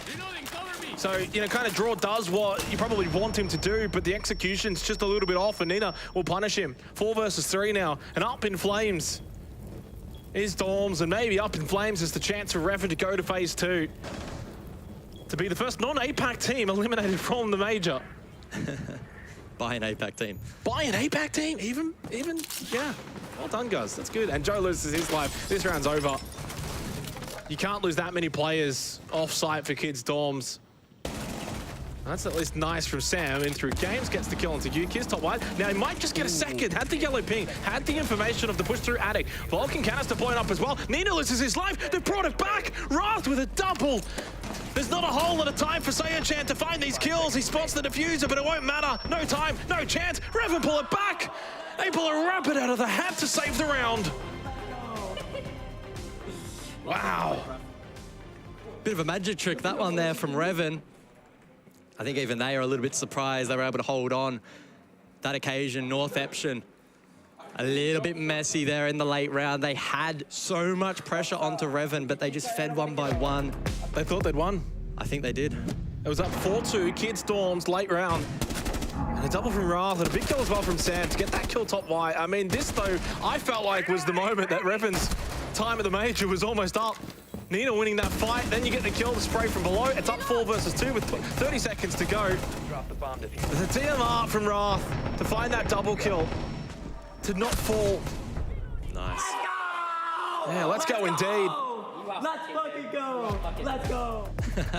I don't know, where's he going? Is he going to phase 2 or is he going home? We're not sure, we'll find out soon. Timeout almost up for Northeption. Down around Reven. 2 rounds away from sending us to Chalet. That's maybe where we might be going. And I think the conclusion there, that little replay we saw, it shows the importance of the final push having to be in sync. You miss the trade by half a second, you get punished. Wrath is not going to miss those shots. He's zoned in, he's ready to go.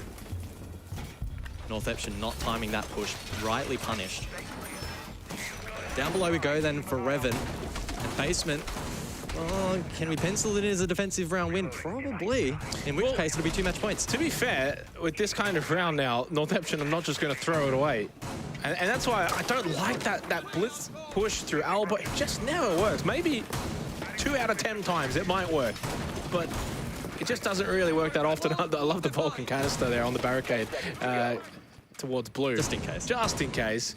But I just prefer if Northeption play the Nook, play into their own game, because you know Reven's going to have presence above. Try and find that kill, or 2 potentially, and have a 5-on-4 advantage going in towards site. Overwhelm site, even if you're dropping hatch, a couple of flashes, get a bit of backstairs control, overwhelm pillar, and you can win the site rather comfortably. So you don't have to go for these gimmick rounds. And Yuki's is obviously going to deal with this Vulcan canister. Early blue pressure, never mind. Well, that gets shot out. And it's a very deep shield here from Sam.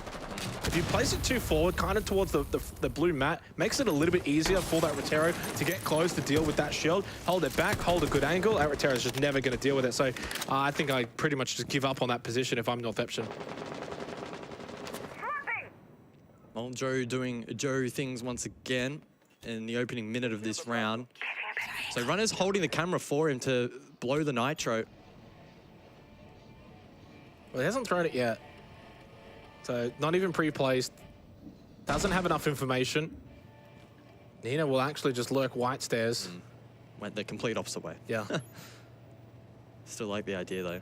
And I don't mind this from Nina. He'll post up and he'll sit and he'll wait for other players on his team to pressure defenders, maybe back up above, maybe back towards site, maybe draw, wants to have a peek over towards Z.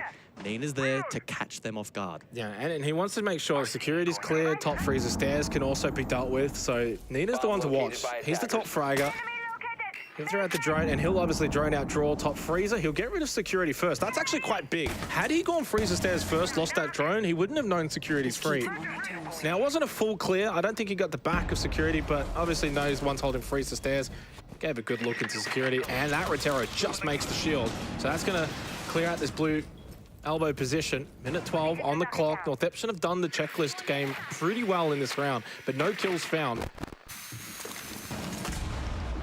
Hatch drop may be a potential condition here, but Wrath needs to be put under more pressure. He's just holding pillar, and so is Joe. Glasses on, active as well. Nitrocell towards E-Box, doesn't find the mark. The push down backstairs as well from Sharif. Gets the kill onto Wrath. They've got the drop, they've got blue as well. Good push from Nina, eventually through Freezer. Got one, but traded by Joe. Still good on-site presence established for Reven in the 3 versus 3. This is such a crucial round now. Such an opportunity. Might just go begging for Northeption. It's Sam again. in the clutch, finds the kill, as he did in the round prior on Kid Storm. Final gas babe goes out from Sam. UKIZ and Fever in a 2 versus 3. Just a tiny bit of time. Not many opportunities, though. Once those flames extinguish, they've got to push forward. UKIZ does exactly that. Faber does find one. So with 15 seconds to go, they need to exchange positions to get the plant down, but Sam still lurking in blue. 10 seconds prone. UKIZ will be forced to try and get the kill, and he does, but Runner can play time. He falls back, sits behind the box, and UKIZ can try as he might, but he won't find that kill. Match point. Yep, match point. Match point, however you want to say it. It's Reven that have got major hope, major lifeline point. I thought you guys were still holding my drop. A little bit of confusion amongst the team. Well, look, I think Northeption were a bit more lost and confused in that round. They pressured Freezer. I don't know why they didn't commit to having some Freezer presence. Instead, everyone just stacked the hatch and then maybe a bit of blue presence, and Sam did a great job locking that down. It was just a bit all over the place. I mean, to be fair, you had blue, you had backstairs, and you had the drop in towards push through. Yeah, and you had to push through Freezer. So you had backstairs, Freezer, blue, E-box with the drop. I mean, the only thing they didn't have was laundry. So they actually had a whole lot of that site opened up, and the pushers coming in through from many different angles. But it was Sam. Sam got 3 kills on site, constant repositioning, and he got all 3 of those kills from 3 different positions of entry points. So I thought Sam was definitely a standout, and he's got now 10 kills. Deservedly so. And that gives match point over to Reven. But laundry supply now locked away. They need to win kitchen meeting and Kid Storms if required. They go to kitchen meeting first. 2 match points. Chalet on the other side of this. The decided map with this best of 3. Winner moves to phase 2. Loser goes home.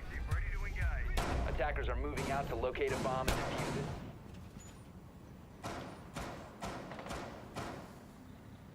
Expectation probably on Northeption to show a little bit more on this particular objective. Maybe even get it across the line, a 5-6 scoreline.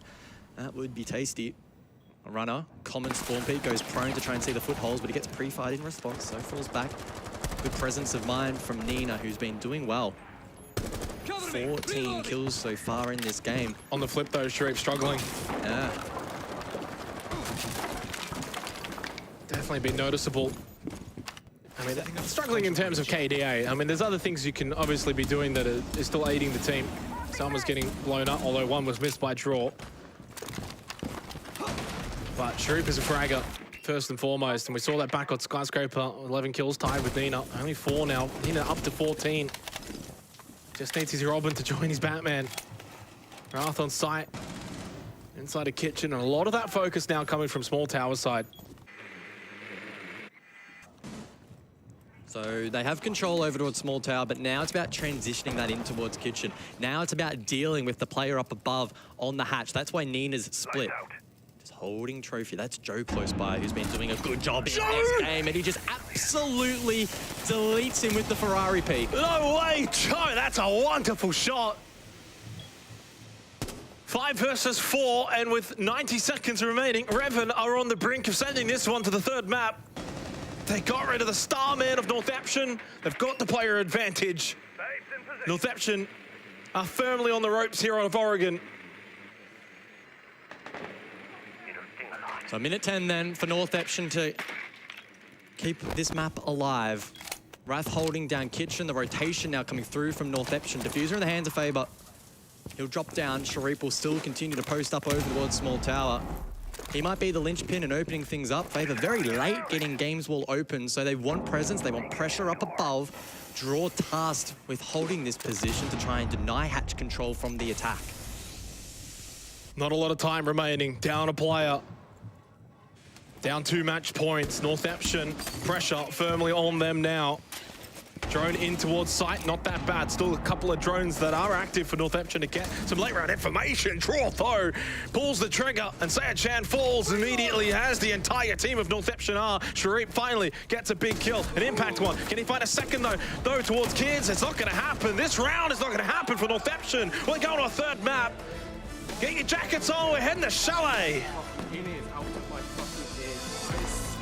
Well, that's how you respond in a best of 3. Great work there from Reven with the 7-4 dub. They made Northeption look a little bit weak there, specifically on attack, and that was our concern. We cast our minds back to the last time these two played in that best of one, and in fact, it has played out in a very, very similar fashion. Northeption brought out some different operator bands. Unfortunately, it wasn't quite enough to get even really a competitive result. I think 7-4 at the end of the day. Pretty confident there from Reven. Yeah, it was that 3-3 first half. I think that really sealed things. Too similar to what these two teams played on that day one matchup of Oregon. That, of course, ended up as a 7-3. Northeption, once again, struggling to attack on Oregon. The way that they attacked on Skyscraper, vastly different to obviously what we saw there on Oregon. So very map-specific, I guess, for them. We'll obviously have to see how Chalet is going to beckon, but it has to improve attacking-wise, especially on a map like Chalet, which is, you would imagine, going to be probably Joe's sanctuary of runouts and spawn peaks and kills. So something to keep in mind as Reven send us to a third map. Yeah, they did a really good job throughout that entire piece, and we had some of those key players that were sort of a little bit quieter on map number one really step up. Northeption were relatively competitive, but as the match wore on, I think Reven got a good read as to sort of what their approach was in this particular game. They were able to just bring enough across the line to make Northeption feel uncomfortable, especially again in that second half. Reven sort of grit their teeth. They understood the context of this game and how Oregon should typically play out on attack. They did just enough to put themselves in the picture to close out the map, and then it was about being cool, calm, and collected on those default sites, especially on defense. There was a couple of rounds in the first half where Northeption, I felt, were firmly in control in some of these rounds. Round 3, round 4, especially. I thought that obviously got them to a good position. They went up 3-1. Then this crazy round happens here. This was a turning point. Sam was able to get that push in through garage. They get the wall opened up towards meeting. They get the plant down all within about 30-40 seconds. And then they got that kill, of course, on the split. And from then, Reven barely did a whole lot wrong. Thought that they just really got a lot of control back in the series. They didn't really do much on Skyscraper, but Oregon felt more like their stomping grounds, and they pretty much did not allow Northeption to do a whole lot. Yeah, Northeption pushed the boundaries quite a bit on attack where they could. Again, there was that blitz rush down on basement, and unfortunately that was probably not the best context in which to try that out, and then they got steamrolled from that point onwards. Reven had their blemishes here or there, but they were good enough overall to get that one across the line, locking down key positions, and Northeption a little bit disconnected, particularly in the late round. That is where they really, really struggled, and Reven shining on their map pick. And this round as well, the 10th round was really, really big from Sam. Got a 3K held on site. That was the round that, again, was another 50-50 kind of round. I actually kind of feel like the scoreboard probably doesn't do full justice to how things played out on Oregon. To me, it was maybe closer to like a 7-5. I thought there was some really good 50-50 rounds, but most of them going the way, obviously, of Reven. They do deserve the win. They get to go to Chalet, and we get the standstill finish. We get the 3-mapper as we head to that one. Obviously, it's a big one. Whoever wins moves forward to phase 2, guys, and whoever loses, they'll be packing their bags and they'll be going home. We'll go to a break. When we come back, though, of course, Chalet on the other side.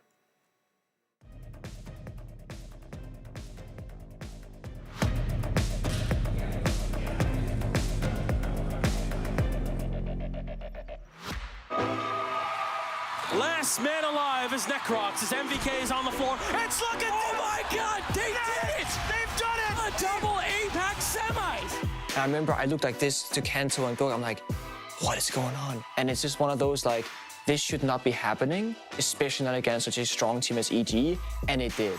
Fnatic demolish EG with a 2-0. Dizzle takes it. There's rare coaches that have been able to achieve what he has. That's immensely unusual.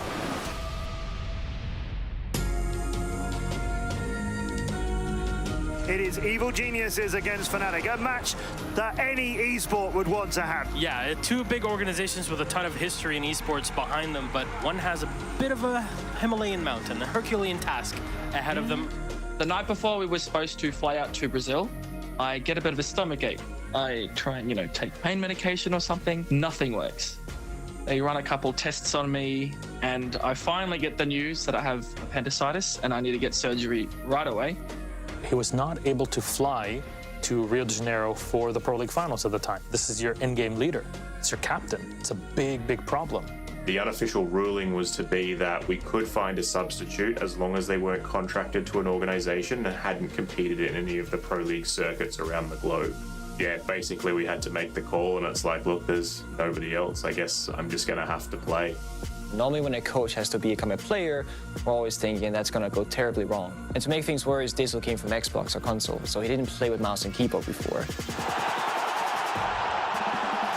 It is interesting, though, when you have the coach playing, because he's potentially coaching in real time, especially as they've lost their IGL. It had been almost 2 years since I played competitively, but that having been said, like, I generally always had a competitive spirit and I have nerves of steel. And Dizzle will glitch it! Fnatic to take the third round!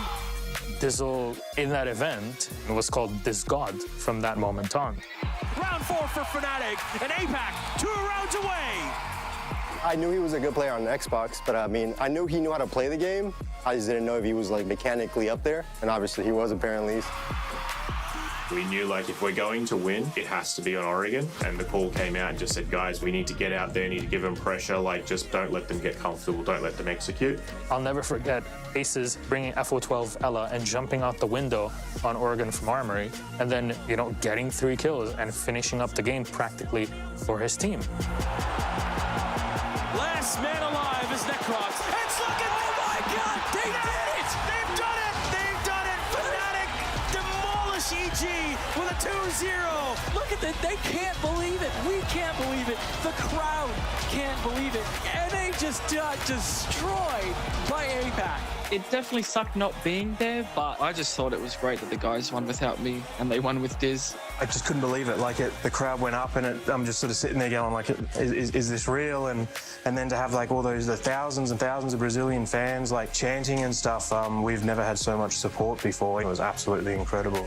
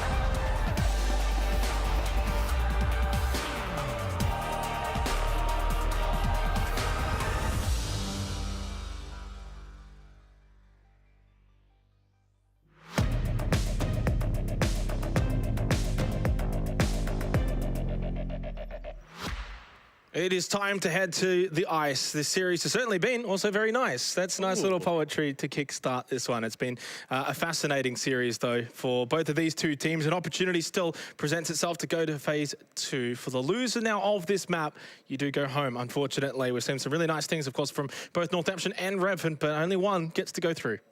Yeah, this has been quite the series. I think both teams have shown some brilliance. They've also shown their weaknesses throughout the first two map. And going to Chalet, I got to say, it's a pretty neutral territory for both of these teams. So I couldn't think of a better map to close this series out. Yeah, all I can think about is Joe running out, doing something crazy on the attack for Reven. I can also probably see the likes of Nina and Sharif really utilizing the map's ability to get around, bit of lurking, bit of roaming, find those contact fights.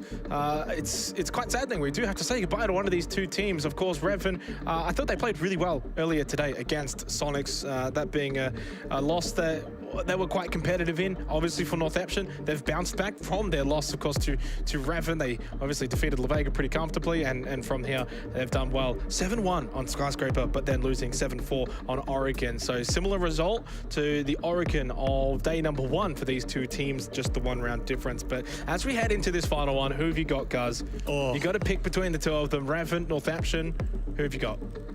You know me, you know I want to sit on that fence.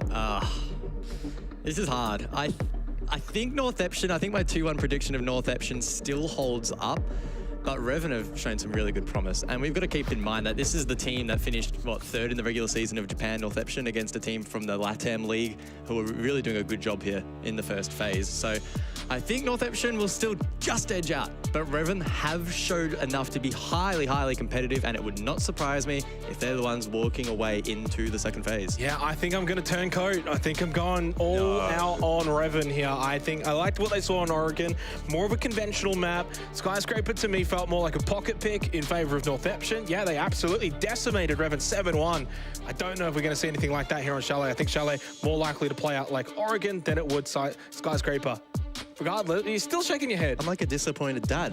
I'm not mad, I'm just disappointed. Yeah. That's how I feel about APAC. I don't think I want to sit... Although I am a little mad. I don't think I want to sit next to you on the 20-hour flight home now. Yeah, it is 20 hours. For a second, I was like, actually, it's 24, but we have like a layover. Yeah, close enough. Obviously, coming into this one, though, this is when the nerves really start to get to the players. The adrenaline that rushes through them as well. It's do or die. This is it. Make or break. You go home. If you lose this one, every round is going to be so important. So I think Northeption will be defending first on Chalet, which means Reven, they'll get to attack first. And from there, you would imagine Chalet, I don't know how to actually frame this one. Attacker side, defender side. I think we just take it as it is, round by round, regardless of the sides. Yeah, it's got to be a round by round approach, I think, for us, the viewers at home, the teams inside of the server, because it has been a decently closely matched series thus far, where each team has looked proficient on their map pick. Now we sort of enter the unknown a little bit, because Chalet, there isn't an absolute ton of or wealth of data to really go off that's going to be meaningful for this particular head-to-head. So I think it comes down to us looking at these key players and the teams as a whole, and do they extract the same positives that we saw, right? Northeption on Skyscraper, some of the positives they showed, and then over on Oregon for Reven. On the flip side, what negatives might leak through the cracks here on this third map, especially I think when the pressure begins to mount. The first couple of rounds, it's probably going to be, yeah, whatever. When these teams start to realize what's really on the line towards the back end of this third map, that's when you either make it or break it. Yeah, I mean, especially if you get to like a 4-4 or a 5-5 kind of score line, last couple of rounds, second half, those rounds are going to be so critical as we head into this one on Chalet. Northeption, Reven, APAC, LATAM. It is basically now a best of one to see who moves forward to phase 2 and who, unfortunately, has to leave the Copenhagen Major. It is Dockerby once again banned out. I'm probably not expecting too many changes in terms of the bans. Reven, very much look to probably get rid of the likes of Ying, Azami. Yeah. It should be Azami. I mean, if it's not Azami, it's Valkyrie. And if it's not Valkyrie, it's Azami. And if it's neither of them, it's Mirror. Yeah. For Northeption. Only for Northeption. Well, we'll see what happens. Reven locking in the Azami, so yeah, as expected. I don't necessarily think we'll see the Mirror banned out once again here by Northeption. I could see it happening, but it'll most likely be the Valkyrie. I would assume so. Hedge your bets. Yeah. It is the Valkyrie. Yeah, those real surprises. So keeping it rather default in terms of the ban phase for these two teams. No messing around here in what is both a qualifier match and an elimination match. Those are always my favorite. Really? Yeah, because one team is like super happy and one team is super sad. Oh, actually, now that I've said that was a little bit grim. Yeah, no. No, we don't see grim here.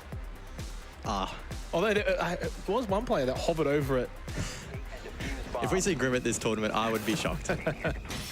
All right, let's get underway. This is the final map of this best of 3 from Group C to see who is joining the Soniqs from this group, either Northeption or Reven. Do we finally see some success for APAC, or is it more misery awaiting the region?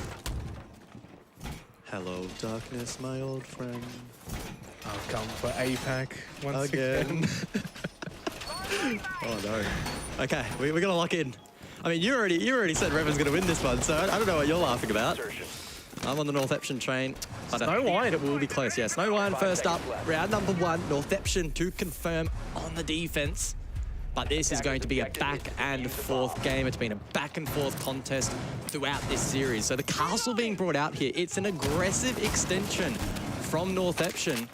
Some teams will loiter around the map for a bit of presence, but this is taking it to the absolute extreme. Drone active.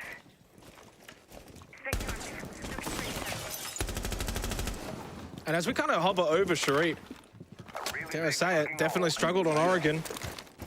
Especially after basically equal top fragging on Skyscraper. Very talented player for Northeption, definitely part of their win condition arsenal. They need him to do well.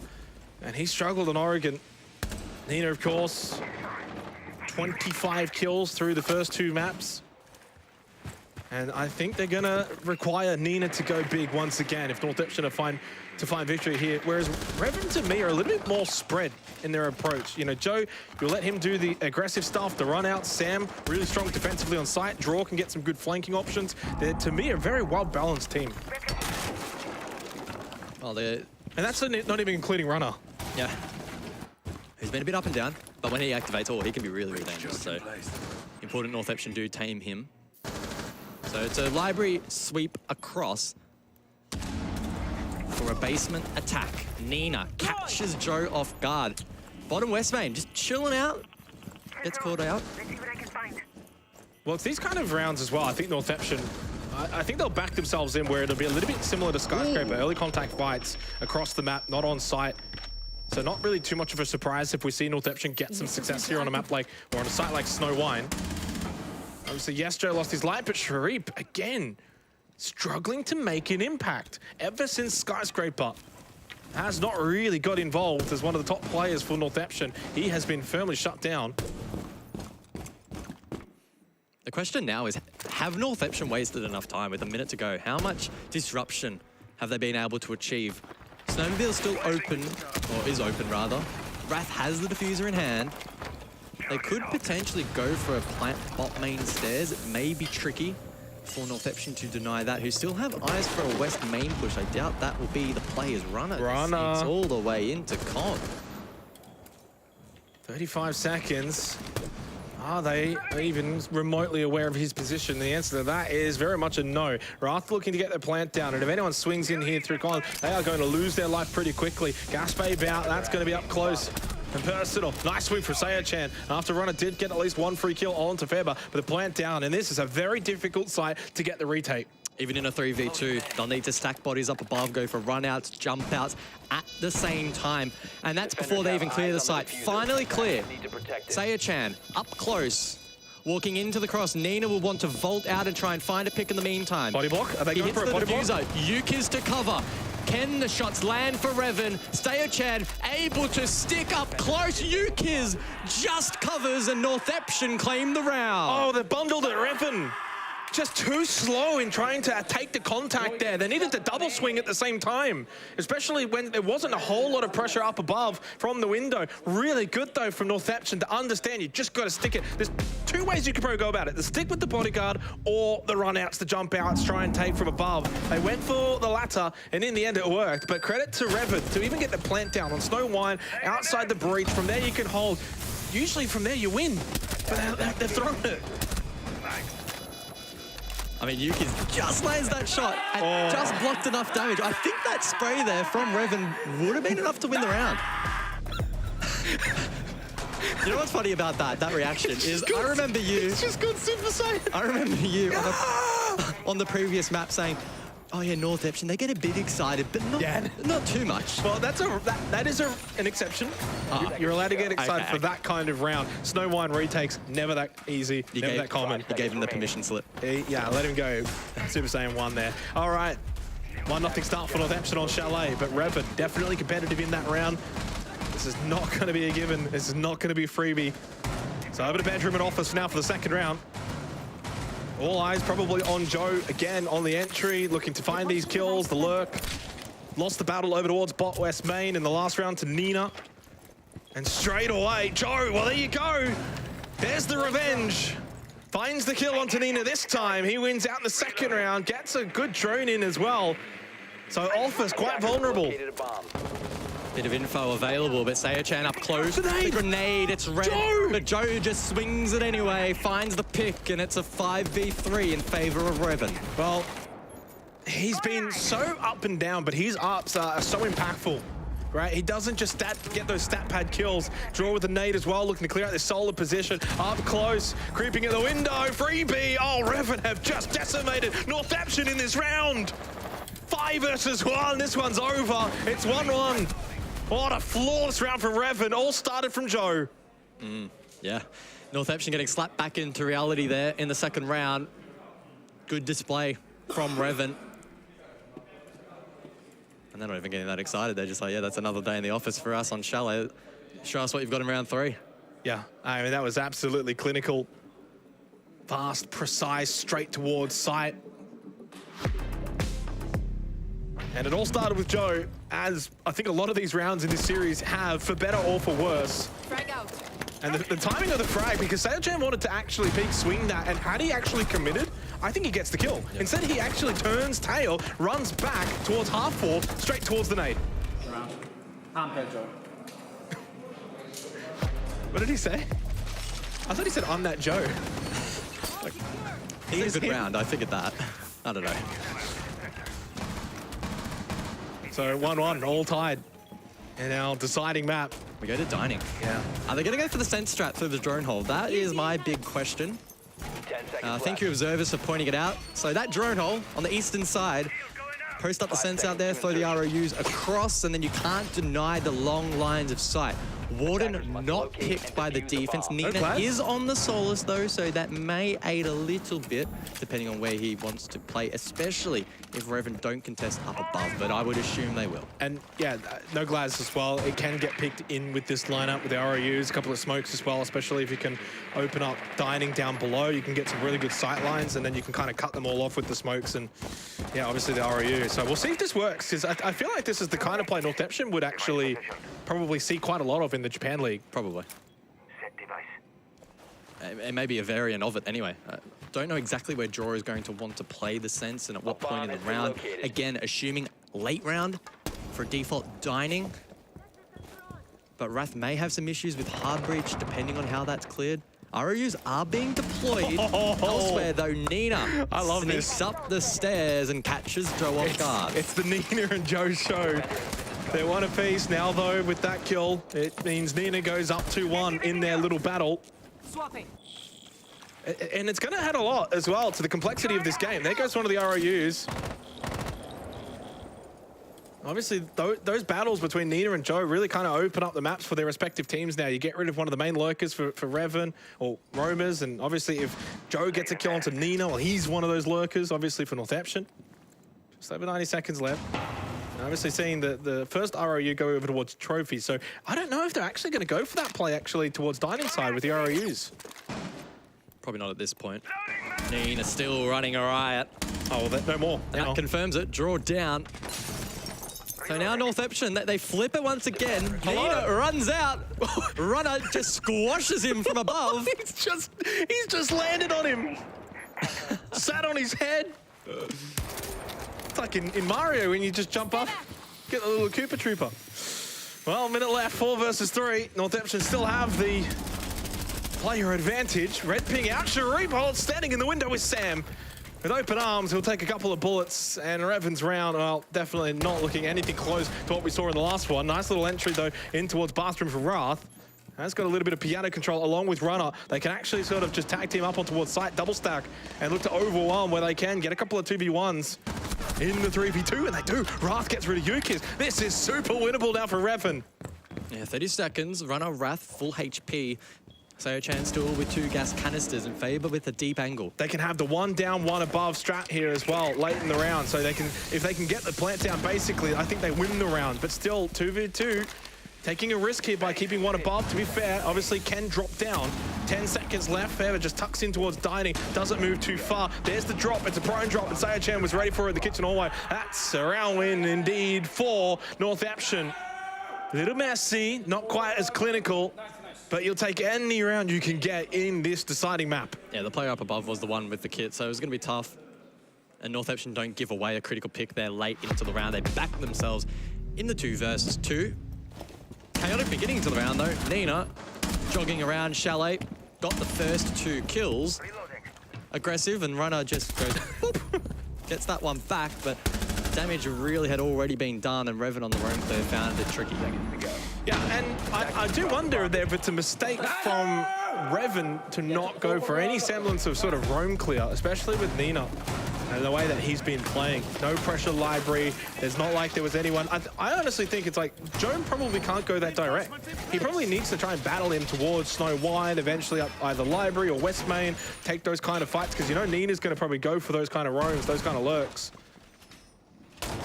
So 2-1 lead for Northeption. And as we kind of said in the pre-show for this particular map, I think you just take it 1 round at a time. I don't think we're sitting here saying defender-sided or attacker-sided.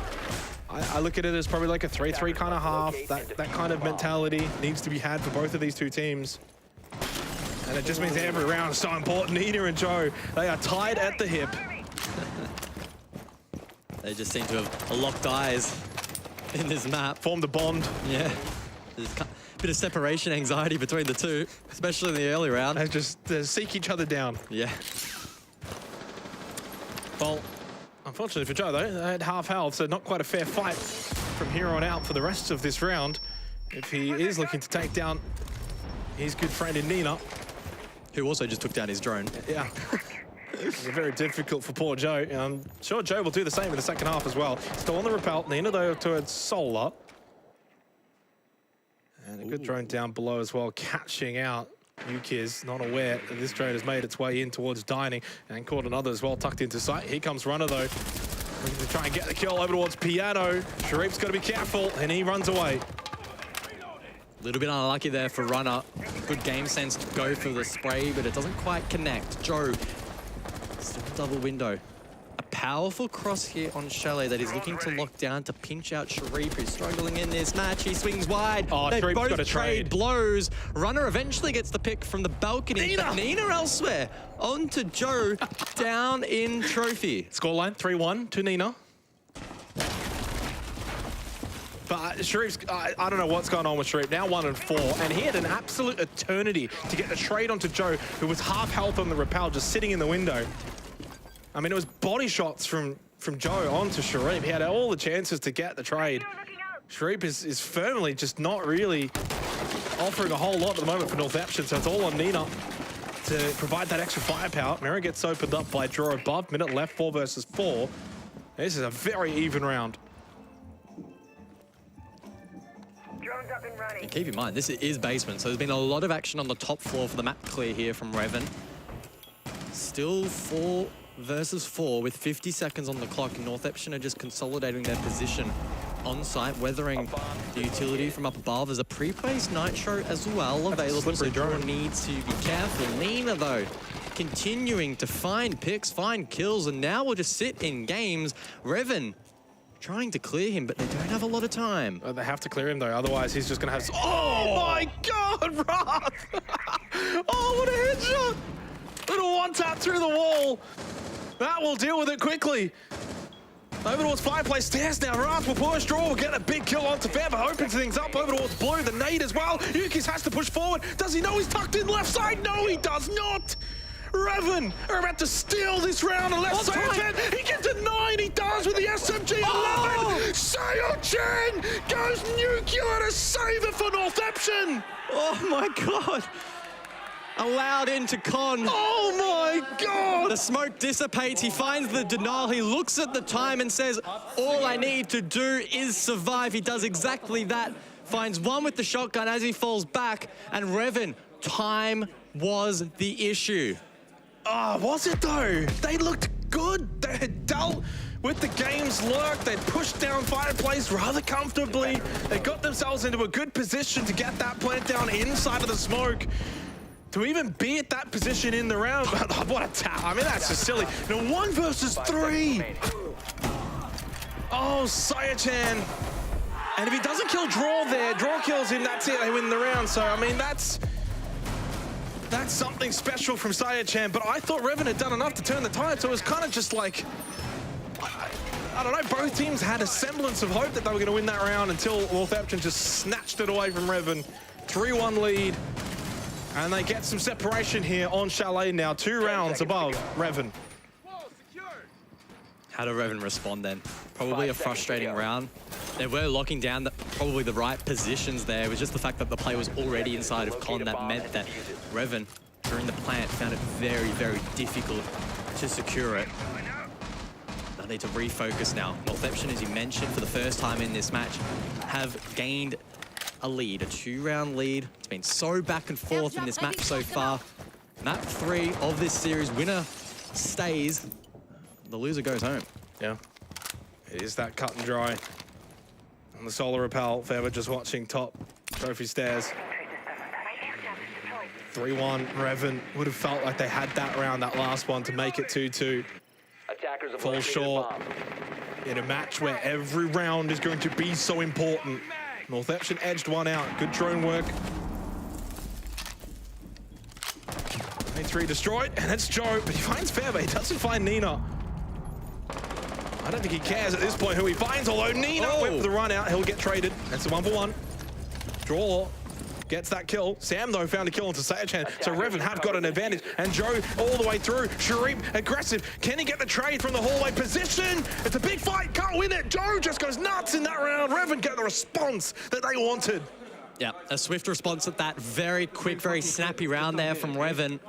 Couple of desperate attempts there from Northeption to bring it back, namely outside of Solar. But they were ready for it. Reven, they pounce back. Pounce back, bounce back. Bit of both in that round. Like a prowling tiger, they pounce back? Yeah. I was also Northeption trying to pounce, and then Reven caught them in their trap. Yeah, big round win. And then again, it all starts with Joe. Hate to say it, but he's the one that just keeps finding those early kills. Now, Nina, from that kind of vision, probably, you look at it and you think, he's got to get 2 there on the rappel outside Solo. Doesn't, only got the 1, gets traded. And obviously, CPH lost his life on sight. From there, Reven had the numbers they could overwhelm. Can't criticize Nina too much, though. He's up to 31 kills now in the series, so he's gone and above average 10+ in all 3 maps now. Sharif, 1 and 5, continues to struggle. 5 seconds to go. Whereas Reven still across the board. It's a more spread, even amount of kills, so I just kind of feel more of that team synergy from Reven, especially on the attack. 1 round to go in the half. I said 3-3 was probably the metric here. We'll see if Reven can get to that target.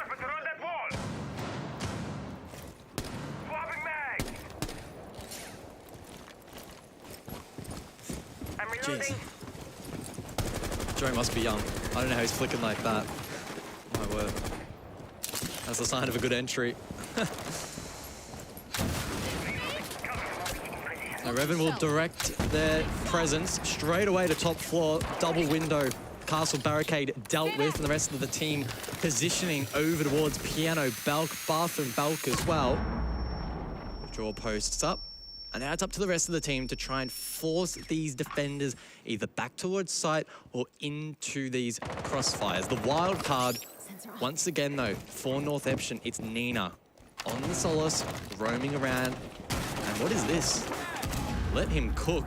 Sharif down below. I thought perhaps prepping for a run out, but instead we'll maybe link up with Nina. Yeah, I don't know about Sharif's cooking right now. It's not something I want to taste because he's 1 and 5, but you know, maybe there's a chance he can get back into this one. Minute 40. Again, kind of feels like it's all eyes on Nina. Can he make something happen for Northeption? Without him, there's not really anyone else that's fragging out. Over towards Mud. Oh, he's going to lose his life. Joe's waiting for him. The Joe Nina show continues. This time, though, Joe will get some revenge. It's a big round. Final round of the half, and Reven have got themselves an advantage.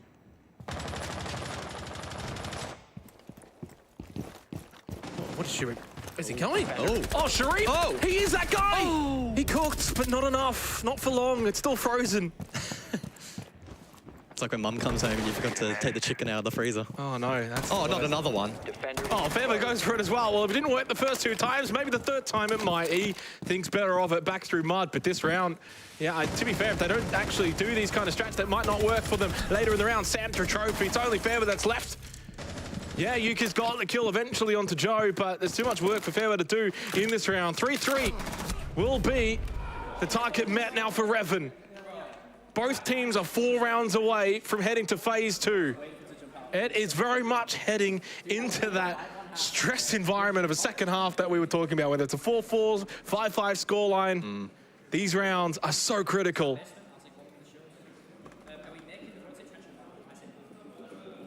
So 3-3. Pretty much our expectation heading into this game would be an even half, and that's exactly what took place. Both teams trading blows. Joe and Nina especially entertaining on the entry, trading blows once again. Pretty ambitious from Northeption on their final defense. They jumped out so many times, 3 in total. Reven just clean up elsewhere. Good way to close out the attacking half for Reven, and it sets us up for a tantalizing second half. Oh, certainly is. I think that's a very apt use of that word. Big change up here, though, from Northeption, and looking to bring the fuse. So, this is going to be very intriguing. Snow 1 we go. 5 seconds How are we expecting Reven to play this? And I would say, can we get the Joe cam? Because I feel like Joe is the one that's going to go for some kind of run out, some kind of play. There's Sharif on the fuse coming into this round. He has struggled 1 and 6, and he is very much one of their star players. It's him and Nina. So far, it's all just Nina. I'm scared. I can't see Joe, so I'm getting a bit scared. Okay, it's all right. He's down below. He's in the building. He's not near a window, which was not yet. Yeah, which has been the tale of the day. Northeption going for a library across and draw. Playing initial contact, might look to find a couple of drones, 3 of which have already been dealt with by the defense. That one's spotted out, but Joe can't claim it. Draw repositions over towards games, and that allows Northeption to get control up above. Draw will hear this though, so he can give that information across to the rest of the team. And the question will be, how aggressive does he want to play around this portion of the map, keeping in mind it is basement, so he falls back. And keep in mind, Reven probably don't have to get too over-aggressive. Northeption, a part of that APAC ecosystem we're attacking, apparently just doesn't come naturally anymore. So you probably don't have to do a whole lot. Ooh. Runner, has he been misdroned here? Just holds out at half wall, and he can cause some real damage. A bomb has been located. Especially considering it's a big library stack as well for Northeption. Over towards the mezzanine. I have no idea. Red ping, easy kill. Sayachan loses his life. It's only 1 for now. 1 and done, but Runner will live up to his name and run away. 90 seconds left. I'll take the early player advantage. Taking care of Sayachan. And again, more cluster charges will go out from Sharif, but no one even in the vicinity. I don't mind that from Runner. Secures 1 safe kill. He could have stayed longer, could have had a bigger impact later on in the round, but he then runs the risk of other defenders on site being overwhelmed. So that's nice. Good level of disruption. Northeption now in the 4v5, shaping up for a plant at Snowmobile. Good deep drone from Favor, but I don't know if anyone's going to be able to play off that information, at least initially. Wrath. Oh, he's going for it. Down the line, but it's Sharif to win it out. That's a big, big kill. Yes, he had the yellow ping, he had the information, but Wrath was holding that close angle. 1 misfire, and you will lose your life. And there goes the fireplace stairs push. Sam gets the kill onto Yukiz. Firmly on site for Reven. They're basically saying to Northeption, if you want to win this round, you're going to have to push into us. You're going to have to attack. We're not going to give you anything. Sharif in snow. Nina still above. 30 seconds. Opens up a breach here above. Ooh. Sharif finds a second. Let him cook indeed. Maybe this is his round. He's still got a very nice angle here from the shelf as Northeption are making the push in. Nina up close in storage, finds the kill.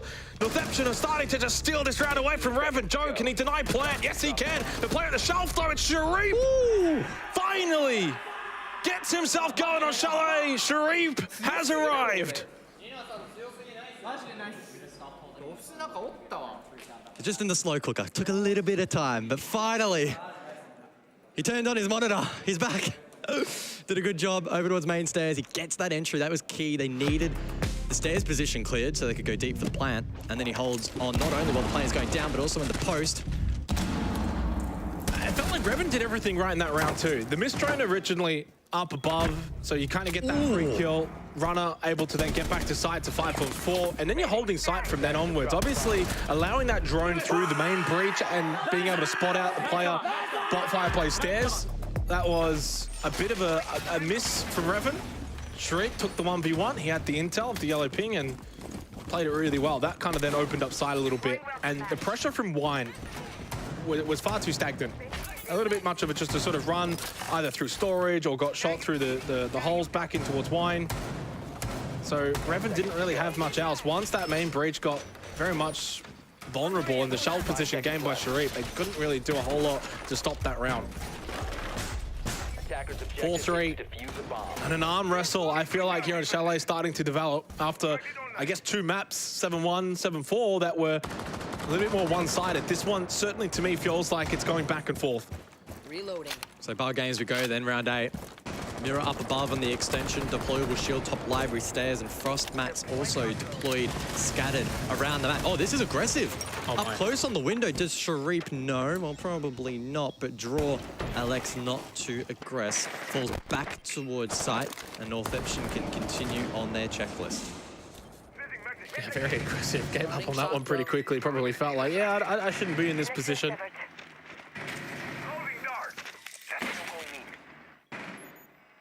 Critical rounds. Both teams. Oh, this is big from Nina, though. Oh, there you go. There's the mirror looking in towards library. That's going to make that position a little bit more vulnerable for Runner on the mezzanine. And understanding now he can get pressure as well from main entrance. He can be very wary of those fireplace stairs as well. Nina still having that drone there. A lot of pressure over towards library. Reven not wanting to give up this vert control above bar games. Joe kind of just kind of locks in and says, okay, well, let's at least lock down this main lobby position. Yeah. If I'm Runner, I'm starting to feel a little bit uncomfortable at the moment, but Northeption need to apply at least a little bit more pressure. Favor wants to jump in, but Draw watching it on the vert. Minute 30 on the clock. Draw can just hold down the line. Joe, who is roaming elsewhere, makes his way back towards site. Sharif to get the first, though. Nina as well. On to Joe. So that's great for Northeption, and now the ball is in the court of Reven to form a response. Oh, Sam, he spots the drone coming, big window. He's got to be careful of Yuki's outside the piano balcony. They both just kind of trade a little bit in terms of damage. Sharif, Nina, and Yuki is all low on health, so definitely still winnable for Reven. Nina through kitchen, takes out the West Main default. And a push now from Sam. Does this work? Does this catch someone off guard? Feather taking that diffuser, most likely through library. Sharif on the mezzanine, feeling like they've got control here.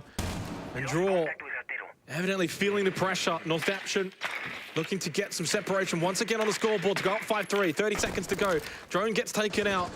Only one more drone available for Northeption still in this round, but it's Reven's ability to just sort of reposition here. Northeption are not quite sure where these players are. Sam, one opportunity, and he takes out Feather. That's diffuser on the floor at big window. It's also 2 defenders, though, inside of basement, but hold on, it might not matter if Wrath can hold down site. 10 seconds on the clock. Draw, trying to get back towards the objective, taken low. Now a 2v2, finally cleaned up, but it's Wrath. Time. Bar back store with 3 seconds on the clock. Goes down the first, and Yukis can't find the trade. Oh. Reven holding on. Oh, just barely. Reven. Yeah, let's go basement. Well, I think we know where they're going now. Well, I mean, that is a big round. That is huge. That is the kind of round where Reven probably had no business in winning that. Feather, if he doesn't die, coming in big window, through into mezzanine with the diffuser. They've got time then to get that diffuser down onto site because they pretty much had site control. And we saw Draw running around bot library. The only thing that I think Reven still basically had was the barback store. That was about it. And then obviously he's still got a couple of kills. It was a 2 versus 1, just no time. Yukis goes for the angle, goes for the spray. So close, and look what it means for Reven. Because that was a big round, and they were just moments away from being 2 rounds down. Now, the scores are even. Once again, it's 4-4. Only a couple of seconds in it. Reven just doing enough off-site. Despite the roamers being trapped and not being able to get back towards the objective, it was the time drain that proved very costly 10 seconds for remaining. the Japanese roster. So 4-4 the scoreline, 5 seconds to and insertion. the pressure just amps up to another level. Mate. Just finds another I need gear. a heart rate monitor at this point. This has been one entertaining game. Is it A+ quality siege? Probably not. Is it entertaining? Yeah, certainly. 4-4. Both teams 3 rounds away from heading into the next stage of the major. Potentially heading home. Draw. He hasn't quite gone for the Joe impression of the run out. Nina still firmly winning that battle against Joe, 10-5. He's been absolutely massive in this series. Definitely the MVP, win or lose for my mind. And Draw just will send him back. Joe, what else has he got cooking up? Looking for intel.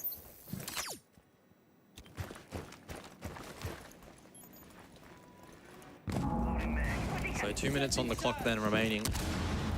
Northeption with some decent control on the top floor. The fuse once again being employed by Sharif. He'll send those clusters down the main stairs to potentially clear any utility stack there, especially if he himself wants to push it later on in the round. And we saw him be a key win condition last time for Northeption, unlocking the side and helping get that plant down.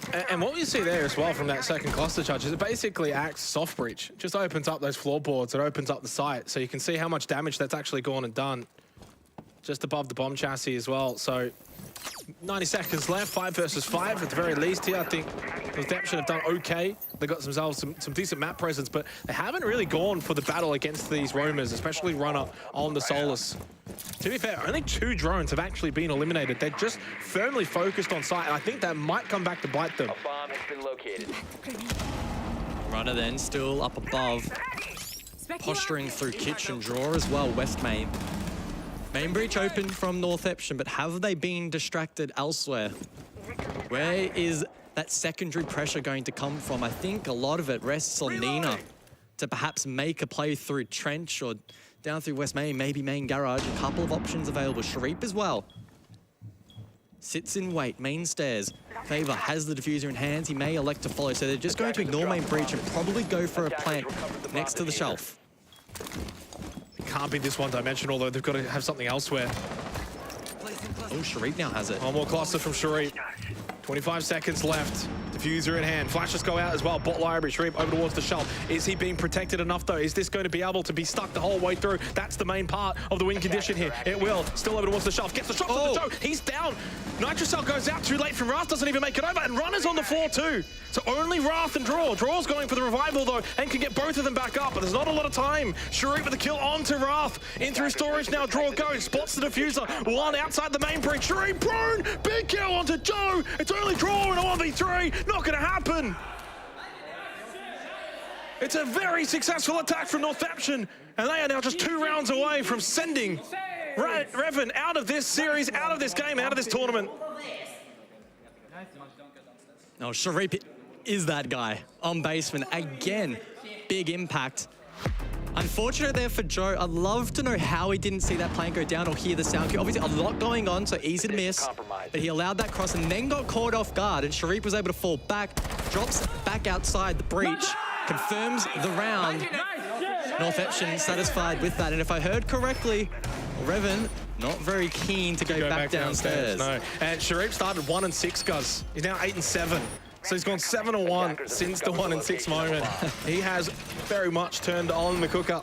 5-4, 1 round away from series point, from phase 2 point for Northeption. But every time they've been able to sort of get away from Reven here on Chalet, Reven have responded and responded quite abruptly as well. So something to keep in mind. It's not going to be a foregone conclusion here. But this is where the pressure really just ramps up. Now if you're Reven, you can't put a whole lot wrong. You can't go for these super wicked, crazy runouts if you're Joe, because if it falls, then you're down a player defensively. So you kind of got to be a little bit more mindful in the way you want to approach these rounds. 5-4, and your spot at the major on the line. Yeah, I do wonder if the risk tolerance from Reven is going to shift towards the back end of this match. Are we going to see as much aggression, knowing that the stakes are so high and the room for error so small? Gemini. Looks like Joe's pretty keen though. Spots the Gemini, takes it down, falls back, not wanting to play box. Yeah, very, very close to actually not checking that corner. Was Yuki's went for the run through, didn't quite check, was more worried about top library, but does do the little 180 flick, does spot him out. We'll see whether or not Joe wants to potentially engage on this, but it is a good entry over towards top library. Joe, obviously, he's going to be one to keep an eye on in this round. He is very much their linchpin in getting these early kills, these impactful kills. Nina outside main entrance. Eventually might just make his way down below where Joe actually is. Are we about to see Nina and Joe once again? And Nina is primed for this. I don't think Joe will win this one. I think Joe's about to get an awful surprise from Nina in the back. Nina again is going to haunt him all night tonight in his dreams. 5 versus 4. Once again, Northeption have the advantage courtesy of Nina. Oh, it's been such a great duel to watch those two go at it, but Sharif, the jump out from draw connects. Decent control, strong control for Reven still up above. Runner peeking over towards the balcony. Favor has protection from the Claymore, but will likely still want to get a foothold. To talk about foothold, it's Yuki's through the breach. Piano, though, still being locked down. Well, not anymore. A 4v2 and Northeption edging towards series point. And this is where you have your kind of heart in mouth if you're Sam, if you're Draw. There's definitely still a winnable way in this round. 2 versus 4, not impossible. Yuki's low on health. You got to back yourselves in to hit some big time shots here. A lot of pressure over towards that main lobby. Sam still holding the angle. Oh, he got off it for a split second. That's allowed him through. And Soniqs with a sick headshot as well. Draw over towards Piano. The battle over towards Half-Full. 12 by Yuki's. Northeption are 1 round away from heading to phase 2.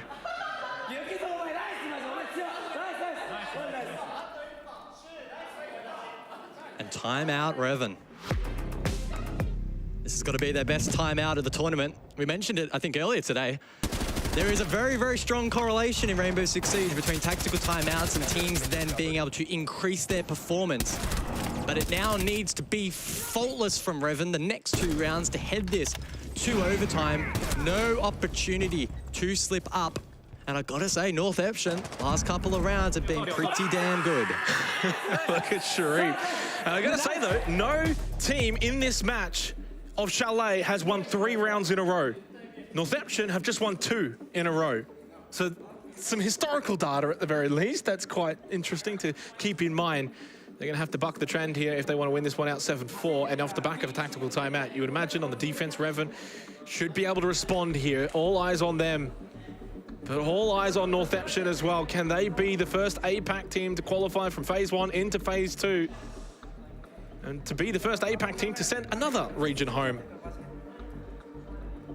Rather than, you know, APAC getting sent home. Yeah, I got it, don't worry. Look, to be fair... Ooh, bar games. To be fair, Japan locally as a region, very, very strong. They've had their issues internationally, but that experience, there's been a shifting of the tide, really, in Japanese Siege. Northeption now given their opportunity on this stage. Barrel as well. And given their experience, they really should be taking down Reven, right? These guys sort of have come out of nowhere, really, to take LATAM by storm to get their spot here, and they're putting up a great fight. So I think, irrespective of the result, both of these teams have really put their heart and soul in this first stage and have done themselves really proud. Oh, that's so nice of you guys. That may be the most wholesome thing I've said in my 22 years on this planet. And guess what? For all of that heart and soul, one of them's still going home. Oh. So it doesn't matter. Well, that was not very nice. No, it's not. 6-4. Northeption looking to book their ticket to phase 2. To join their brethren in Scars. History between those two teams, of course, back in the SI APAC closed quals. Well, and Northeption beat Scars 2-0. Northeption are in phase 1 because they lost to Scars. Let's hold that thought for a moment, though. Draw rewarded this time We've seen him go prone under double window library in the past without much success, but this time gets the opening kill for Reven, who, fresh off that tactical timeout, are looking to keep this map alive. Yeah, and last time he didn't really get spotted either. He got the free rotate back to Barback's door, so he was able to get away without giving away that position, without that knowledge. So obviously they're able to sort of bank on that being a good little win condition in this round. 5 versus 4. And a little bit of a holding of your breath moment here for these two teams. So much of the presence for Reven inside of library. That is where they are wanting to really hold this down. They will either die for this position or they will lose this position. Yeah, double stack in the corner. That may be tough to clear, so Northeption are going to look to exploit elsewhere. Draw does drop down. Still though, one up above. Favor will want to be mindful of that, but Nina just pushes forward, gets the first runner. Lucky to survive, seeks refuge behind the deployable shield and just gets there in time. Yeah, but it's not like the pressure is just going to suddenly go away. Draw has to help out. That's a wonderful shot from Draw. Takes out Nina, who was starting to cause some real havoc. Fortifies that position at the mezzanine as well. Forerunner, who just barely stayed alive.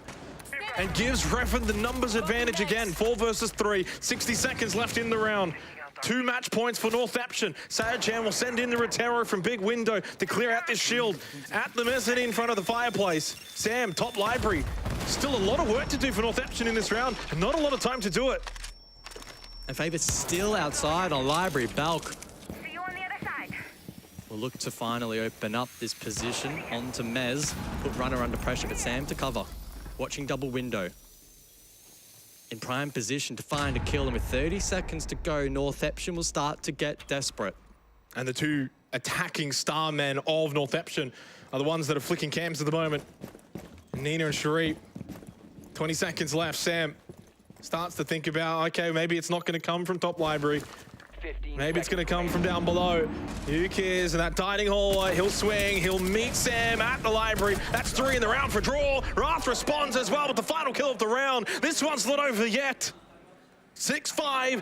One more match point for Northeption. Reven needing to send this one to overtime. And I was just about to ask, do Northeption respond with attack of their own? And that's exactly what they will do for the final round of regulation to prep themselves. Reven heading into this one took theirs, looked very stable. A great start from Draw, who is running around the map, causing chaos. 3 in the round for him. One more round. So a great response. They say it themselves, just one more round to extend this map. Yeah.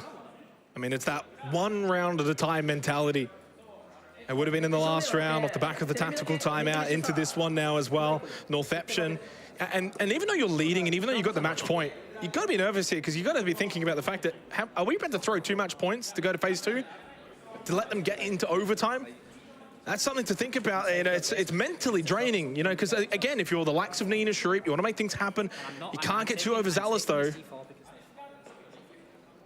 6-5, match point. Reven need to send this one to overtime if they are to continue their stay here at the Copenhagen Major.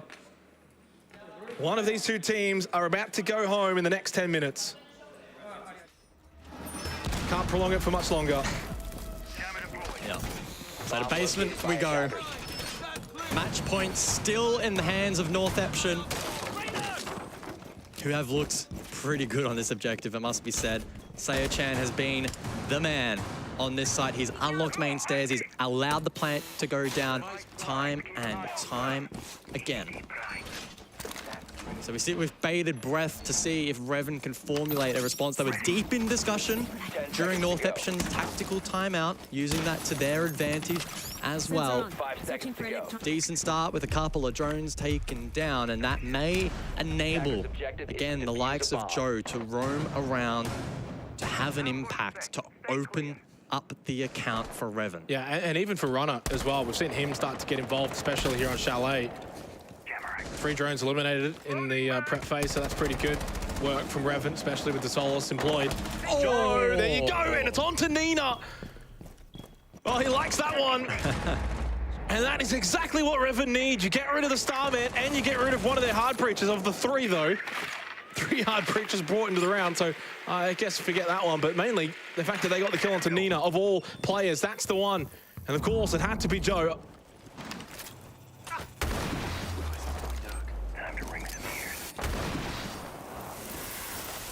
So Snowmobile opened up, not being heavily contested there from Wrath with the Electro Claws. Easy to deal with that. Thatcher in the hands of Seochan. But now the real difficulties will begin to arise in the 4v5. How do you, as Northeption, go about clearing the map? Sharif looks confident, though.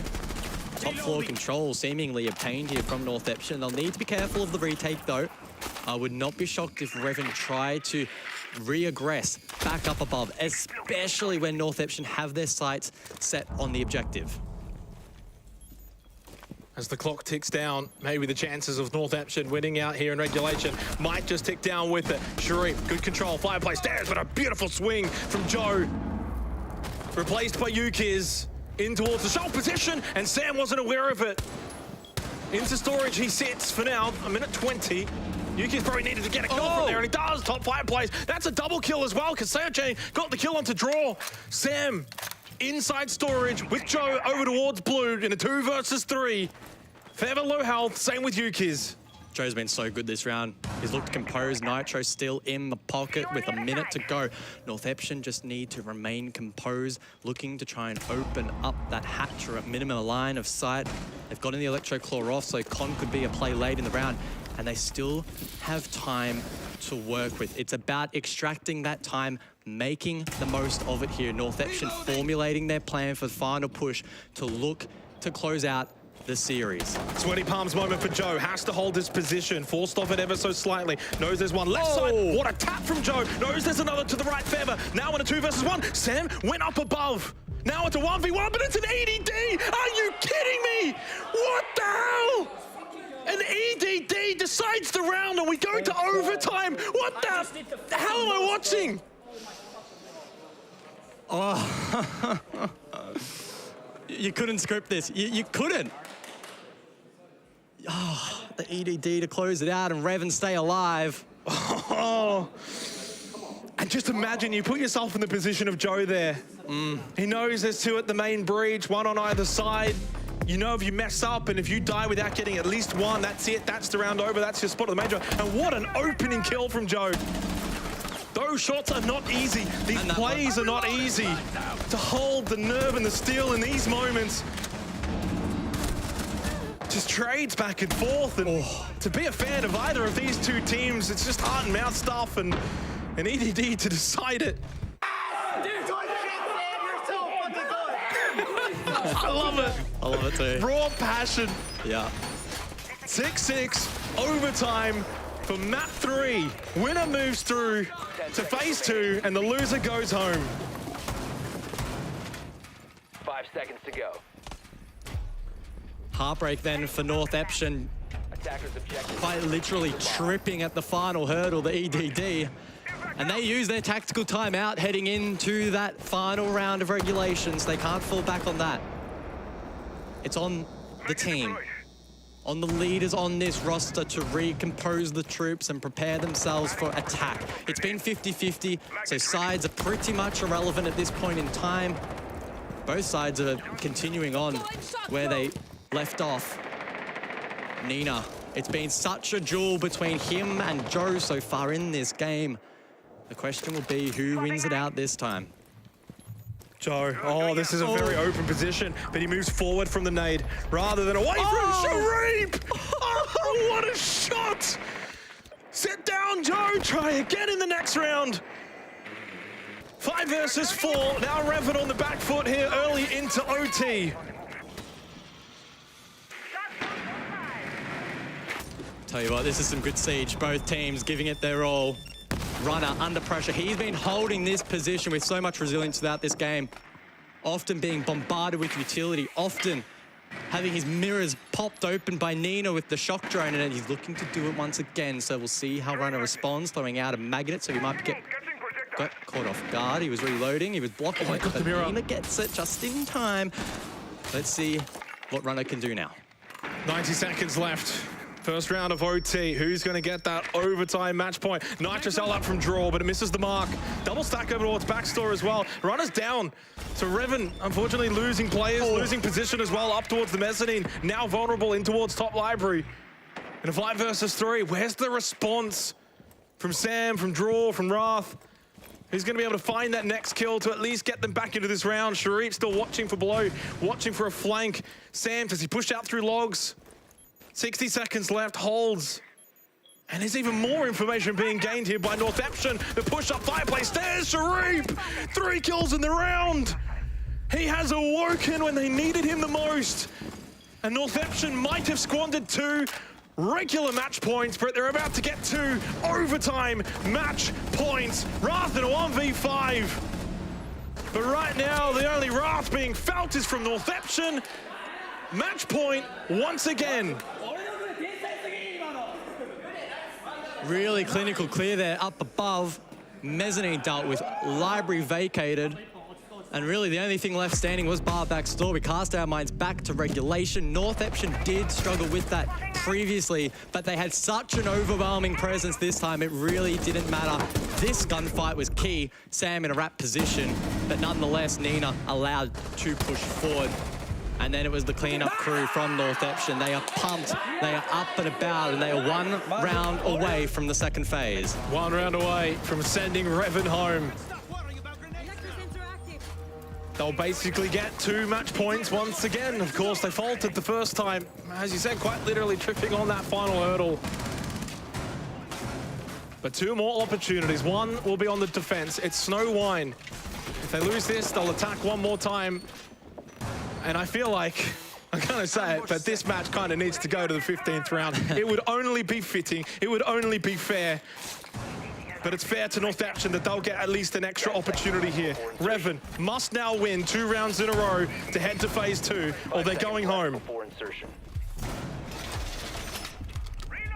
So then, as we prepare ourselves for what may be the final round, it's basement. And for me, it's all eyes on Joe.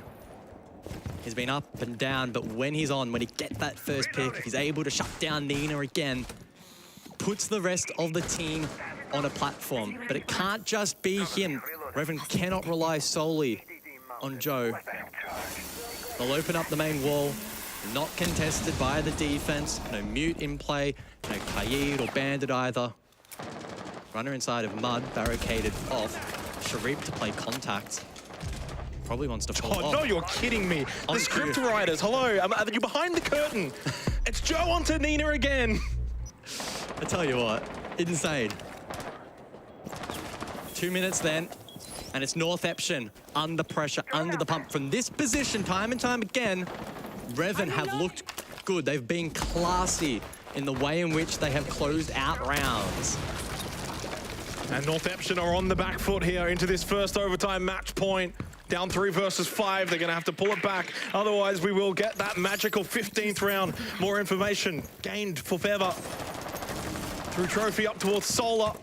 Is there going to be a response? He's droned out. His position is well and truly known. EE1D, just pressure all around the map. Nitrocell doesn't hit from Yukiz. Shots not landing, only for one side. Finally, Joe gets sat down. 3 versus 4, drop down. And maybe still a chance for Northeption with a bit of time. They could get themselves back into this round. 2 players a long way away from sight, so Sayachan needs to try and lock it down. Reven could look to exploit, but just doing their due diligence, ensuring that no one can flank through dining, no one can flank up West Main. Draw now can get to work on the vert, put pressure down in towards Wine Cellar. There's 60 seconds available here for Reven. That's a lot of time to work with. And look at their utility. They have nades, they have flashes, they have smokes. This will be tough for Northeption. Well, Feather's got a nade as well. Nero has been broken. It's a big stack for Reven. They can play close, play tight, almost death ball onto sight and just sort of overwhelm. Northeption still with probably a little bit more of that vert advantage. Sayachan inside of Wine, pops his gas babe. 2 more to go, something to keep in mind. Where's the flank for Favor? It's got to be close by now. There he is, up above, playing Overwatch on the balcony. He gets one. No one re-peaks though, so we're 2v3 for the final push. Double stack, 5-place there. Smoke goes out, push through the gas pipe. Yukis loses his life. Now it's a 1 versus 3 for the Soulless Fever from above. All he really has to do is deny the plant. He gets a little bit of information, opens up the floorboard, but from below it's Sam, and we will go all the way to the 15th round of the 3rd map to decide which of these two teams will move forward or go home. We need one more round. They've attacked it so many times, so that's the thing.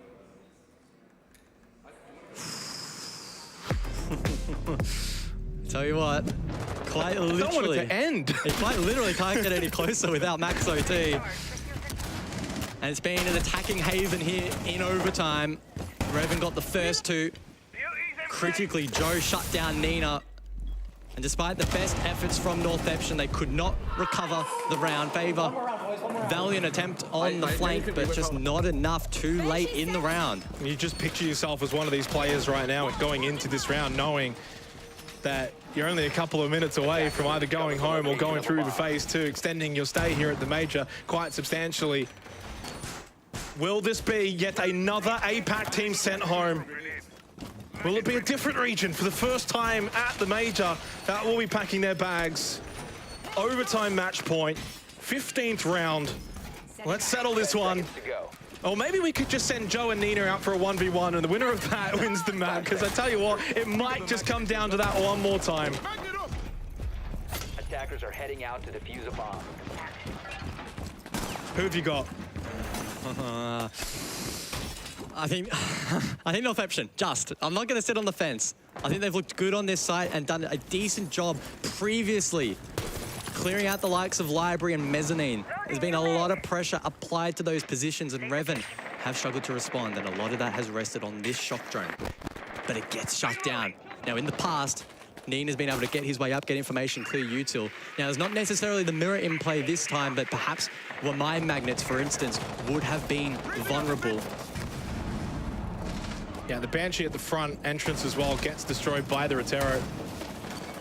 So the final round of Group C, Soniqs are already through. Who's going to join them from this group? Northeption or Reven? 2 minutes on the clock. Sharif on the balcony, outside Library. Wrath tucked in close. Very, very perilous position.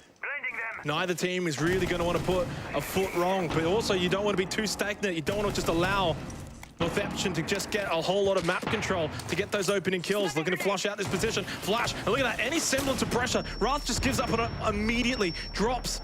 That's Library clear, but you still got the Mezzanine to deal with. Well, the nades didn't even land, so he probably could have held that position anyway, but nonetheless, bar backstore has been a bit of a haven for Wrath, so he can lock that down in the late round, and there's still presence up above. Runner, Mezzanine, but Nina is sneaking through Dining. Doesn't find his man and will fall back. Well, he's got to understand he's the one to do those kind of plays.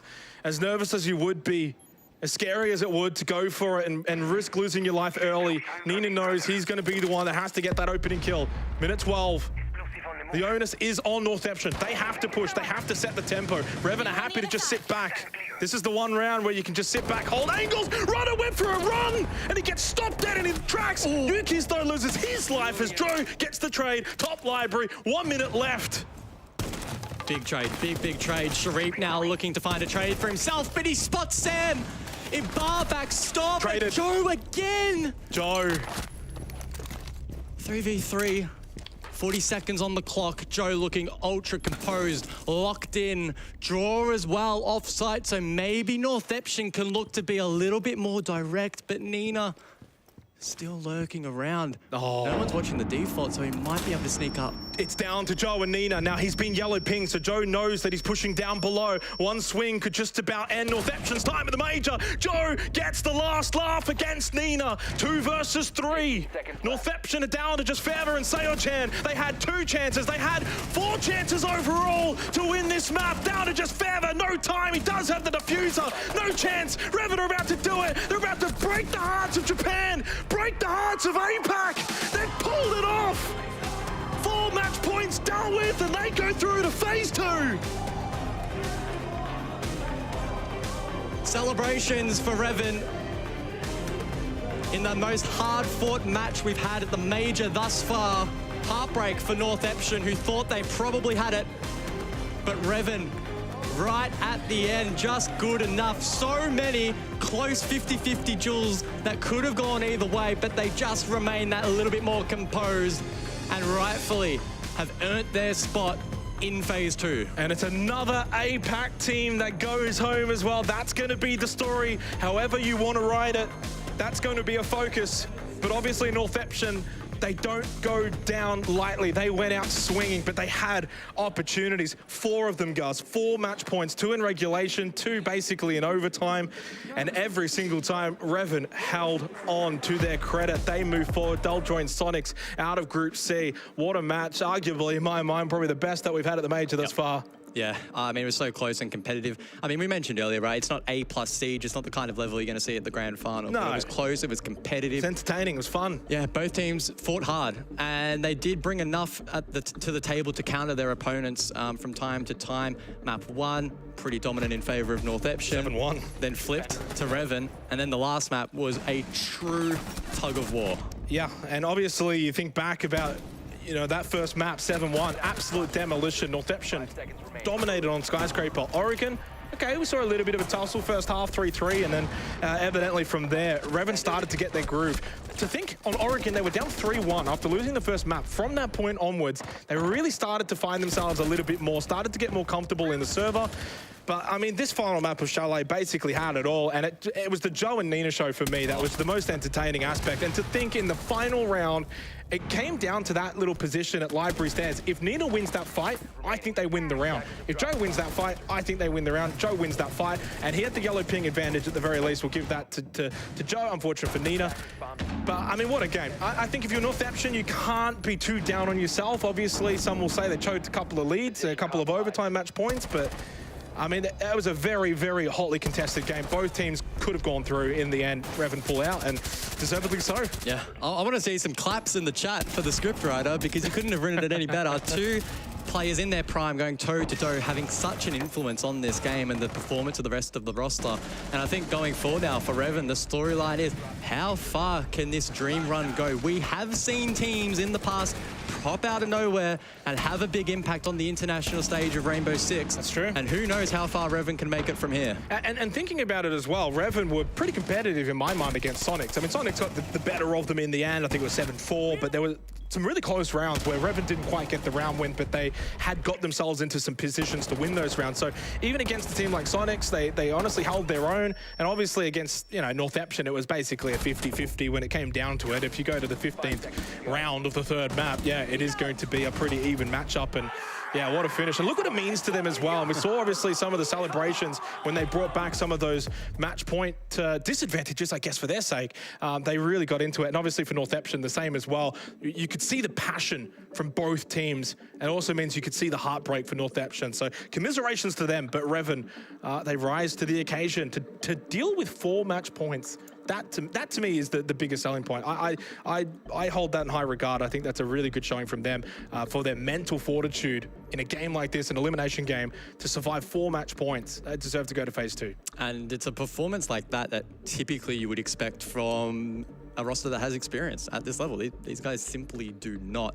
So the fact they held on, they remained composed. They had a lot of difficult and hard to take losses throughout this series. Map 3, no exception. So to bounce back, very, very impressive. And now they have a couple of days break to refine their game heading into phase 2. And if they can sort of tidy up the edges and maybe take it to teams at the same level, if not better, than Soniqs, I mean, I'd be pretty scared to verse them. Yeah, I certainly would. Underdog story developing for Reven into phase 2. And over to Ginny now, who's got an interview with Draw. Hi, thanks guys. We have Draw here from Reven. First of all, congratulations. You're confirmed in phase 2, which means you're here for a couple more days. You get to scrim a little bit more, but I want to talk about that first map. I want to talk about Skyscraper. I want to start off with, you lose the game 7-1, but then you just bounce back. You end up securing your spot in phase 2. How did that happen? What was the situation like with the team? I'm gonna be honest, I have no idea what happened. Fair enough. Sky should have been our best map, out of these 3. Yeah. I have no idea what happened. That's okay, no worries. That was just crazy. It was a warm-up. So you get onto Oregon, and it looks much better. And then that final game, it goes to all the way RT possible. So in that regards, when you're sitting here as a 5-man, as a team, and you know it's only one round away from either being home or being onto phase 2, what's the communication like? What were the comms like? Obviously a bit of nerve, but I mean, we have to win it, so just play like we used to play, take our gunfight. Don't need to do like some crazy things. Yeah. Confidence was very high, especially amongst Joe. He was just popping off. It's Joe. It's like, Joe. Even with our confidence, he's gonna do it. So.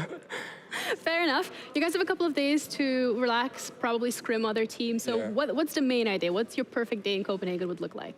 We wake up, breakfast. Do you like the breakfast? Yeah. Yeah. It's actually good. The pancakes are really nice. Living in Mexico for like 2 months, when you come back in EU, like you can just enjoy. Yeah, the pancakes are really good. Yeah. So yeah, breakfast. We play some ranked. Depends what time we start scrimming. Scrim. Yeah. A little break. Scrim again, and then we can chill for the rest of the night. A little bit of exploring, maybe. Not yet, but. No, okay. They're excited. Right. Well, that's the LAN atmosphere, guys. Thank you guys for tuning in. We're going to be heading over to a break, and we'll be back. Thank you. Thank you. That was really.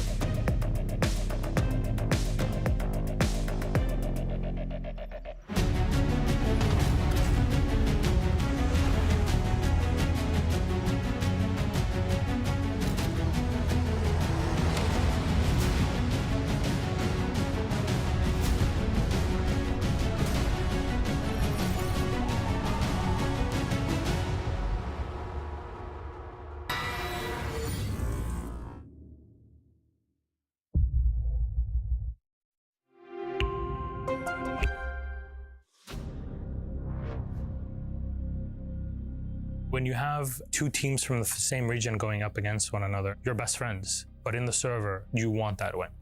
You want it so bad. Our two Brazilian teams in the grand final for the first time ever.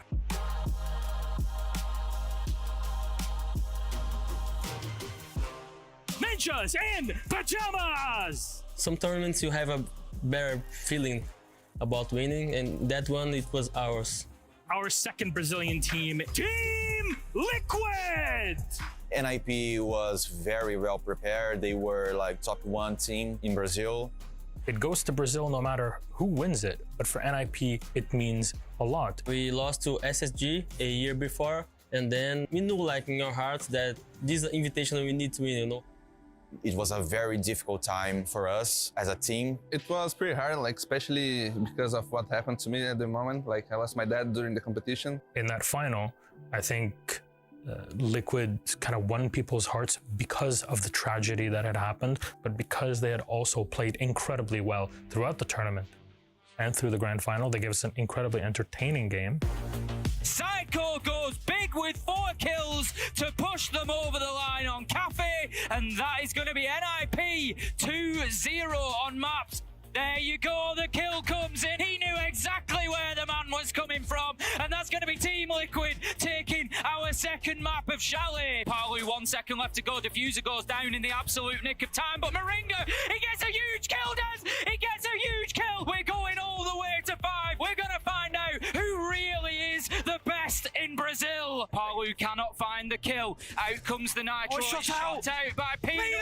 That is the round in 2020. Brazilian hearts were broken, but like a phoenix, NIP rise from the ashes to claim the hammer at the Six Invitational 2021. It was one of the best days of my life. I think we can compare that as a Brazilian team winning the World Football Cup.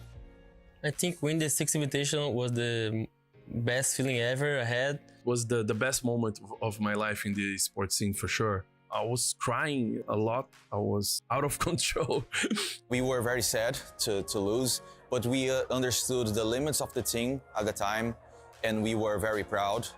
But also, it was very nice to see another Brazilian get a title. After that SI, like I think it was a motivated thing to grow as a region and make it through a lot of other tournaments.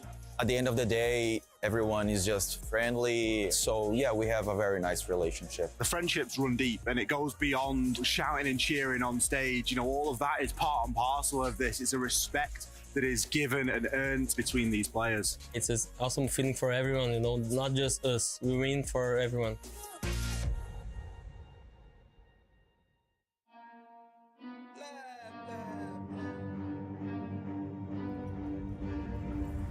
I got problems on problems on problems on problems on problems on problems I solve them. I run through the money, the pressure be calling. Left on my blessings, I feel like I'm falling. The birdie is back, tell me I'm garbage. I'm going through something, that's why I ain't calling. Phone and progression is all that I wanted. The phone and affection, I summon and dub it. Cause I got problems on problems on problems on problems on problems on problems I solve them. I run through the money, the pressure be calling. Left on my blessings, I feel like I'm falling. The birdie is back, tell me I'm garbage. I'm going through something, that's why I ain't calling. Phone and progression is all that I wanted. The phone and affection, I summon and dub it. Why you be all on my line about nothing? Why won't you go get you $1 or something? Don't hang with a who line for nothing. I see that we different, you riding, I double. I don't do discussions on bragging about hundreds. Don't go to your places, I know that they sunken. Don't call me your brother, I barely could trust it. I talked to a shorty, she bagging the bucket. And I'ma need all of my dollars on corporate, so hand me the money, I divvy the pie. I'ma give all of my people a portion to build them a fortune. I'm flipping the ride. I can't be mixy when iffy the vibe. And 40 on 50 is really the time. Why are you all on my phone like you want me? Like you wasn't pushing the kid to the side. I run through the money, the pressure be calling. Left on my blessings, I feel like I'm falling. The birdie is back,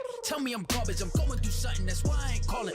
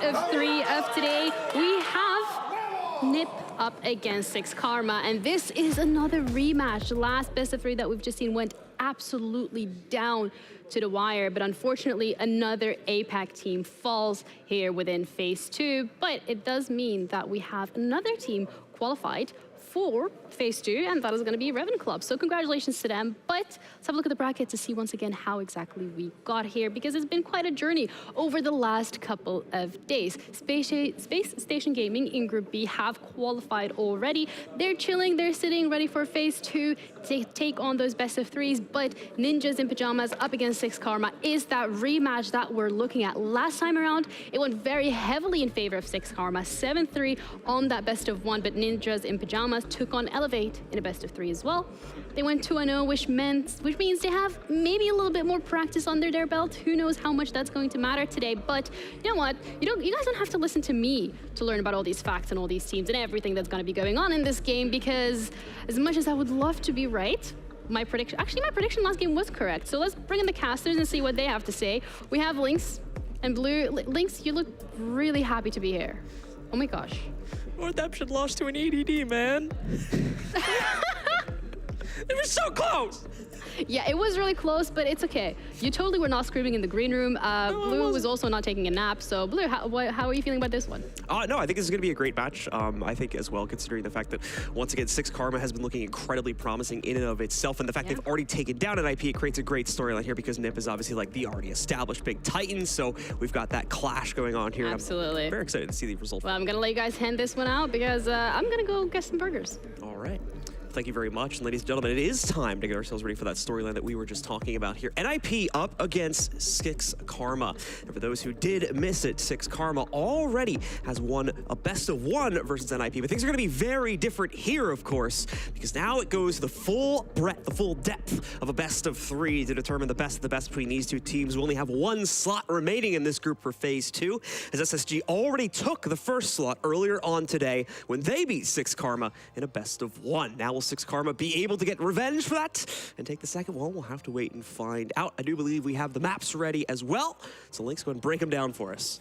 Well, this is pretty simple for me. Well, it's not entirely simple, but there's a couple glaring features to me.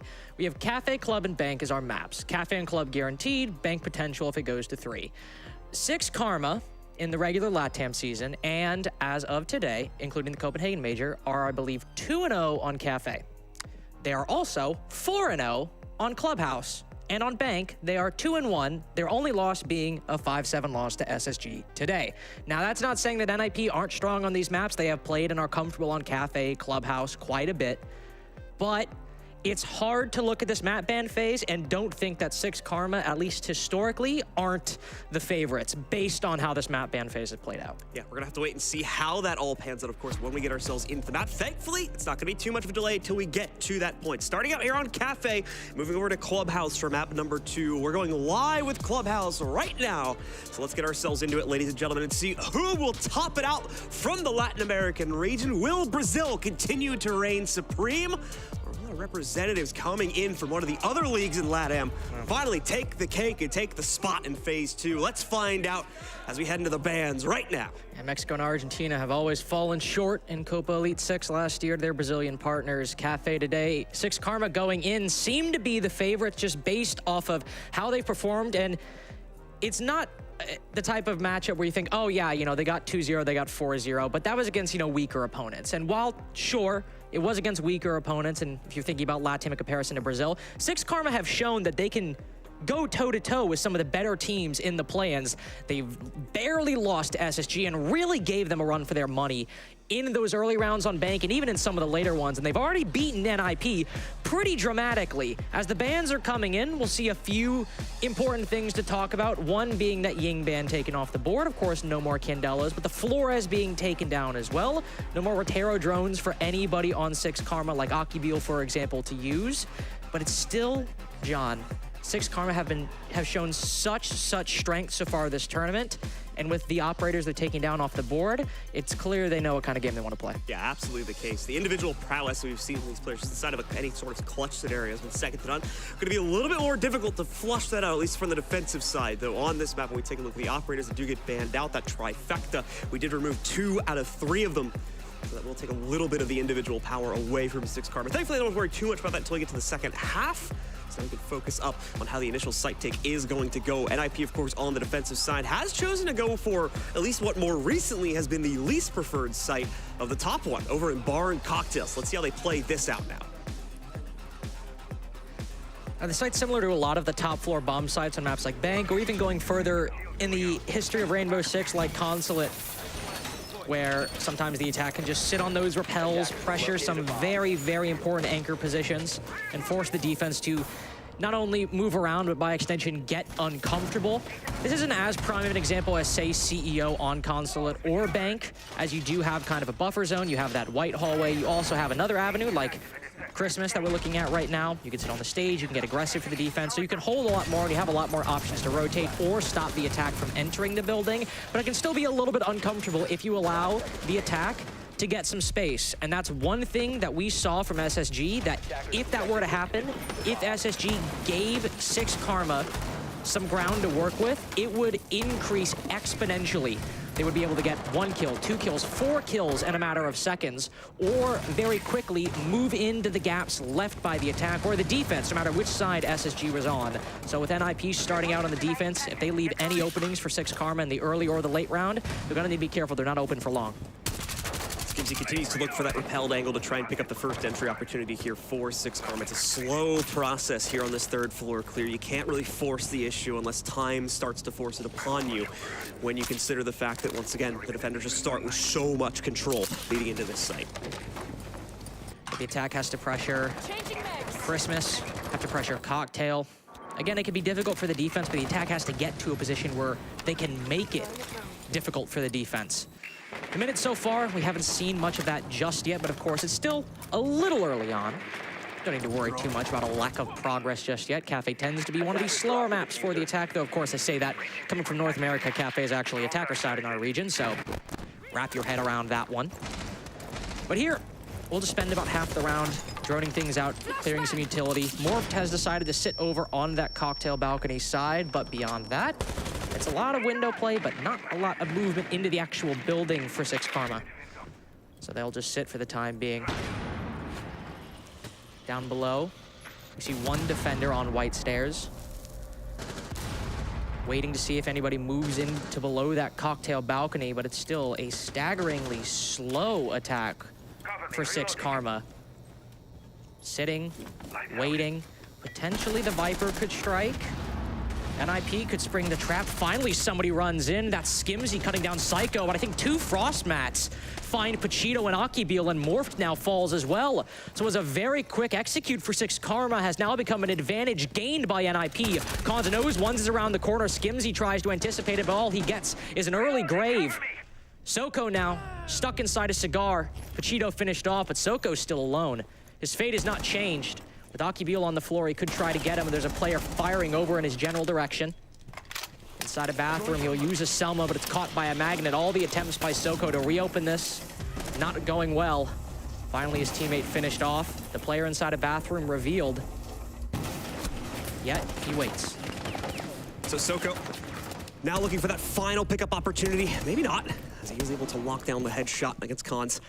Still two more to go, and he does spot one of them out in the open. So this is now very winnable for SixKarma, and more importantly for Soko, but it could be the Frost Mat hiding behind. Oh man, the Frost Mat hiding behind the small cigar case that ends up killing this clutch opportunity and giving the first round over to NIP. I mean, I'm hyping up SixKarma before this game. I'm like, they're 2-0, they're 4-0, they've won 1 billion rounds on Cafe and Clubhouse. And the only 100% that matters in that round was 100% effectiveness on the bear mats.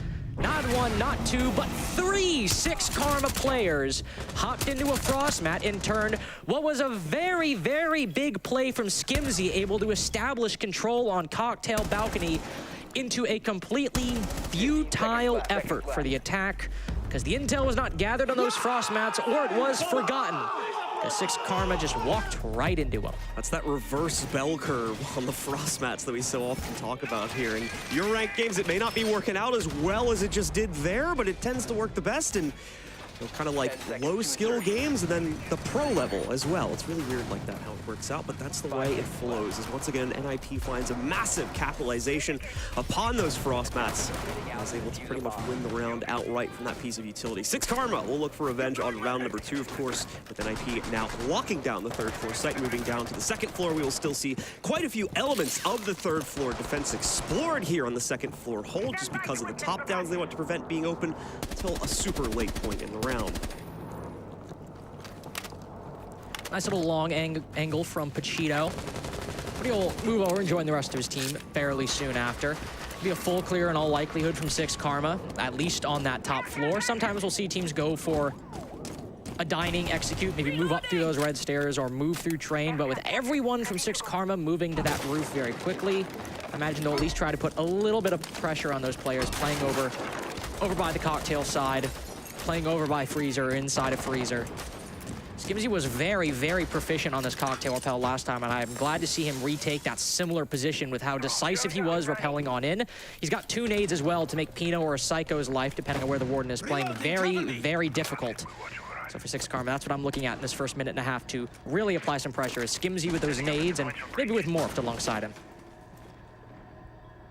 It's going to go very quiet after the first minute has transpired. No one really able to take away all that much. And NIP, of course, not being challenged, so They're not being forced to move all that much either. That is going to change relatively soon, though, as SixKarma looks to make their first few pieces of impact on the inside. Nice positioning from Wizard. I believe that was the White Stairs player that manages to catch Morph on Repel. Muzi also fights things out from the inside of Freezer and has success against Pachito. So Nip going to quickly shut things down here on round number 2, and they are well on their way to doing so, as a 3rd and 4th kill have been found.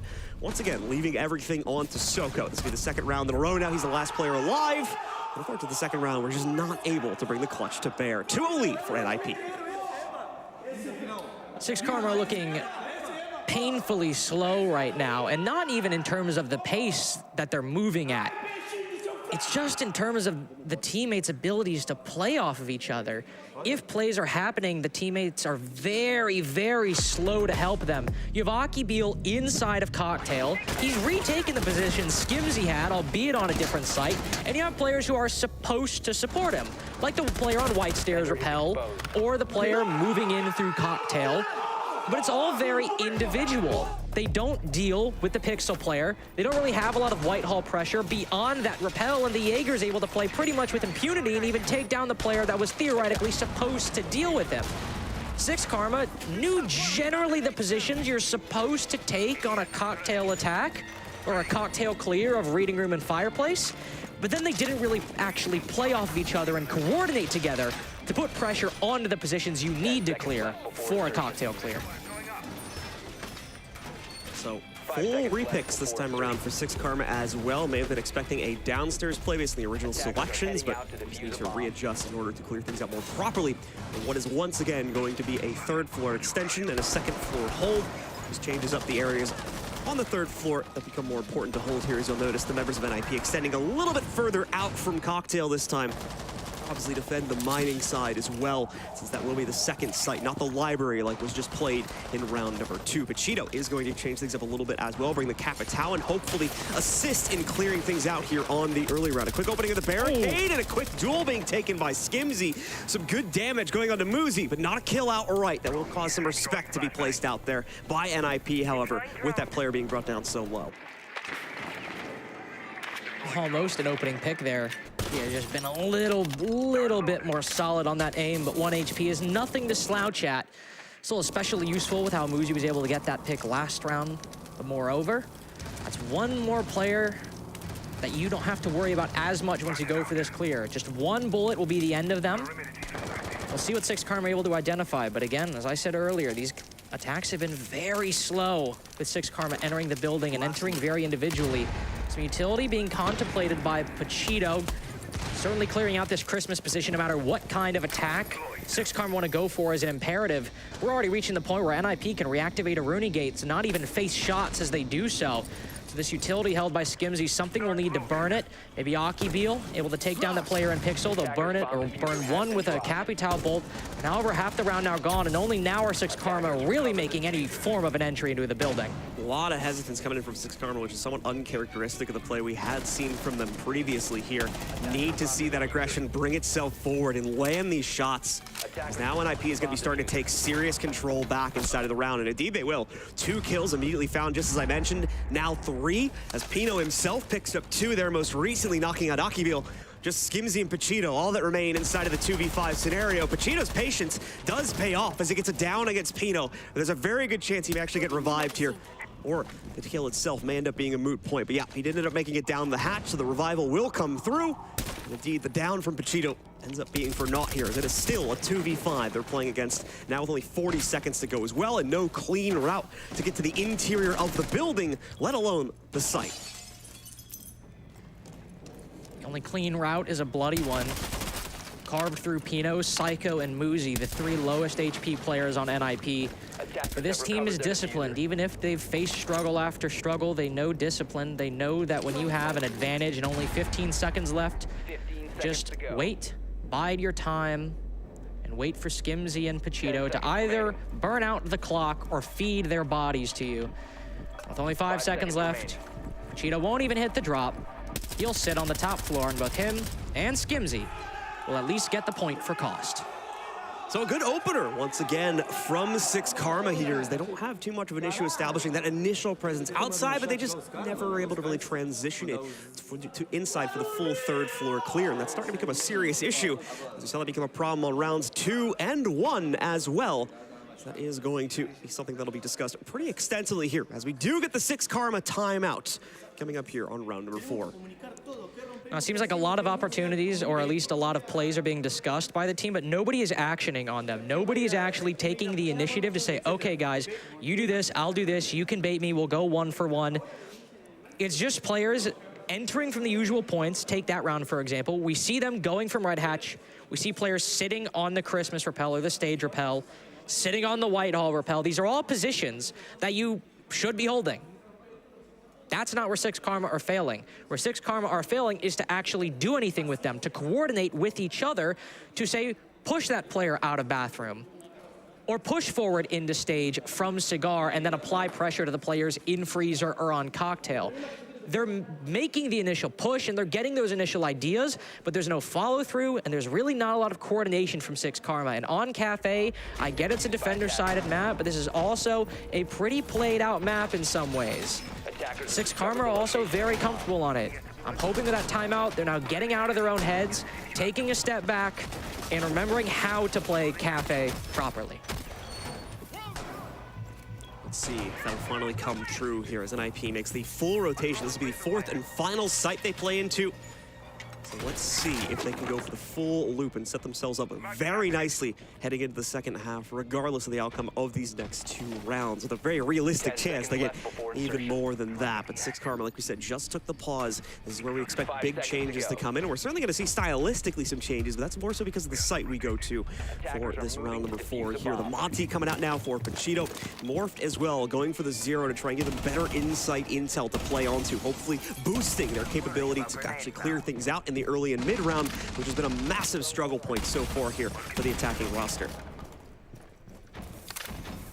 It's an opportunity NIP might realize as well to push their luck even further, test to see if SixKarma have fixed their issues. Oh, the Monty. Pachito on the Monty. Going all the way up to the roof as well. I suppose clearing out the whole map, albeit a little slowly. But SixKarma have plenty of room to do that. NIP aren't even playing on the 2nd floor for an extended period of time. They have seeded it completely. But as we saw during the SSG game, SixKarma can sometimes take upwards of 2 minutes or so to fully clear the area given to them by the defense. But when they realize they have an opening, they're able to push in and take it.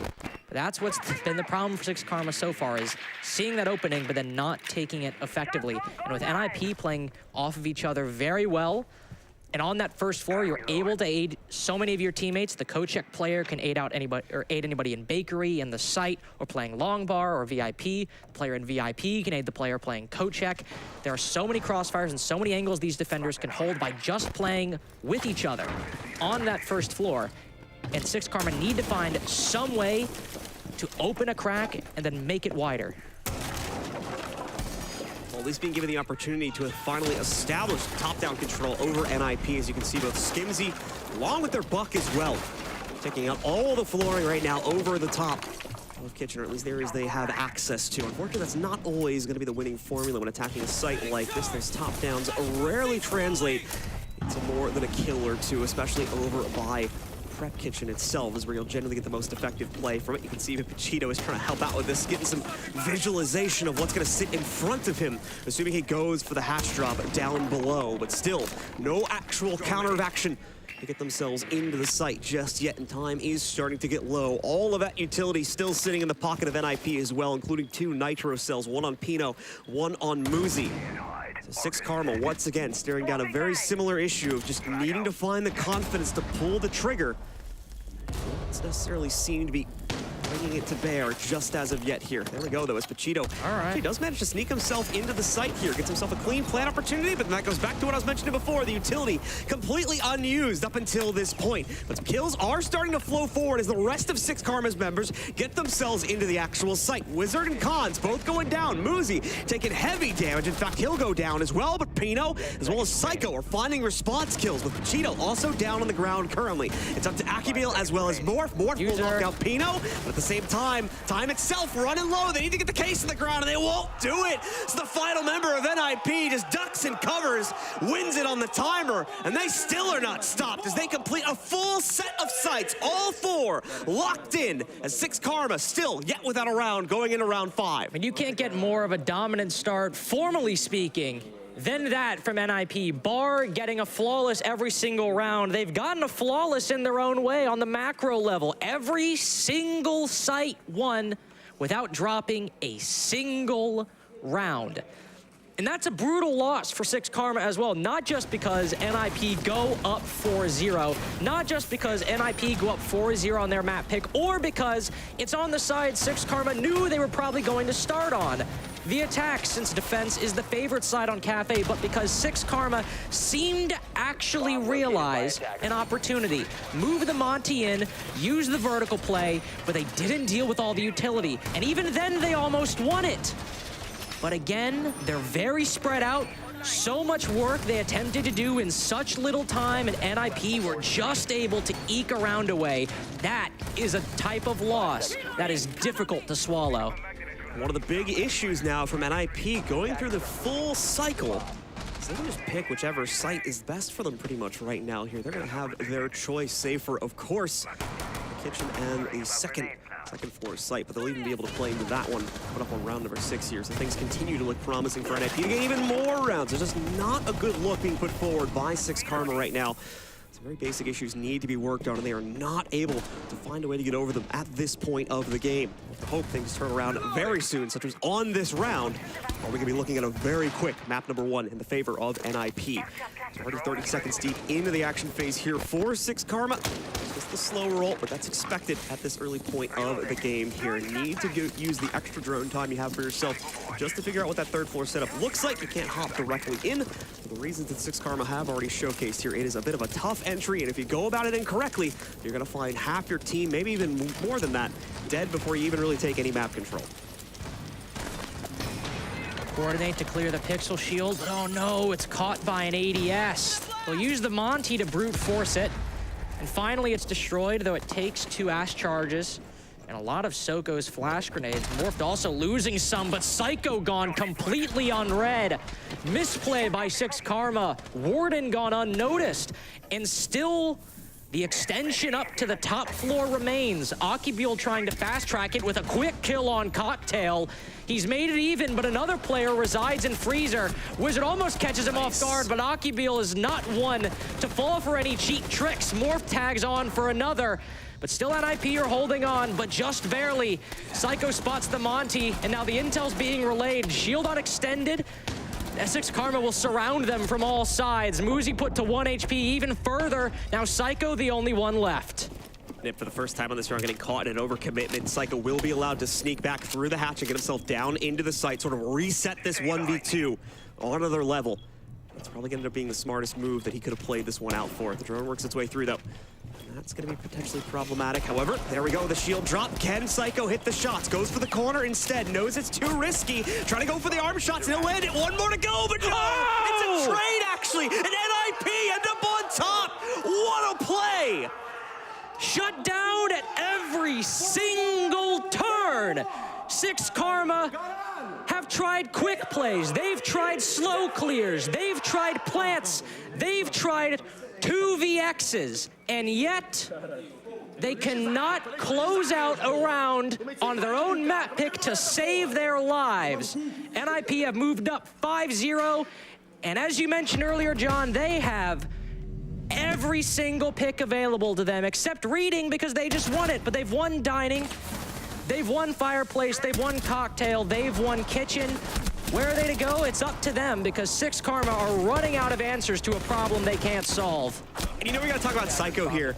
Just crazy play inside of the 1v2 as well. There's the trade one more time for those who didn't catch it and see the ultimate outcome for NIP there. Plays it to a T perfectly inside of the 1v2 situation there. Potentially had an opportunity earlier on in that clutch to take down the Monte, but it was a bit of a rough angle. So he says, nope, this isn't worth it. I'm getting pinched in Cocktail. I'm gonna back away because we still have this rotation hatch ready to go. I'll reset the fight, give myself better odds to clutch us out in the 1v2 from down below, and continue continues to make decisions like that. When the Monty heads down the stairs and challenges him directly on the inside of Library, makes that very same decision, backs away from the fight because he knows the second member of SixKarma is going to pop out at any second and just trade him, even if he does get the Monty. So he separates it once again over to the corner by Janitor Rotate in order to isolate it into 2 separate 1v1s and win it out. Beautifully played by Psycho there to keep things perfect for NIP. And this is SixKarma's worst nightmare, not just because, again, they've won no rounds on their map pick and the side they should have expected they'd start on.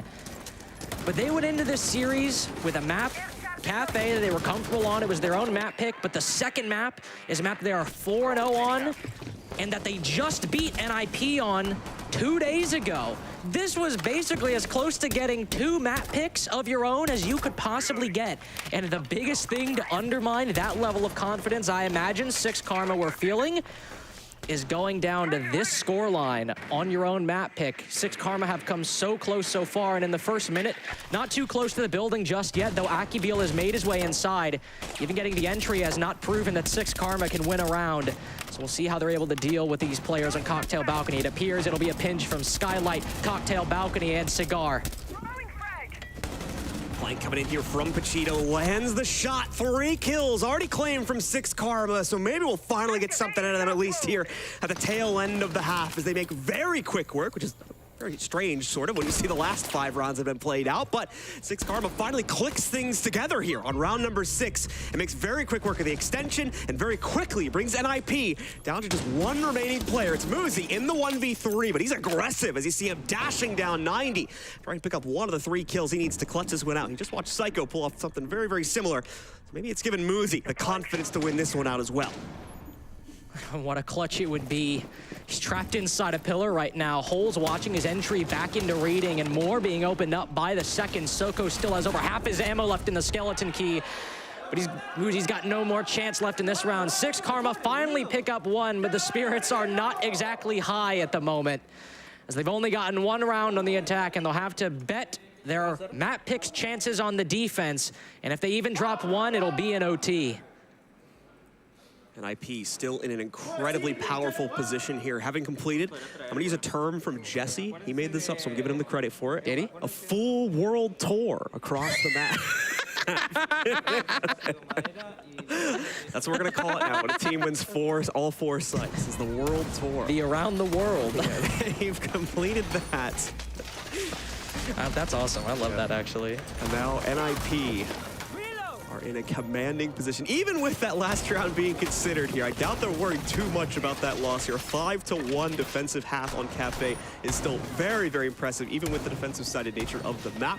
So they just have to hope now that once again the bans they played into, and I do think that these were correct bans, ultimately kind of limit the individual potential of SixKarma on the defensive side.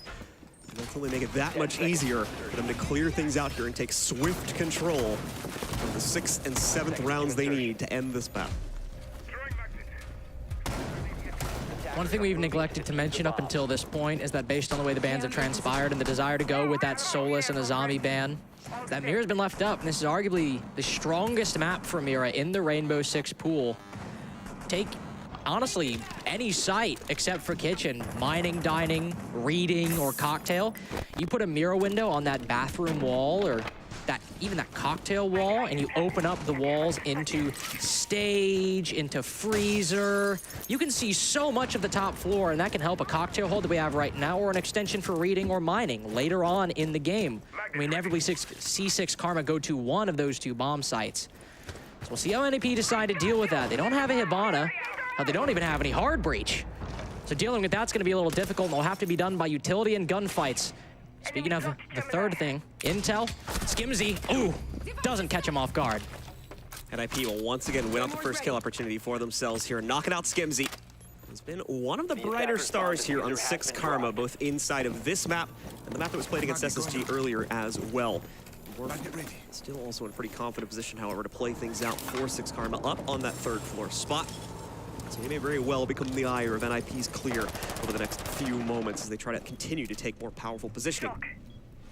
closer to the site Attackers itself. recovered the About bomb. half the round still to go, though, so plenty of time for NIP to build up their aggressive setup. Setup actually drops down, trying to get a better angle for this Nitro, and Morphed, oh, this is tricky, backing away to try and bait the fight back. It works out perfectly for him and 3 other members of his team, as out of nowhere, SixKarma shut it all down, and they find a very confident first round hold here on the 3rd floor and set themselves up in the second half. A little bit ironic because we see them open that round by anticipating the flank from Skimzy up red stairs, not letting that one slip by.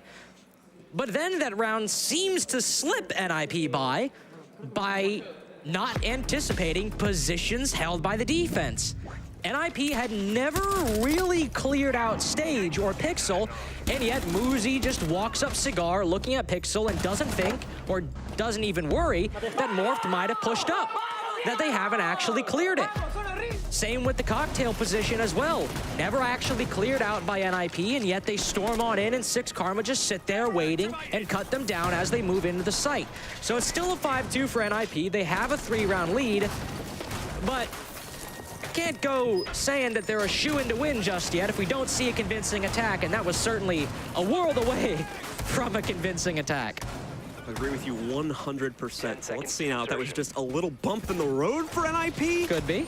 Or a sign of other struggles to come on this attacking side. That was certainly a confident showing from SixKarma. Now they need to transition it onto a separate site. And they have chosen to go down onto the 2nd floor. So much like we saw from NIP, the usual extension is also deployed by SixKarma. No surprises here when it comes to the operator selections. Your usual spread of mitigation, as well as delay utility built up behind the mirror window and the mute chambers to delay info utility, or info itself, from coming in from the NIP drones. NIP themselves also have a pretty normal spread to try and counter this one out. More importantly, to try and open up at least some angles to play into on the 2nd floor site here.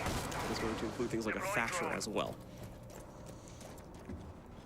Got the EMPs to disable those ADSs and magnets if they want to. That's the beauty of Cafe. The fact that it's just a big box in the 3rd floor gets a lot of attention, especially with these 2nd floor bomb sites. If there are any magnets or ADSs you need to worry about, you can just throw an EMP on the roof, and the odds are it'll disable most, if not all of them. This Pixel position is a big example of that.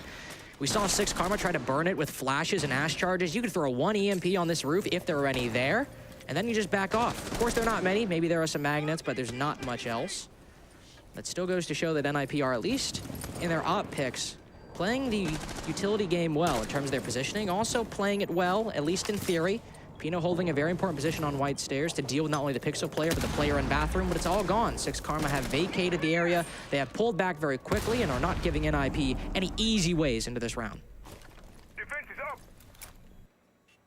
Much more tepid start to this one for NIP, as they do not want to force the issue anywhere on the map, trying to play heavily into information, but just haven't been able to find the correct path forward yet here. As you can see, it's not a complete loss for map control, but it is going to be drifting that way now, as we see Akibil get a very well-placed Nitro. Outright stun Muzi just when he was getting ready to try and take some steps forward here as well. So the timing is pretty unfortunate, as Nip have to go for a pretty hard reset off of that one to make sure they don't leave a massive gap open for someone on SixKarma to pull off a flank as soon as they start pushing forward. There is a very active roam still going on, of course, here on the 3rd floor. So they'd be very cautious when they move forward to make sure they do not leave any vulnerabilities on the backside. Morph, though, is tired of waiting. He's going to move forward on his own over here. Nearly catches the player jumping down, but no, it's an outright execution from Wizard and Psycho as they stop both players on SixKarma from making their own aggressive plays. Now it's NIP with the player advantage, but low on time. This Nitro could equalize the odds, but never mind. It's way off the mark. NIP realizes it and backs away as we enter those final 30 seconds. Akibil trying to play things quite aggressively now, as well as he's taking those steps forward over towards red. Could expect some action to build up the staircase from him.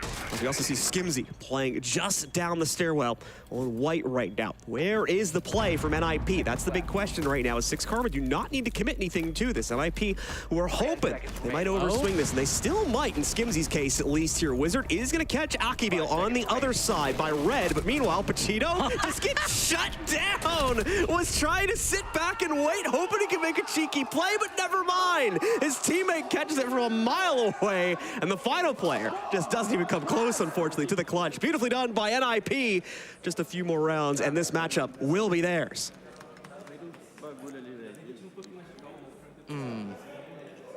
That's a rough one. That's a rough one, John. Because SixKarma could have won that. You wanna know why they could have won it? Why could they won it? Well, remember when we were looking at Skimzy just big chillin' on white stairs with a shotgun? Yeah.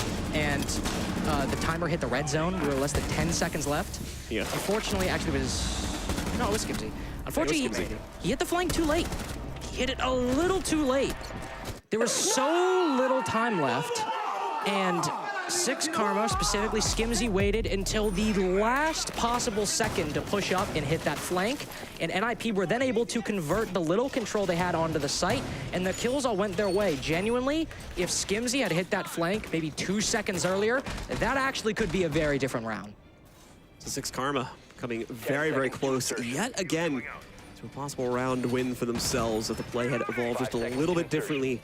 They're definitely making improvements, but there's still a big story of NIP domination right now over the majority of rounds here in map number 1, and it's not necessarily looking like we're gonna get the necessary change-up needed before this map comes to a close. The good news is, though, folks, this is a best of 3. So there is indeed some opportunities for SixKarma still coming up. You can see the maps there at the top right. Clubhouse is currently teed up as map number 2, so that's where they'll have to look to next in order to try and make up the difference. Slow play, though, at the start of this round once again, for good reason as well. Both NIP and SixKarma on the defensive side were very, very active. So neither team wants to be the one to make that early mistake for themselves, as Peanut just has to go back up on top here, quickly knock out both of the hatches and give his teammates the remaining roof access. My boy is using the DMR 2X.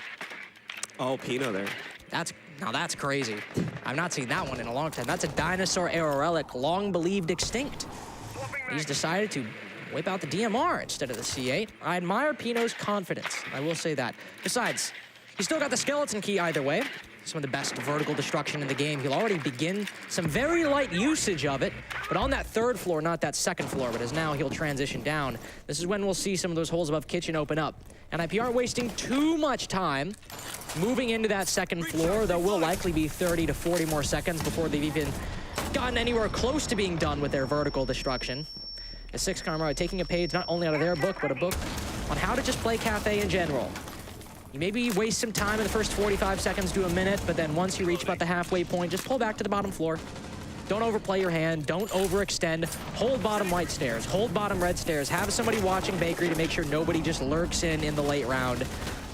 And you just hedge your bets there. You hedge your bets that way. So the only thing I think NIP really have to maybe fix that is the Osa playing bottom white, but with no grenades on the board, that's really all they've got.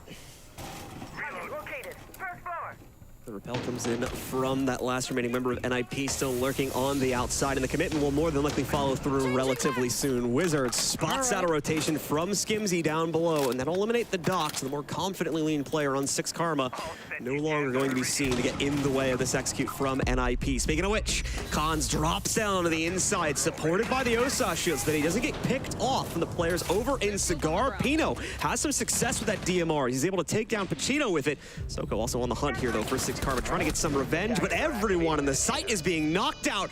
Once again, bringing us to the same situation we were in back in round number 1. It's Soko versus the world here to try and save the round, save the map, but the odds are just not in his favor here as he tries to play it out down the cigar hallway or down the VIP hallway. It's not going to end up transpiring in his favor. Muzi gets the final pickup, and NIP dominate in map number 1. We do still have plenty more action to come, though, ladies and gentlemen, so stick with us, and Clubhouse will be coming up right around the corner.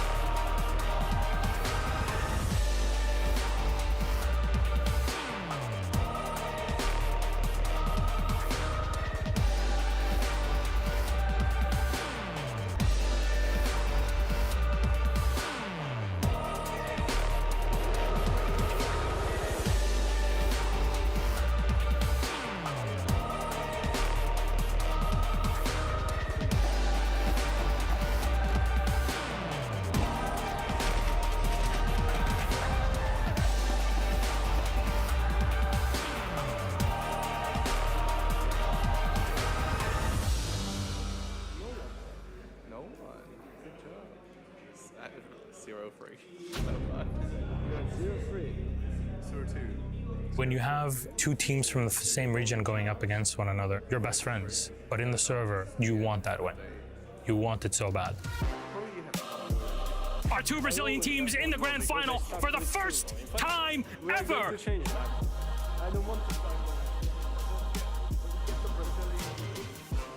Ninjas and pajamas! Some tournaments you have a better feeling about winning, and that one, it was ours. Our second Brazilian team, Team Liquid! NIP was very well prepared. They were like top 1 team in Brazil.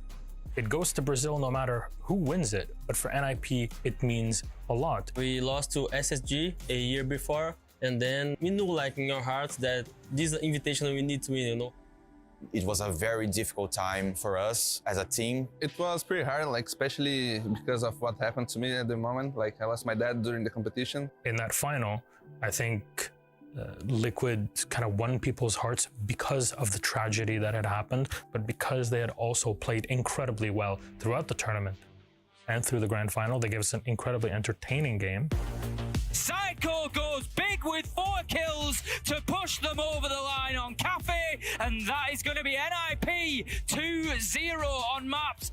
There you go, the kill comes in. He knew exactly where the man was coming from, and that's going to be Team Liquid taking our second map of Chalet. Palu, 1 second left to go. Diffuser goes down in the absolute nick of time, but Moringa, he gets a huge kill, Des! He gets a huge kill! We're going all the way to 5. We're going to find out who really is the best in Brazil. Palu cannot find the kill. Out comes the Nitro. Shot out by Pino.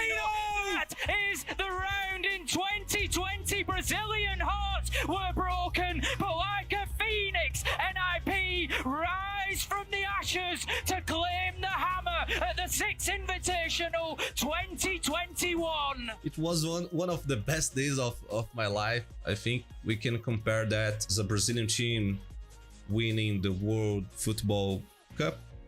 I think winning the Six Invitational was the best feeling ever I had. Was the best moment of my life in the sports scene for sure. I was crying a lot. I was out of control.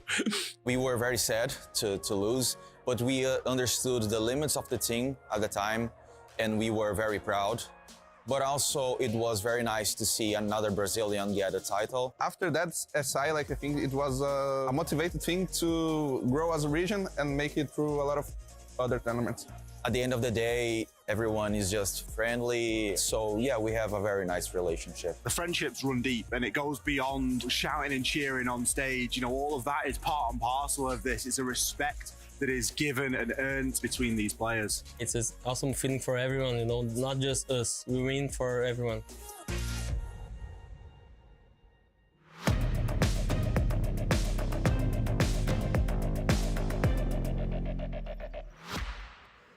Welcome back once again, ladies and gentlemen, to phase 1 of the Major. Just finished up with map number 1 of one of our last series of the day here. NIP up against SixKarma. SixKarma originally took this matchup when it was played in a best-of-1 format on Clubhouse just a few days ago. Yeah. And now it's gone a very different direction for the first map of the best-of-3, as it is NIP domination, especially inside the first half on our first map of Cafe. Isn't that right? Yeah, it is right, unfortunately. Especially because I was doing a lot of talking in the green room and in certain group chats and Twitter about how I thought that SixKarma was gonna win this game. Not like handily. I thought this would be a 3-mapper, but I didn't expect them to get 7-2 on their own map pick. And even though they've beaten NIP previously on Clubhouse, NIP have a better record on this map than they did on Cafe. And well, it was a 7-2, and now they're like, you know what? We're comfortable enough in this map that we lost it to you, and we're gonna pick it again. And after them winning the first map by the degree that they did, I find that confidence to be very scary. Yeah, it definitely seems like, once again, NIP went back to the drawing board after the loss from the initial matchup and have something new to cook up here, potentially get the better out of SixKarma. And if it's anything similar to what we saw on map number 1, it's more than likely going to work. SixKarma just basically asleep, it seems, for the first 5 rounds of play. To be fair, after that, they did come alive quite nicely, making the scoreline 5-1 at halftime ultimately, and giving us some pretty decent performances, at least when it came to frag power, you know, just in 1v1s and whatnot in the second half. But it was just 4-2 gone by that point. So we have to hope hope now? Does that same reset process need to happen on map number 2, or are they truly awake and ready to fight to the degree where they're able to take a 7-3 victory over NIP the first time this matchup was played? For me, that's the big question going into this matchup here. And more importantly, on SixKarma, will we continue to see the aggression necessary on the attacking side? They're very much going to run into the very same issues if they do not find that confidence to move forward and take the necessary map control that they were just very, very scared to do, it seems, here on the first map of Cafe. And Clubhouse, similar to Cafe, but to an even greater extent, like Cafe, Clubhouse is a very played out map. It's one of the maps that you need to know how to play at least a little bit. You know, you got your Oregon, you got Cafe, but Clubhouse almost stands above those, as you need to know the default attacks, the default clears, where somebody's playing versus where somebody's not playing. And that should be good for SixKarma. It's not like they're going to a map where you need to really think a lot on the fly about what you need to do. You certainly do to some extent, but everyone knows how to clear rafters. Everybody pretty much knows the 2 to 3 kinds of attacks you can do on Church and Arsenal. SixKarma aren't going to need to reinvent the wheel at any point in this game. And it's also pretty easy sell for your coach. Because if I'm in the break and I'm the coach of SixKarma, I'm like, guys, we literally won this map. We've literally beat them on this map, and we are 4-0 on it. You're gonna be comfortable, you're gonna know what to do, and you've already done it 2 days ago, and it wasn't even that close. Just do it again today, and we'll make it to bank. So we're going to see these big members of the team that were present earlier on in the day for the other matchups make that big stand once again. But NIP is also bringing a massive amount of prowess to the table here, such as what we saw from Psycho. Back on round number 5, he gave us that incredible 1v3 clutch that showed his masterful capability to control those 1vx situations. That's another thing where SixKarma has to be careful to not get tripped up by individual play like that. NIP definitely look not only much stronger than they did in that game against SixKarma, but also much stronger than they did during the regular Brazil season. Obviously, they made a deep run in the LCQ, and that's how they qualified here. But during the regular season, they looked very, very weak, and like that ability to bring rounds back from the brink, that ability to be explosive in the face of equally explosive opposition, it did not look like it was there. But this time, not only was it there that they could meet the challenge posed by a foe, but they could completely overwhelm the foe in the beginning, middle, and late rounds.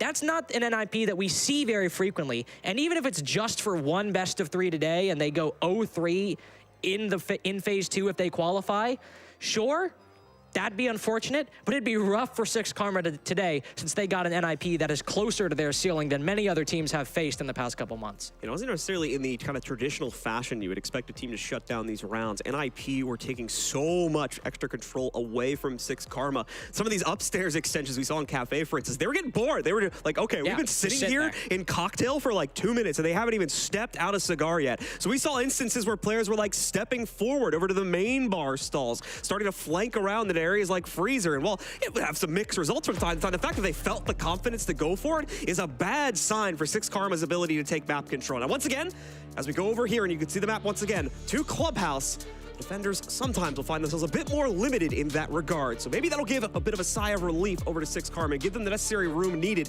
to properly set up their executes. But we'll have to find out, ladies and gentlemen, as it is time to go live. As you can see, in just about 20 seconds, we'll be hitting the band phase between these teams and finding out if it'll be that straightforward 2-0 from NIP or if SixKarma still has that fight left in them from the best of 1 a few days back.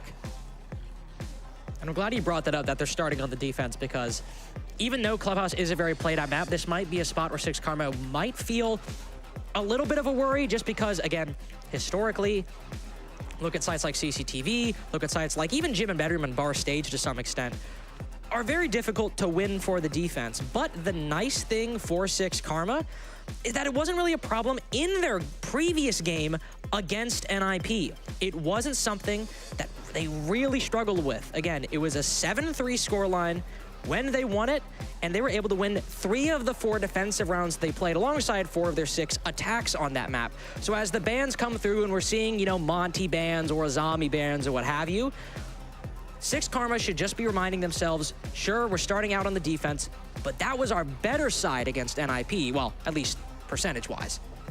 All right, well, the bans have come through completely, and I think it was a lot of similarities to what we saw back in map number 1. The Monty is the big difference, as we did see quite a bit of Monty play coming out from SixKarma, if memory serves me correctly, Yes. so we are going to see that ban echo forward this time, just so NIP don't have to deal with that, as he can be quite a troublesome operator to deal with, actually, given some of the claustrophobic nature to some areas of the map here on Clubhouse. He's just an operator alongside Ying that can throw the defense completely out of whack and bring it around closer to a victory than might otherwise have been possible. Of course, that Ying is on the board, so that's a tool available to NIP if they want to use her.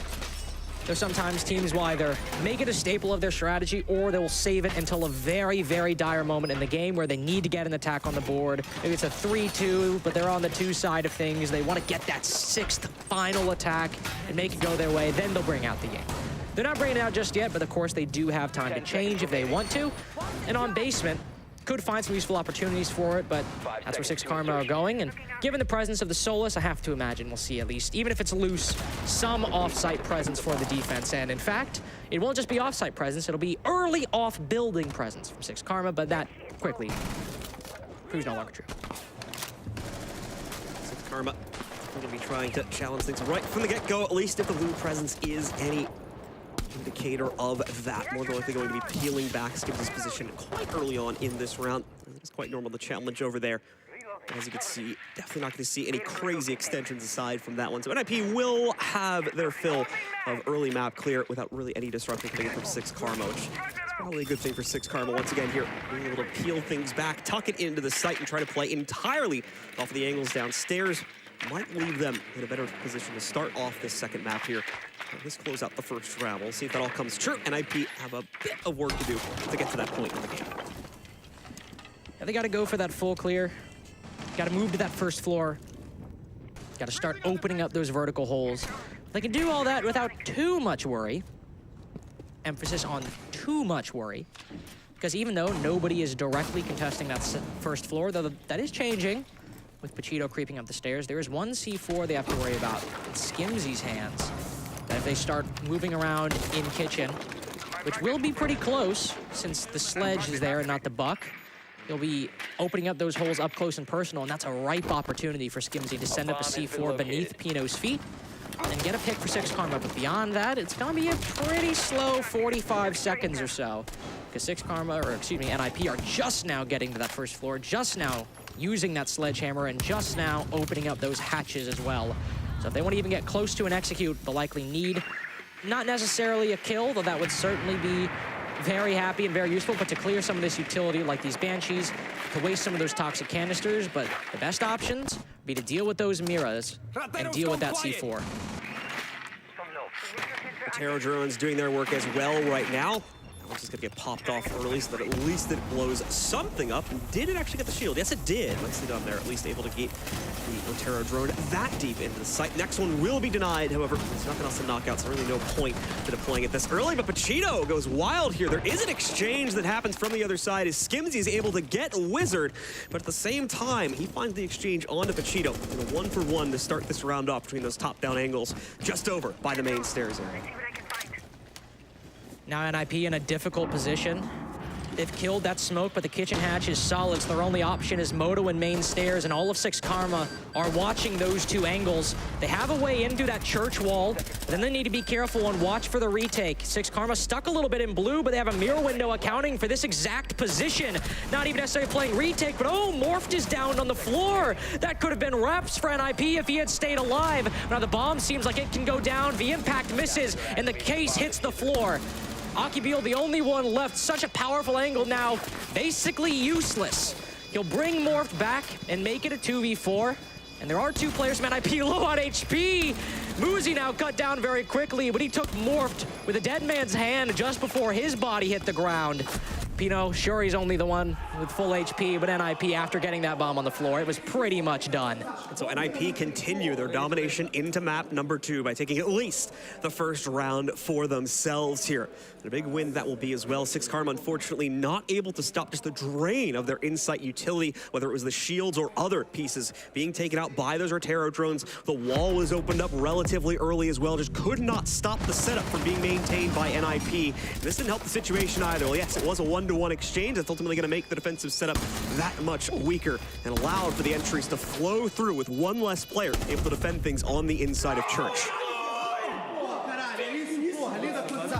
Very good showing for NIP to start out. Again, these attacks were very difficult for them to win against SixKarma. That, again, rounds in general were difficult for them to win against SixKarma. But seeing them run up the scoreboard on the attacking side, that will show that at least some of their problems from that previous game on Clubhouse are not as problematic anymore. SixKarma will make an interesting decision. They'll go to CCTV and cash. Now, at least in North America, this site is not particularly liked all that well, but trends can sometimes change around the world, and SixKarma certainly might like this map a little bit more, especially if they're using the Solus, because if NIP go for the standard execute where they try to put the bomb down inside a CCTV, be it through garage or through plat wall, and the Solus stays alive lurking on the opposite side of the map, it can rotate down under, go inside of lounge, and hopefully deny the plant through the floor with that scanner she has tucked on her wrist ever so nicely. We'll see if that's what SixKarma decides to do, but given that Soko is all the way away from the rest of his team, I have to imagine he's, at least for now, shooting drones, but likely he wants to do that later on in the round. Well, second chance now for SixKarma. End up on top of the situation here and quickly contend against NIP's scoreline. Gonna be playing it close to the chest here, as you can see on the inside of Cash and CCTV. Put some slight changes to the operator lineup to increase their own aggressive capabilities, most notably Skimzy now picking up the dock. Changes for NIP are quite minimal, though, at the end of the day. You're going to see a nice early pop of the jacuzzi balcony as well, so they can start putting pressure on this site from the other end, from the construction side of things, ultimately is where that is going to come from, but it will take some time to build up those angles. Muzi does get a connection, it looks like, on the Skimzy, but just barely. It's like one bullet from super long range. Here you can see the other side of it now. He caught him peeking out for just a split second there. Thankfully, Skimzy nowhere near revealed enough to be fully knocked out there. I do not like Skimzy flirting with that gunfight as much as he was. There's nothing to be gained. That boy is not doing anything by sitting out on the kettle's spawn. But he'll back off, at least for now. And Soko has dropped all the way down to the bottom floor. This is very good. You can see where they're droning from, see where they're pushing from. He knows someone is inside a bedroom, and right now Morphed is the one holding down lounge, but likely trying to supplement that rafters position in case anybody from NIP goes to clear it. Minute 45 seconds in, NIP haven't really gotten much beyond that plat wall. They're starting to set up into very strong positions, and with that Solus taken down, that retake strategy that SixKarma were likely betting on for the late round once NIP went for an execute is now gone, and Morphed, not with the utility adequate enough to do that, is now trapped away from his team, and this is effectively a 5v3 on site. Things not looking good right now for SixKarma, but maybe they have faith on the inside players here. Depth charge gonna come in from Pino. They will find the connection they need. Just opens up the top-down angle, but another member of the Insight team will be found, but Skimzy also finally strikes on that flank position. Will be able to take down Wizard. Revenge for the earlier damage that had been done to him, the very slight amount, but still, revenge nonetheless. Skimzy continues to dominate on that dock. I'll correct myself, it's interior to the site. Morphed on the flank now. Finally is able to close these jaws shut, and Skimzy strikes again, only finally stopped by Muzi, making the direct entry into Cash. Now he'll be alone, though. A 1v2 set before him, quite winnable, though, and now he's taking the case away. Somehow got board, but goes back for more. However, he's gonna miss this. Pacino hiding out on the inside. I'll correct myself, he didn't miss it. Saw it coming, tries to get ready for the swing, but cannot beat the M590 at close range, unfortunately. SixKarma still close it down due to the great Insight hold from Skimzy. Yeah, Skimzy gets all the credit for that round, and not even because he got 3 kills. He got only 1 kill that really mattered, and that was Wizard inside of Logi. Because with Solus dead early and Akibil dying on the site, NIP were chomping at the bit to move in and take that site, to move in and get the bomb down. But Wizard is sitting inside of Logi, inside of construction and better. He's holding down that part of the map. And with Morphed stuck in basement, the only way for him to reasonably get back to the site was up the main stairs and into master bedroom. So with Wizard going down, Pino also falling as well, Morphed was able to rotate back and then no longer make the deficit suffered by SixKarma as bad as it was. And it also helps that Skimzy decided to get 2 more kills on top of that to make that site deficit even less of a factor for how that round ended up playing out. So a good counterbalance immediately found here. Seems like the first map may have just been a ill-fated choice from SixKarma as they are back into the fight immediately here on map number 2. We'll see how far they can extend that defensive course. So we move over the inside of the other side of the second floor hold here, which is going to be the gym bedroom site. So see if they find any success from that site setup is going to be somewhat similar, but quite obviously because of the complicated nature of the jacuzzi wall, and behind that, the bathroom wall as well, Skimzy is going to feel the confidence to bring the mirror back into the fold, try to play behind that to slow down the overall clear. Wow. In fact, it's going to be slowed down regardless because we are going to see a hole left via a mirror window into jacuzzi, and that is going to outright knock out Wizard at the start of this round. I mean, that's just ridiculous. And actually, that kill probably came from window, actually, looking at it a bit more clearly now, but Psycho does get revenge for that, trading it back down to a 4v4. So Nip certainly not going to give up upon that, but they're in a little bit of trouble here now, having lost the ace. They'll have to make very careful selections about where they want to use now the only 2 pieces of hard breach they have versus the 5 they would have had previously. And normally we'll see teams use that thermite to open up the plat wall, and then maybe the jacuzzi wall as well, then use the Selmas to open up bathroom, which really would have been useful since SixKarma love playing the Mira on Cafe and Clubhouse. So all you have is those exothermics, and you need the last one to open up jacuzzi. And on top of that, you have the open hole in jacuzzi wall. So if you go up to use those exothermics, you're in danger of getting shot unless you try to repel from up above. It can sometimes be a little bit finicky. Khan's also suffering some damage, likely from some of those impact grenades or some kind of explosive tossed out by the defense. An exothermic goes off, so NIP have opened up that angle, but with the loss suffered by Wizard, that mirror window on bathroom is going to stare the attack dead in the face for the remainder of this round. And unless Muzi maybe gets a nade kill on him or catches somebody rotating, that's going to be a constant threat for NIP.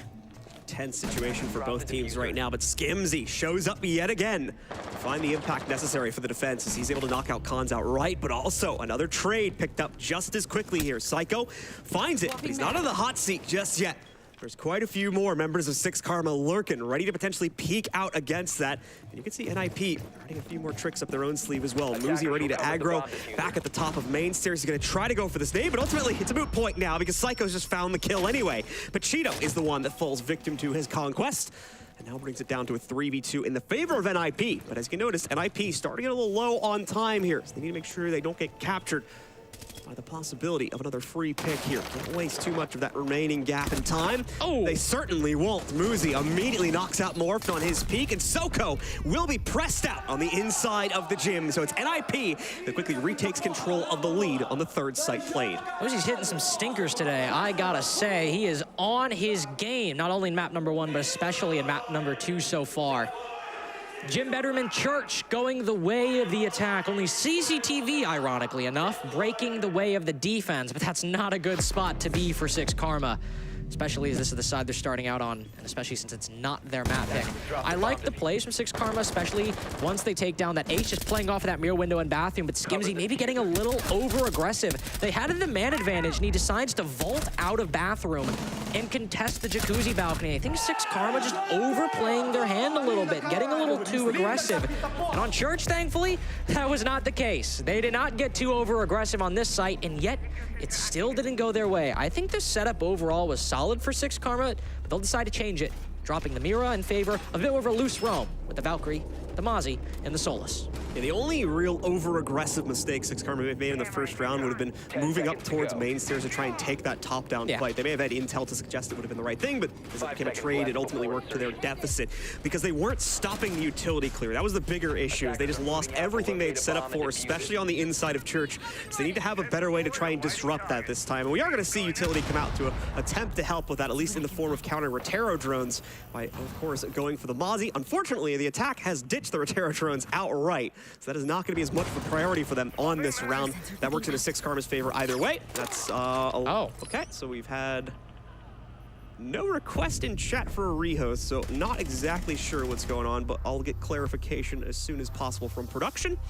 and see what we're going to end up having happen from that round. Usually when a team disconnects like that, that means that they requested a rehost, but like I said, we didn't see anything in chat to suggest that's the case. So we'll just wait for info, folks, and fill you in on what's going on there as soon as we know more. NIP have actually just left the tournament. They're like, hey, actually, it's fine, guys. You know, we actually go home. We think SixKarma put up a really good fight. We're just gonna throw in the towel. We still got SI-21 money to burn through, so we're all good. So we're just going to quickly rehost things, folks. Give us a moment here. Still a tense game between both of these teams that is continuing to evolve. NIP currently with the lead by just a few steps, however, as they've only just taken that 2-1 advantage. We've only just completed the first wrap as well, so there's a good possibility that SixKarma are going to be able to make up for the mistakes made, as we were just discussing, on their initial basement defense to come out on top of that one, tie us back up, and then we are right back into the races, because that will also take us to a return to cash, which was previously won by SixKarma, and that could be their ticket to taking the lead potentially. You'd like to see that church win, of course, in this round specifically. Again, like you said, not only to tie it up and potentially get that lead later on if you can get cash, but also this is the site that typically the defense is supposed to win. So being able to bring that back after a loss in round number 1 is like, okay, not spinning out of control. We're getting what we need. Even if we end up dropping maybe another round or so, things will be okay. Things could still end well.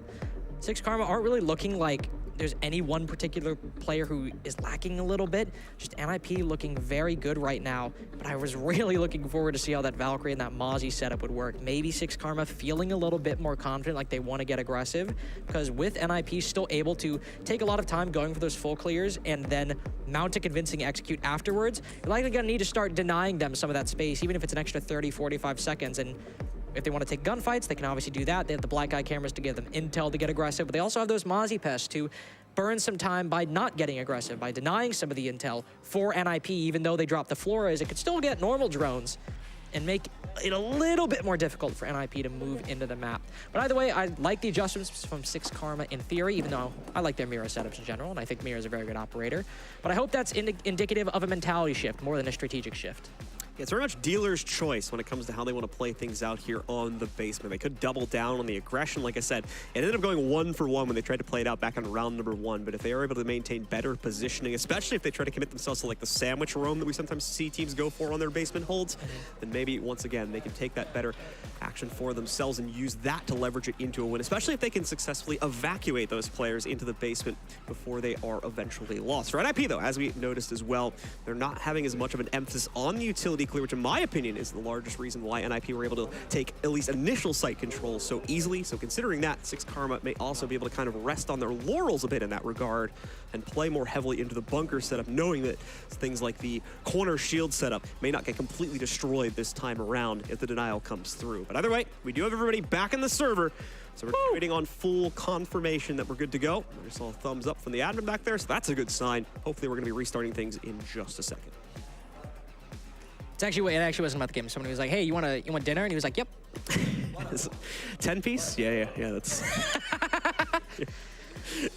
I hear there's a crazy chicken place around the corner. You want a 10-piece bucket? It's like, yeah, it's okay. Yeah. I'm in for that. I'm in for that. They actually gave a thumbs up to like the other admin on the other side of the stage. That's what it was for. I was like, "Hey, you doing good?" He's like, "Yep, all good." Now we are back in the game, folks.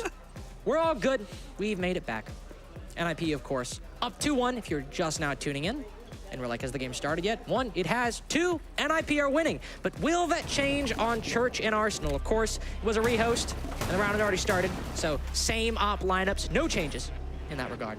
So that does mean no Flores, but we do have the Solus, the Valkyrie, and the Mozzie. And John, that makes me happy, because hopefully we'll see SixKarma get a little more in the face of NIP, because I want to see the confidence come back. I want to see the Aki Bill I've heard horror stories about from MXPL scrims 2 years ago. I want to see it. I want to see what you've done. So, SixKarma once again with the choice to play into. And, okay. Unfortunately, guys, it looks like we do got to pull ourselves out of game once again. I don't get to see it. Whatever cause... Hey, you don't get to see that. I don't. Snap it shut. Put the lid on this game. Oh, Parker's going to love you later. You know, I haven't had 2 rehosts in a row in a while. That's unfortunate. Yeah, it's a little unfortunate, but it does happen from time to time, folks. So it does. Bear with us. We do apologize, of course, as we know we try to value your time. So, so we just heard from production what was the cause of it. It was a drone bug, so that's basically when the attackers load in and they basically can't do anything with the drone they're spawned in with. And I also think you can't do anything with it even if you pick it up and throw it down again. So it's a tough situation. It's not really fair because it basically kills 1 or 2 of your drones right off the bat. So it is not really fair play conditions. Upwards of half. Host for those. Upwards of half if everyone has the drone bug. Yeah, true. Which would be very unlucky because it's not something that... It's usually 1 or 2 people at the worst. Can you imagine you just spawn in, it's like, all your drones are gone. Yeah, just nobody can move. It's like, well, great. Awesome. Sick. Super happy about that. Great start. So yeah, we'll take another little bit of a break just to hang out, say hi to you guys, see how you're doing. Me personally, I actually have to say, you know, I'm not gonna lie, I did think SixKarma were gonna win. I said it earlier. I thought so too. But I'm very happy if this means that NIP are back. Because even though, you know, the team has made some changes, it's still that core of Psycho, Muzi, and Pino, who, you know, won SIL that long ago, who had good performances at LANs even after that. But they've been in the dumps for quite a while, even not qualifying for a lot of the majors last year, really struggling internationally and even regionally within Brazil, oftentimes not being on that spot where like, oh, they almost made it, but they didn't. Oftentimes being like, no, they flat out did not make it. It wasn't close. So I hope, even though this is just one best of 3 and we've only seen one map in this best of 3, but I hope this is indicative that this is a new leaf for NIP and that even if, you know, they don't make a deep run in the Swiss stage even, that things are improving because it's just such a big name and it's just such famous players like Pino, like Muzi, that you want to see them do well and you want to see them succeed. And to bounce off that point, that is one of the benefits of the new ecosystem that we play into this year, of course, is we have this stage that we're playing in right now is pretty much brand new, as it gives these teams that may have not been able to get an opportunity to make it to this phase of a tournament previously, well, that opportunity to do so. So with NIP being able to take that mantle, and other teams as well coming in from other regions like SixKarma, who have been waiting in the wings, like we said, in the Mexican Pro League for quite some time, and other teams as well, like the Falcons, who have finally had their opportunity to incorporate themselves into the international ecosystem. We already saw last year at Gamers 8 how they can already contend against the best that some of the other regions like Europe have to offer, and now they're getting to prove once again that they can do it on the official ecosystem as well here. So we are heading back into game once more, folks. So let's see if SixKarma can take that glory for the larger LATAM region, or if once again NIP is going to continue the Brazilian dominance that has been in play for so many years now. Oh, you got to be kidding me. What? Uzi's the only guy with an NIP tag. Nobody else in the game has a tag. You are not special. I mean, he actually is. He's a pretty good player. I'm not gonna lie to you. He's actually a little special. He's very good. He's very good at the game. Just a muscle memory thing there. That's probably true, to be honest. If I remember correctly, when you open the LAN client, I think you have to like type your name in. So he probably just like used to do that all the time. It was just really quickly for the rehash, just slapped it in there. Well, to refresh you for another time, SixKarma running a Solus Valkyrie Mozzie defense in which they will not only try to gain intel, but deny intel from the attack by various means, be they Mozzie pests or Solus scanners or shooting them. And then NIP are just running a pretty standard setup overall. They've got their actually 3 hard breaches.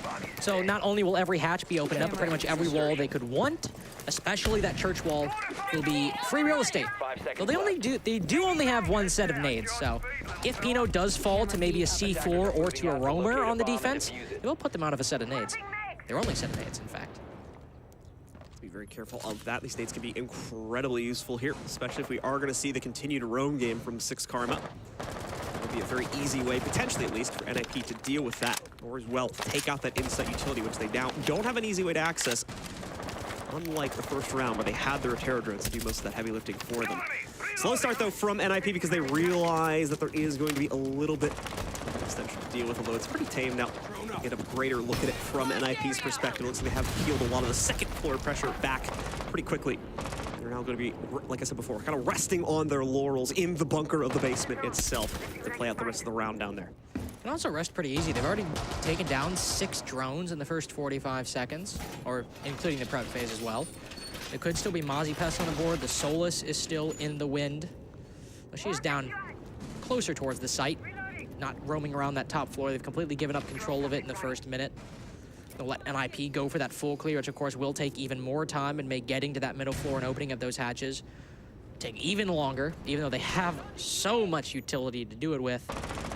But I also have to, you know, appreciate SixKarma for not getting too aggressive. Though right as I say that, I just saw a Psycho sitting inside of dirt as smoke. So if NIP decide to make that a focal point of their attack, it will be something he'll have to worry about and something he'll have to deal with. But we've reached that point in the round, John, where not a lot's going to happen for the next 45 seconds. NIP will get their utility, but beyond that, should be fairly quiet. See here, Wizard just kind of taking his time and going for the very long-range pop of this hatch here. This is to prevent any possibility of him being taken down from below.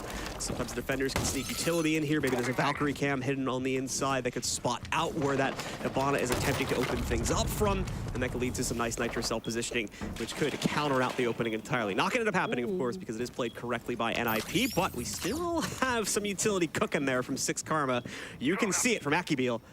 Prime, the tape is already ripped, ready to chuck up on top, just waiting for the intel signal. But unfortunately, no one on NIP taking the bait, going for an extended standing period on the inside of Kitchen there. He's going for the deepest of flanks at the moment, but he's running through a lot of drones as well, and it seems this one's actively being watched by Muzi. He's not trying to let Skimzy get a fast one on them, but with that scanner, he knows they've fallen off the drone or Muzi switched. And right as he does, right as he goes back, Skimzy's walked by, but he knows. Excellent game sense from Skimzy, and now 2 players on SixKarma on reduced HP. Muzi, the one's gonna capitalize upon that.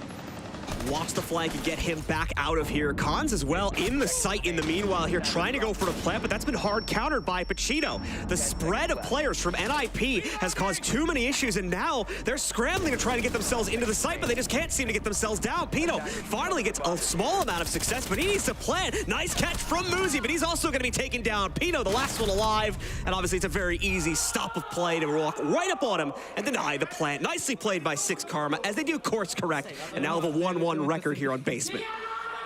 If you just watched that round and you saw Muzi stopping Skimzy on the flank, he is very excited. If you saw that round and just saw Muzi catching Skimzy on the flank, you'd think, man, NIP have got this on lock.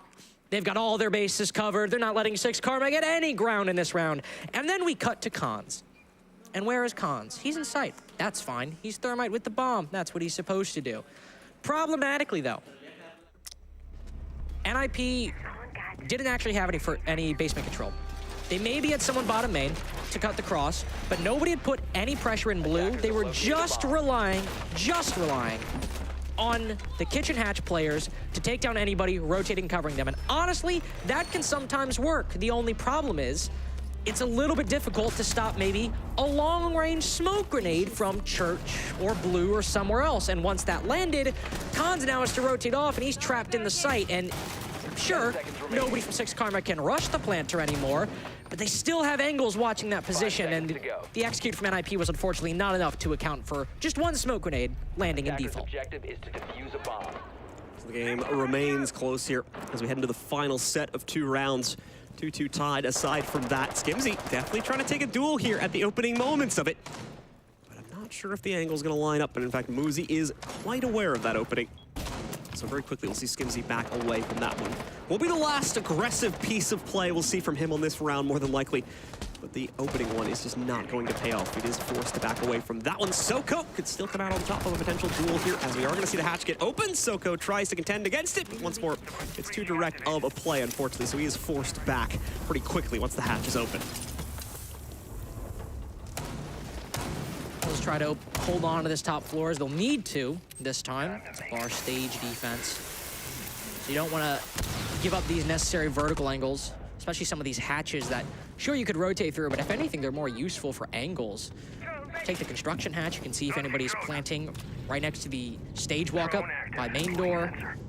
The con hatch, or not the con hatch, excuse me, the gym hatch, which, of course, you can't plant inside of billiards, but it's a useful position the attack will hold if they're pushing in from strip.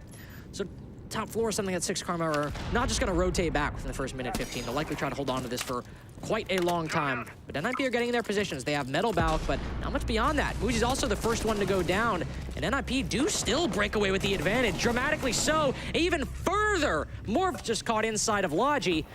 I thought NIP might actually be a little lacking on that clear, and it seems I should not have doubted them. Skimzy's still returning from strip, it seems, here as he awkwardly walks back from that area into the billiards room, trying to figure out just how he may be able to still clutch this one out. Denies the Gemini intel downstairs, but a phone call is still going to give away his position just by the side of main stairs. They figured that out now for themselves, and they've got him locked down, as you can see. No room for Skimzy to really run here. He could try to make a play on the main stairs player, but no. Fumbles on the drone spray, so they've got his full position locked down. And it's the intel that once again gives NIP that full clearance upstairs and a pretty quick follow through to take out Skimzy and take the round along with it. Beautifully played by NIP, excuse me, and they are back in the lead once again. That's the kind of clear that NIP can actually do nowadays. When they are confident and they are hitting their shots, they can make not too many angles actually go their way. Well, maybe enough angles, but base it entirely off of gunfights, not use any utility to clear them. All that was really used was an E1D and some hard reach to open up some new angles, specifically that con single. And then they all vault in. And we see something that SixKarma lacked quite a bit on Cafe, which is somebody saying, hey, I'm gonna hop in, I'm gonna try to get a kill. If that doesn't work, just bait me, we can go 1-for-1. That's what Wizard did, hopping in the Con window. He had support with the player on the Con single panel, and they basically fully cleared out Con just by playing off of each other and just by holding those angles. And then I think they probably got more than they anticipated with Morphed inside of Logi, other players around the top floor. I have to think that they expected that clear to go quick, but that they didn't expect it to go that well in just one fell swoop, which is a testament to them. Props to Nip and their capability to clear things out with so much proficiency. It's going to not shaking any chances when it comes to these types of clearances against SixKarma. They already fell victim to it earlier on in the tournament, the earlier phase of this bracket on this very same map. And they don't want to make that same mistake twice, especially considering there's a much heavier consequence to it this time. The loser of this game is unfortunately going home and will not be able to join the rest of our teams that are also coming into play in phase 2 here. This is the last spot available for this group. SSG already took the other one. So it's do or die for both of these teams here. SixKarma somewhat quickly being put up against the wall if they're not able to keep up pace here and give us that 3-3 score line. We've got a change I really like from NIP. Bringing out the Ying on round 6. They've not used it for 5 rounds up until this point, so it'll be a fresh hit for SixKarma. Potentially a bucket of cold water in the face if it goes well. I also like it because NIP won this round. This was a site that they won. And now they're bringing Ying, which tends to make things, if it works well, even more one-sided, given the previous victory. But also for Fuse, by the way, I don't have anything with that. That's just interesting. I'm very interested to see what they do with that. They're not running any hard breach denial, so they can put it on the jacuzzi wall and maybe even send some cluster charges in the bathroom, but it's already opened up.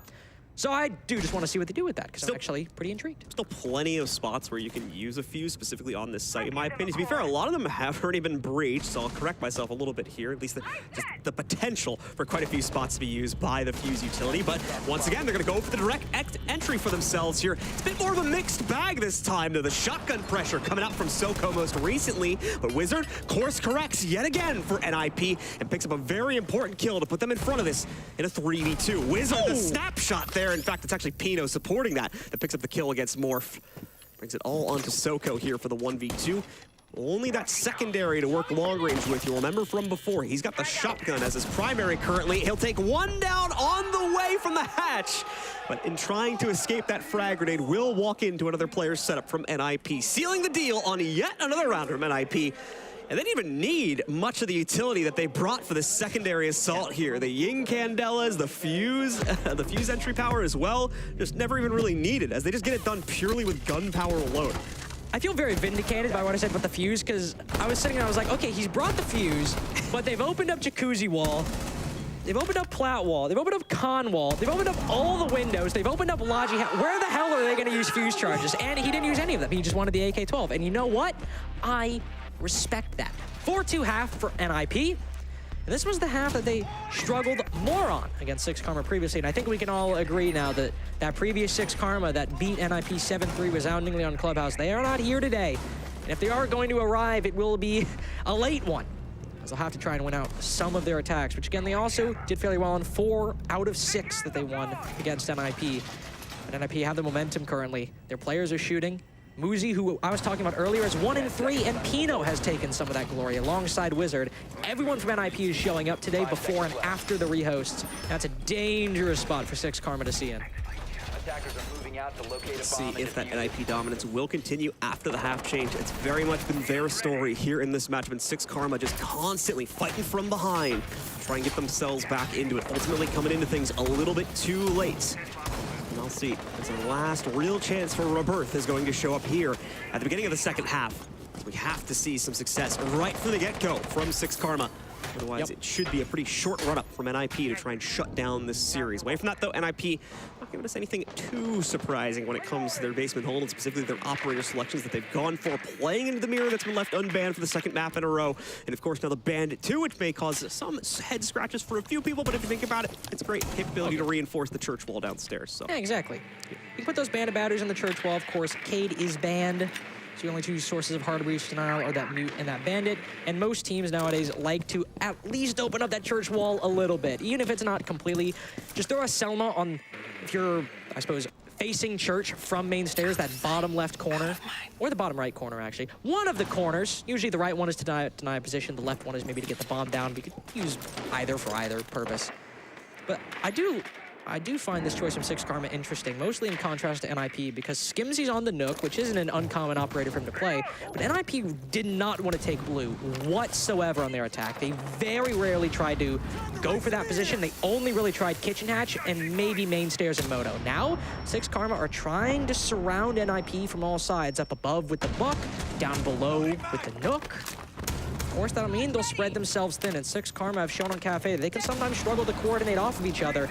This is a site where if you're attacking this way, all your ducks have to fall in a row. Thankfully, Skimzy has been the player to find kind of the most success on his lonesome, so I'm going to hope that the trust placed in him is enough if we see the other 4 players group up and play it together. But even that may not be the truth, as we just saw Dirt get opened up there by their Thermite as well. So possibility that what you are describing still may come to bear, but we need to see it happen soon here as we're down to the final 50 seconds of play. Saka moves in here, gets the hard counter off the breach on the inside of this wall. He will have to be a bit quick on the second one, but I think he's done it and countered it completely, which should save the mirror window and allow him to continue playing on the inside of this corner. 40 seconds to go here for SixKarma. Someone needs to make a move soon, as unfortunately the utility is not giving them the access they would have liked. Blue has been cleared out. No one from NIP wants to stick around behind the big generator to challenge things there, but still, the rest of the site setup has no reason to move. It'll stay stalwart for the rest of this round, and SixKarma even now, or rather NIP, even bringing out the Toxic Bays. That's going to kill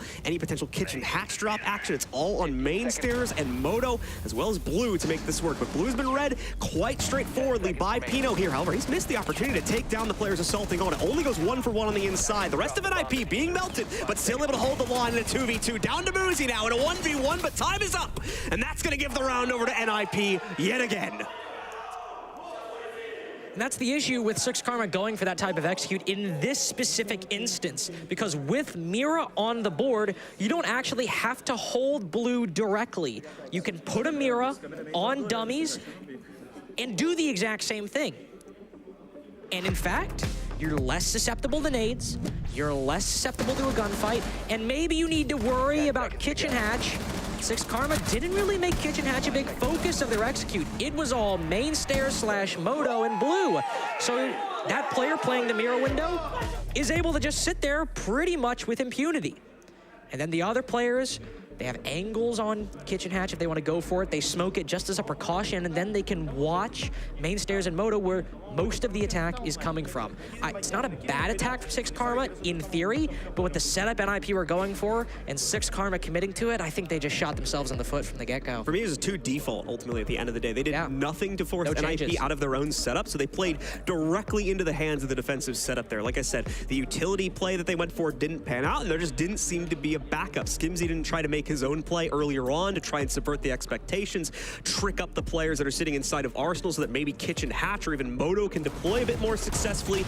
None of that type of coordination, unfortunately, coming forward for SixKarma in that round, and it cost them quite heavily when they're forced into it due to a necessity of time. So we'll have to see, once again, if that was brought up by their coach there in the attack timeout, which they just took for themselves, and if they're going to be able to correct upon things quickly enough now, as obviously NIP just continue to wrap around the sites. They'll head upstairs here into Cash for their second play. And even if you think about utility play and you think about CCTV and think about how it's such an, not necessarily easy site for the attack to win, but it's easier, especially in comparison to Church Arsenal or even Gym or Bedroom. You still need good utility play on this site.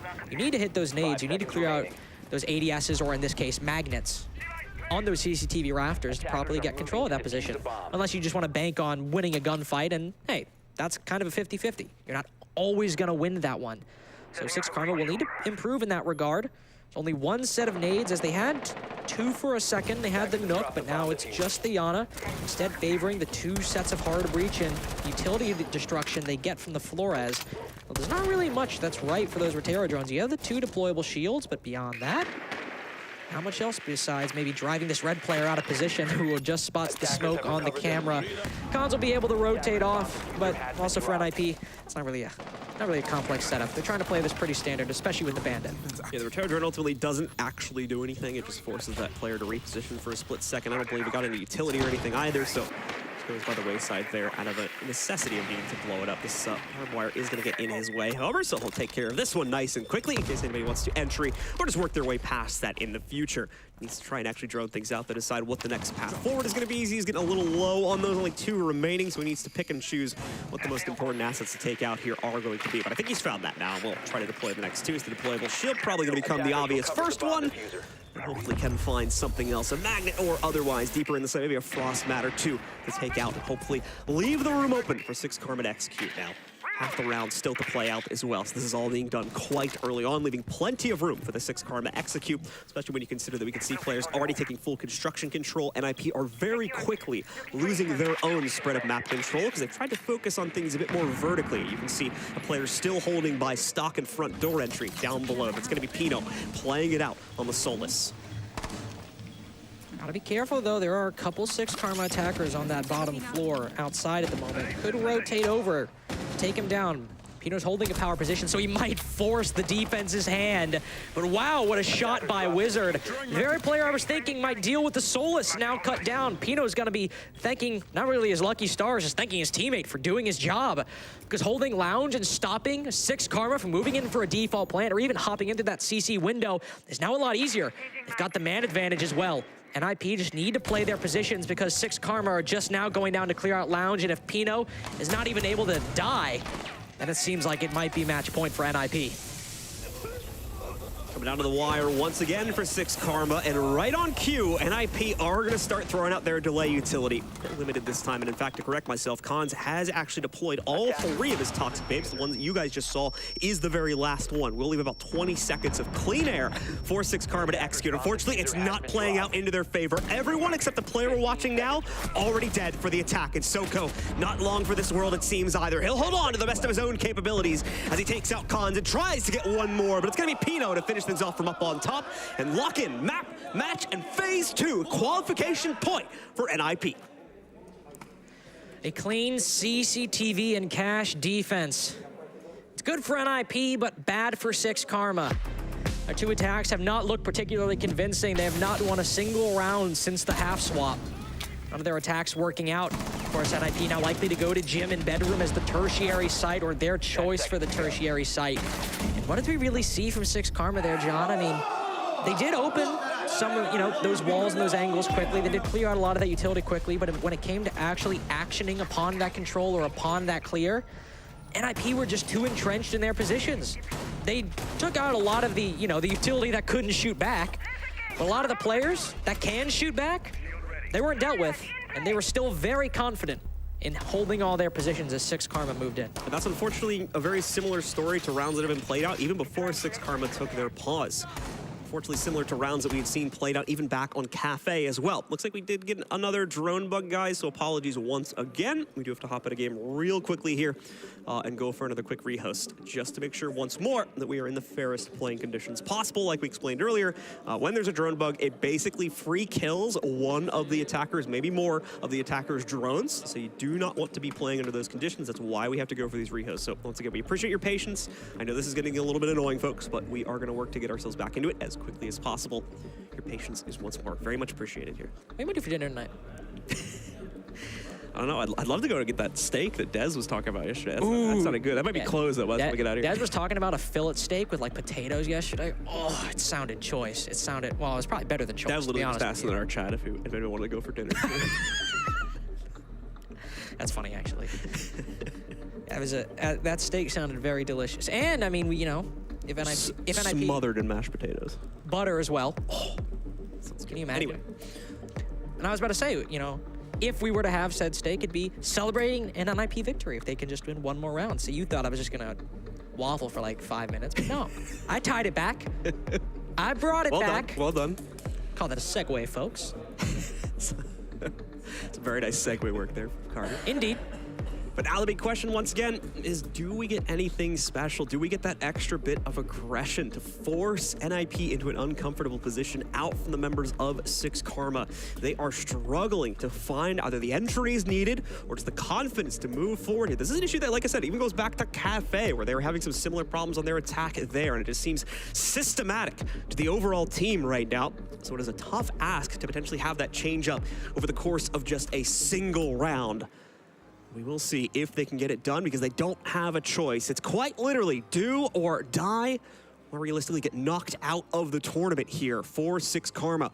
There's a lot of fans back home in the Latin American region wanting to see this team move forward, wanting to see them take on the rest of our teams that'll be joining the tournament in Phase 2 as well. So they will need to bring this back. They will need to forge something out of these next few minutes of play if they're to have any hope of continuing their run. Otherwise, like we said before, Brazil will continue to find that form in NIP. That's one sad thing about SixKarma as well. If they go out here, it might not entirely be their fault, just because they are an inexperienced team. It's moments like this where you're down 6-2 that experience, that normalcy of being in high pressure situations, very important situations, yet needing to come back and having it potentially taken away from you if you make one misstep. It's experienced teams that, to some degree, like NIP, they, in theory, know. They've been there. I mean, that happened at SI 2020, and even though that was 3 years ago, I mean, Pino was there, Psycho was there, Muzi was there, but SixKarma lacked that perspective. They lacked that experience. And in moments like this, where you're just sitting during a third tech rehost and letting the gravity of the moment and the emotions you're feeling marinate in your mind and just sit there, it's hard to come back from. And of course, they could have a positive mindset. I imagine that, you know, players like Akibio, players like Morphed, they're probably able to look at the positive. It's not all doom and gloom, but it's still, you're letting the seriousness of the moment just kind of sit in your mind, and that can often make a comeback a lot more difficult. The good news for SixKarma, of course, is with our new ecosystem, if things do end up going the worst for them here, they'll still have that opportunity to make their way back to this very same position, maybe even a better one, through the qualification run for the next major, coming up in just a few months' time. But let's not focus too much on that, as they still have the opportunity to save themselves here and now. With 4 consecutive rounds, they can trigger overtime and still leave a possible third map of this series alive, which could birth their own entry into Phase 2 of the major. Will they get it done, or will NIP shut things down? Find out now, as hopefully we are now live with very well potentially the final round of this game. The comeback cannot take any breaks. It cannot face any setbacks. It must begin here on Gym and Bedroom, and it must continue for a full world tour, John. Well, not necessarily. I mean, they might not play bar and stage, but they have to win 4 attacking rounds in a row to make it to that point, to keep their dreams alive of making it to the Swiss stage. This is where we'll see ops like Ying, like Monty if he were on the board. We'll see SixKarma bring out all the stops, all the operators that might even add 1% chance to their hopes at making it. This is where we'll see it happen. Of course, they dropped the Ying, so shout out to me. Thanks, good job, Carter. Always on point. Every time you mention a repicked operator, there's like an 80% chance that it'll get ditched. I don't know why it's like that. The ego I have to think that fate will not conspire against me. Every time I do it, I'm like, nah, it's fine. I mean, it's a good talking point. I'll just say it. And the Ying goes away. I mean, here's the thing, though, right? They still have 4 sets of nades. Skimzy's inside of the building remarkably quick. Only about 20, 30 seconds in, and he's already made it inside a bar. And with those nades that him and Pachito have, and that bar control secured, they can throw nades below those mural windows that NIP has set up, or just players playing in positions like inside of Logi or inside of Bedroom. So I do like the quickness of SixKarma and the dexterity exhibited, because with this control, they can put a lot of utility in a lot of the right places. Some serious drywall work coming up. All right. Well, once again, we are going to see Skimzy and the rest of SixKarma kind of bide their time on things. Now they've taken up at least partial initial positioning. Cons, I think, taking some shots at Skimzy down below there. Not going to be able to obviously net much from it with a random spray going through. We're going to see the Selma go forward, but Cons moves in. He's not able to, actually, yeah, he is able to deny the first opening, but has to peek back out again. Thankfully, the pressure's not here right now from SixKarma. Otherwise, he could have been a dead man very easily, even through like the drone hole there. But yeah, is given the berth to swing back out and actually pop off that second Selma after he actually wasn't able to capture the main Selma device itself that deploys these small hard breach charges. Obviously, you can see that on the top left side, the third map pops open. Access to both Logi as well as Construction. And that'll be another angle SixKarma will try to use to pinch out this setup from NIP. This is a big part of the issue right now for SixKarma, is they're not forcing enough uncomfortability out from NIP to force them to reposition. May finally be seeing some signs of that, but no. Pino wins out the first fight from the CCTV window as he takes a duel there against Akibio and eliminates it. Skimzy's nades are gone. They still have Bachitos, but how long has Skimzy been in this damn bar, John? He's been here for about 2 minutes almost, and he's used his nades, which is good, but it hasn't been to much effect. Pachito still has them, but the time is running out for them to have any impact. Khan's still in his positions. CCTV and Cash players still in their positions. Logi players remain strong. Sure, the C4 is gone, but NIP have all the angles they need and all the positions still intact. Khans will get hard flash, though, as he tries to play things up against the mirror window itself. The smoke comes forward for the attack, but again, no follow-through. This is part of the issue. They're trying to distract for Skimzy to make a play over here on the main stairs. And unfortunately, he will not find the impact necessary. He's forced to fall back. Psycho was down, I believe, by the main team, trying to push their way in through Jacuzzi, and Skimzy's position could potentially catch another member. Wizard maybe going down here, but no, it's Nip closing the jaws shut on those playoff chances for SixKarma. Time also running low. Just 2 players left in the fight. Now 1, and now 0 as Pino cleans up the last 2, and NIP qualify with those kills. I was hoping that we'd see a competitive game, that the best team in Latin America outside of Brazil would be able to go toe-to-toe with NIP just as they did a couple days ago, but sadly, I and many others watching SixKarma will have to see them fall short. But congratulations to NIP as they will make it to Phase 2. They'll be our, trying to think, 4th team qualifying to Phase 2. There we go. Sounds about right. Nailed it. But unfortunately for SixKarma, they will have to leave Reven as the only representatives of Latin America remaining to fight for the region in the Swiss stage. Well, ladies and gentlemen, that is still going to close things down on this series. And again, I don't think SixKarma are going to go home too sad about themselves. Still able to contend very closely against pretty much every single opponent inside of their group, if not outright take a win against them, even if it was at an earlier point, as we can see here for NIP, who now got their revenge for initially being dropped down into the lower bracket. NIP complete that lower bracket gauntlet, obviously having to play more matches than anyone else inside of this group in order to qualify for Phase 2 of the tournament. Remember, though, that it's SSG that ultimately wins this group, though, takes the top seed from it as well. I think ultimately maybe this was a case of the pressure getting to SixKarma, because once they get to the best of 3s, they lack the aggression, they lack the confidence that we saw even in the SSG game earlier today, and that is what's most disappointing. And not to say I'm disappointed in SixKarma and that, like, oh, they did, you know, that I'm mad at them or something like that. It's just, we saw even a few hours before the best of 3, they were able to go toe-to-toe with one of the best teams in North America who didn't even need the LCQ to qualify, the 3rd team out. And they were able to not only take rounds off of them and keep the game close, but completely demolish them in the early game of some of those rounds. And that map was the decider of this series.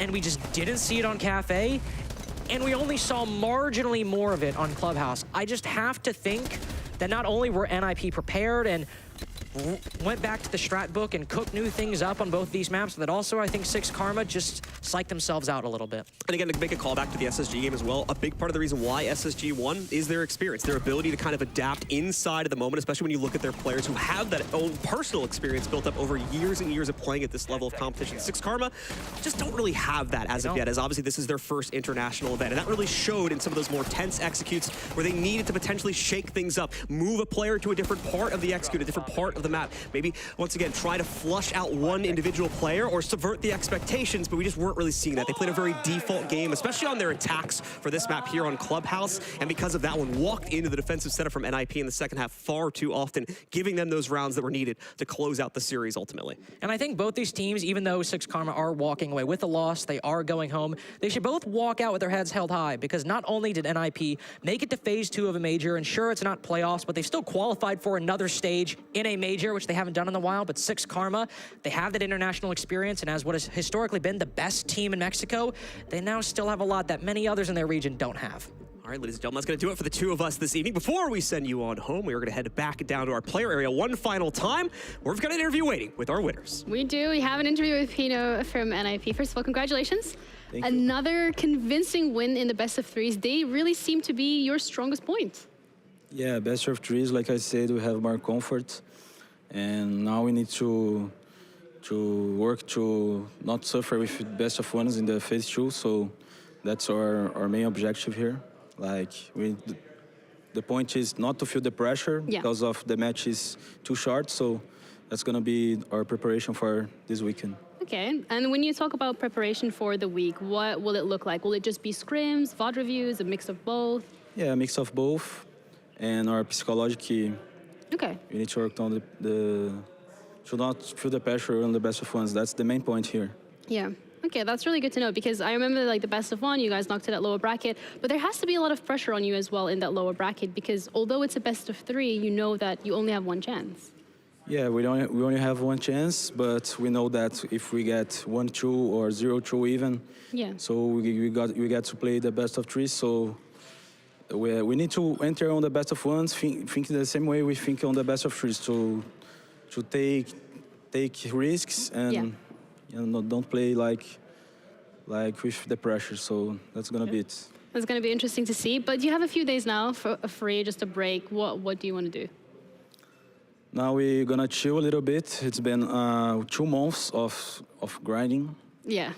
To the last chance qualifier is so hard to win. So we're gonna chill a little bit this night, and tomorrow we're gonna work again. Okay, well, I hope you enjoy your evening. And again, congratulations, you guys had a phenomenal performance, and we'll see you in phase 2. Thank you. Thank you.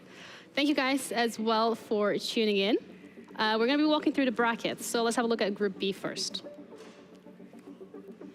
Starting off with NIP up against SixKarma. SixKarma actually won the best of 1, and that is the pressure that we're talking about in the interview with Pino. The pressure got to them. They dropped to that lower bracket, but they make the lower bracket run, sending both Elevate and SixKarma home. They're now qualified from Group B along with Space Station Gaming. Group C, the other group that we've seen today, and that's also 2 teams going to phase 2. We got Soniqs. First ones, they come through that upper bracket, followed by Reven. They win that lower bracket up against Northeption. A beautiful performance for both of these teams. They really went head-to-head, toe-to-toe to make that one happen. Group D, another group where we sent 2 teams to phase 2, and that's gonna be tomorrow. So it's either gonna be W7M, it might be Wolves, it might be Varels, who knows? We have 3 teams, but 2 of them will go to phase 2, and one of them is gonna go home. Group A, another group that we're gonna be looking at tomorrow as well. Same story, it's gonna be Sandbox up against Falcons and M&M in the lower bracket, waiting for the loser of that best of 1. I'm personally excited about Group A. I'm looking forward to see how that goes, especially with Falcons and M&M in that bracket. You know, a little bit of UK bias, a little bit of MENA bias. I don't really know which way to lean, but thank you guys so much for tuning in today. That's it from us. We're gonna be back tomorrow with Group D and Group A to send our final 4 teams to phase 2, the Blast R6 Copenhagen Major.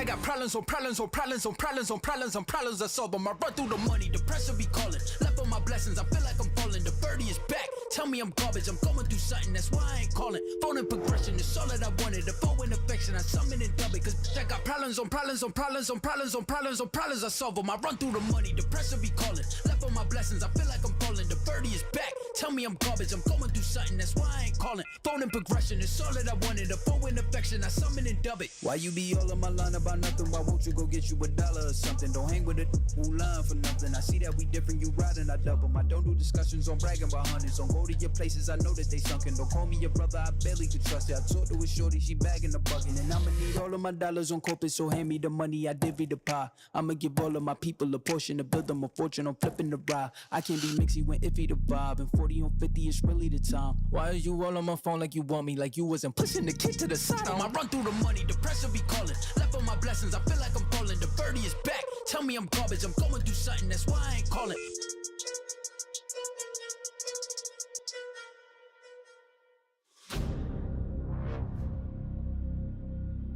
When you have two teams from the same region going up against one another, you're best friends. But in the server, you want that win. You want it so bad. Our two Brazilian teams in the grand final for the first time ever.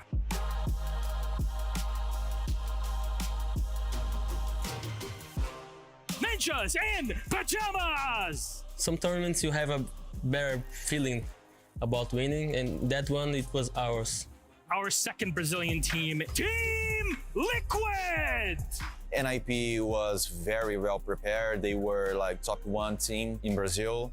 It goes to Brazil no matter who wins it, but for NIP, it means a lot. We lost to SSG a year before, and then we knew like in our hearts that this is an Invitational we need to win, you know. It was a very difficult time for us as a team. It was pretty hard, like especially because of what happened to me at the moment. Like I lost my dad during the competition. In that final, I think Liquid kind of won people's hearts because of the tragedy that had happened, but because they had also played incredibly well throughout the tournament and through the grand final. They gave us an incredibly entertaining game. Psycho goes big with 4 kills to push them over the line on Cafe, and that is going to be NIP 2-0 on maps. There you go, the kill comes in. He knew exactly where the man was coming from, and that's going to be Team Liquid taking our second map of Chalet. Palu, 1 second left to go. Diffuser goes down in the absolute nick of time, but Moringa, he gets a huge kill, Des! He gets a huge kill! We're going all the way to 5. We're going to find out who really is the best in Brazil. Palu cannot find the kill. Out comes the Nitro. Shot out by Pino. That is the round in 2020. Brazilian hearts were broken, but like a phoenix, NIP rise from the ashes to claim the hammer at the Six Invitational 2021. It was one of the best days of my life. I think we can compare that as a Brazilian team winning the World Football Cup. I think winning the Six Invitational was the best feeling ever I had. Was the best moment of my life in the esports scene for sure. I was crying a lot. I was out of control. We were very sad to lose, but we understood the limits of the team at the time, and we were very proud. But also, it was very nice to see another Brazilian get a title. After that SI, like I think it was a motivated thing to grow as a region and make it through a lot of other tournaments. At the end of the day, everyone is just friendly. So yeah, we have a very nice relationship. The friendships run deep, and it goes beyond shouting and cheering on stage. You know, all of that is part and parcel of this. It's a respect that is given and earned between these players. It's an awesome feeling for everyone, you know, not just us. We win for everyone. I remember things 7 yeyears ago. Naquela época, tudo era menor. Mais en chacun d'entre nous, la flamme brûlait déjà. Über die Jahre sind wir zusammengewachsen. Y hoy son millones los que nos apoyan. 皆さんの応援は我々の原動力です Ve sevdiğimiz işi yapmamıza olanak sağlıyorsunuz.และสิ่งเหล่านี้จะเป็นไปไม่ได้ถ้าหากเราไม่มีพวกคุณ Devemos tudo isso a vocês. Därför vill vi säga gracias. Obrigado. ขอบคุณครับ Danke. Arigato. Kiitos. Merci. From the bottom of our hearts, thank you.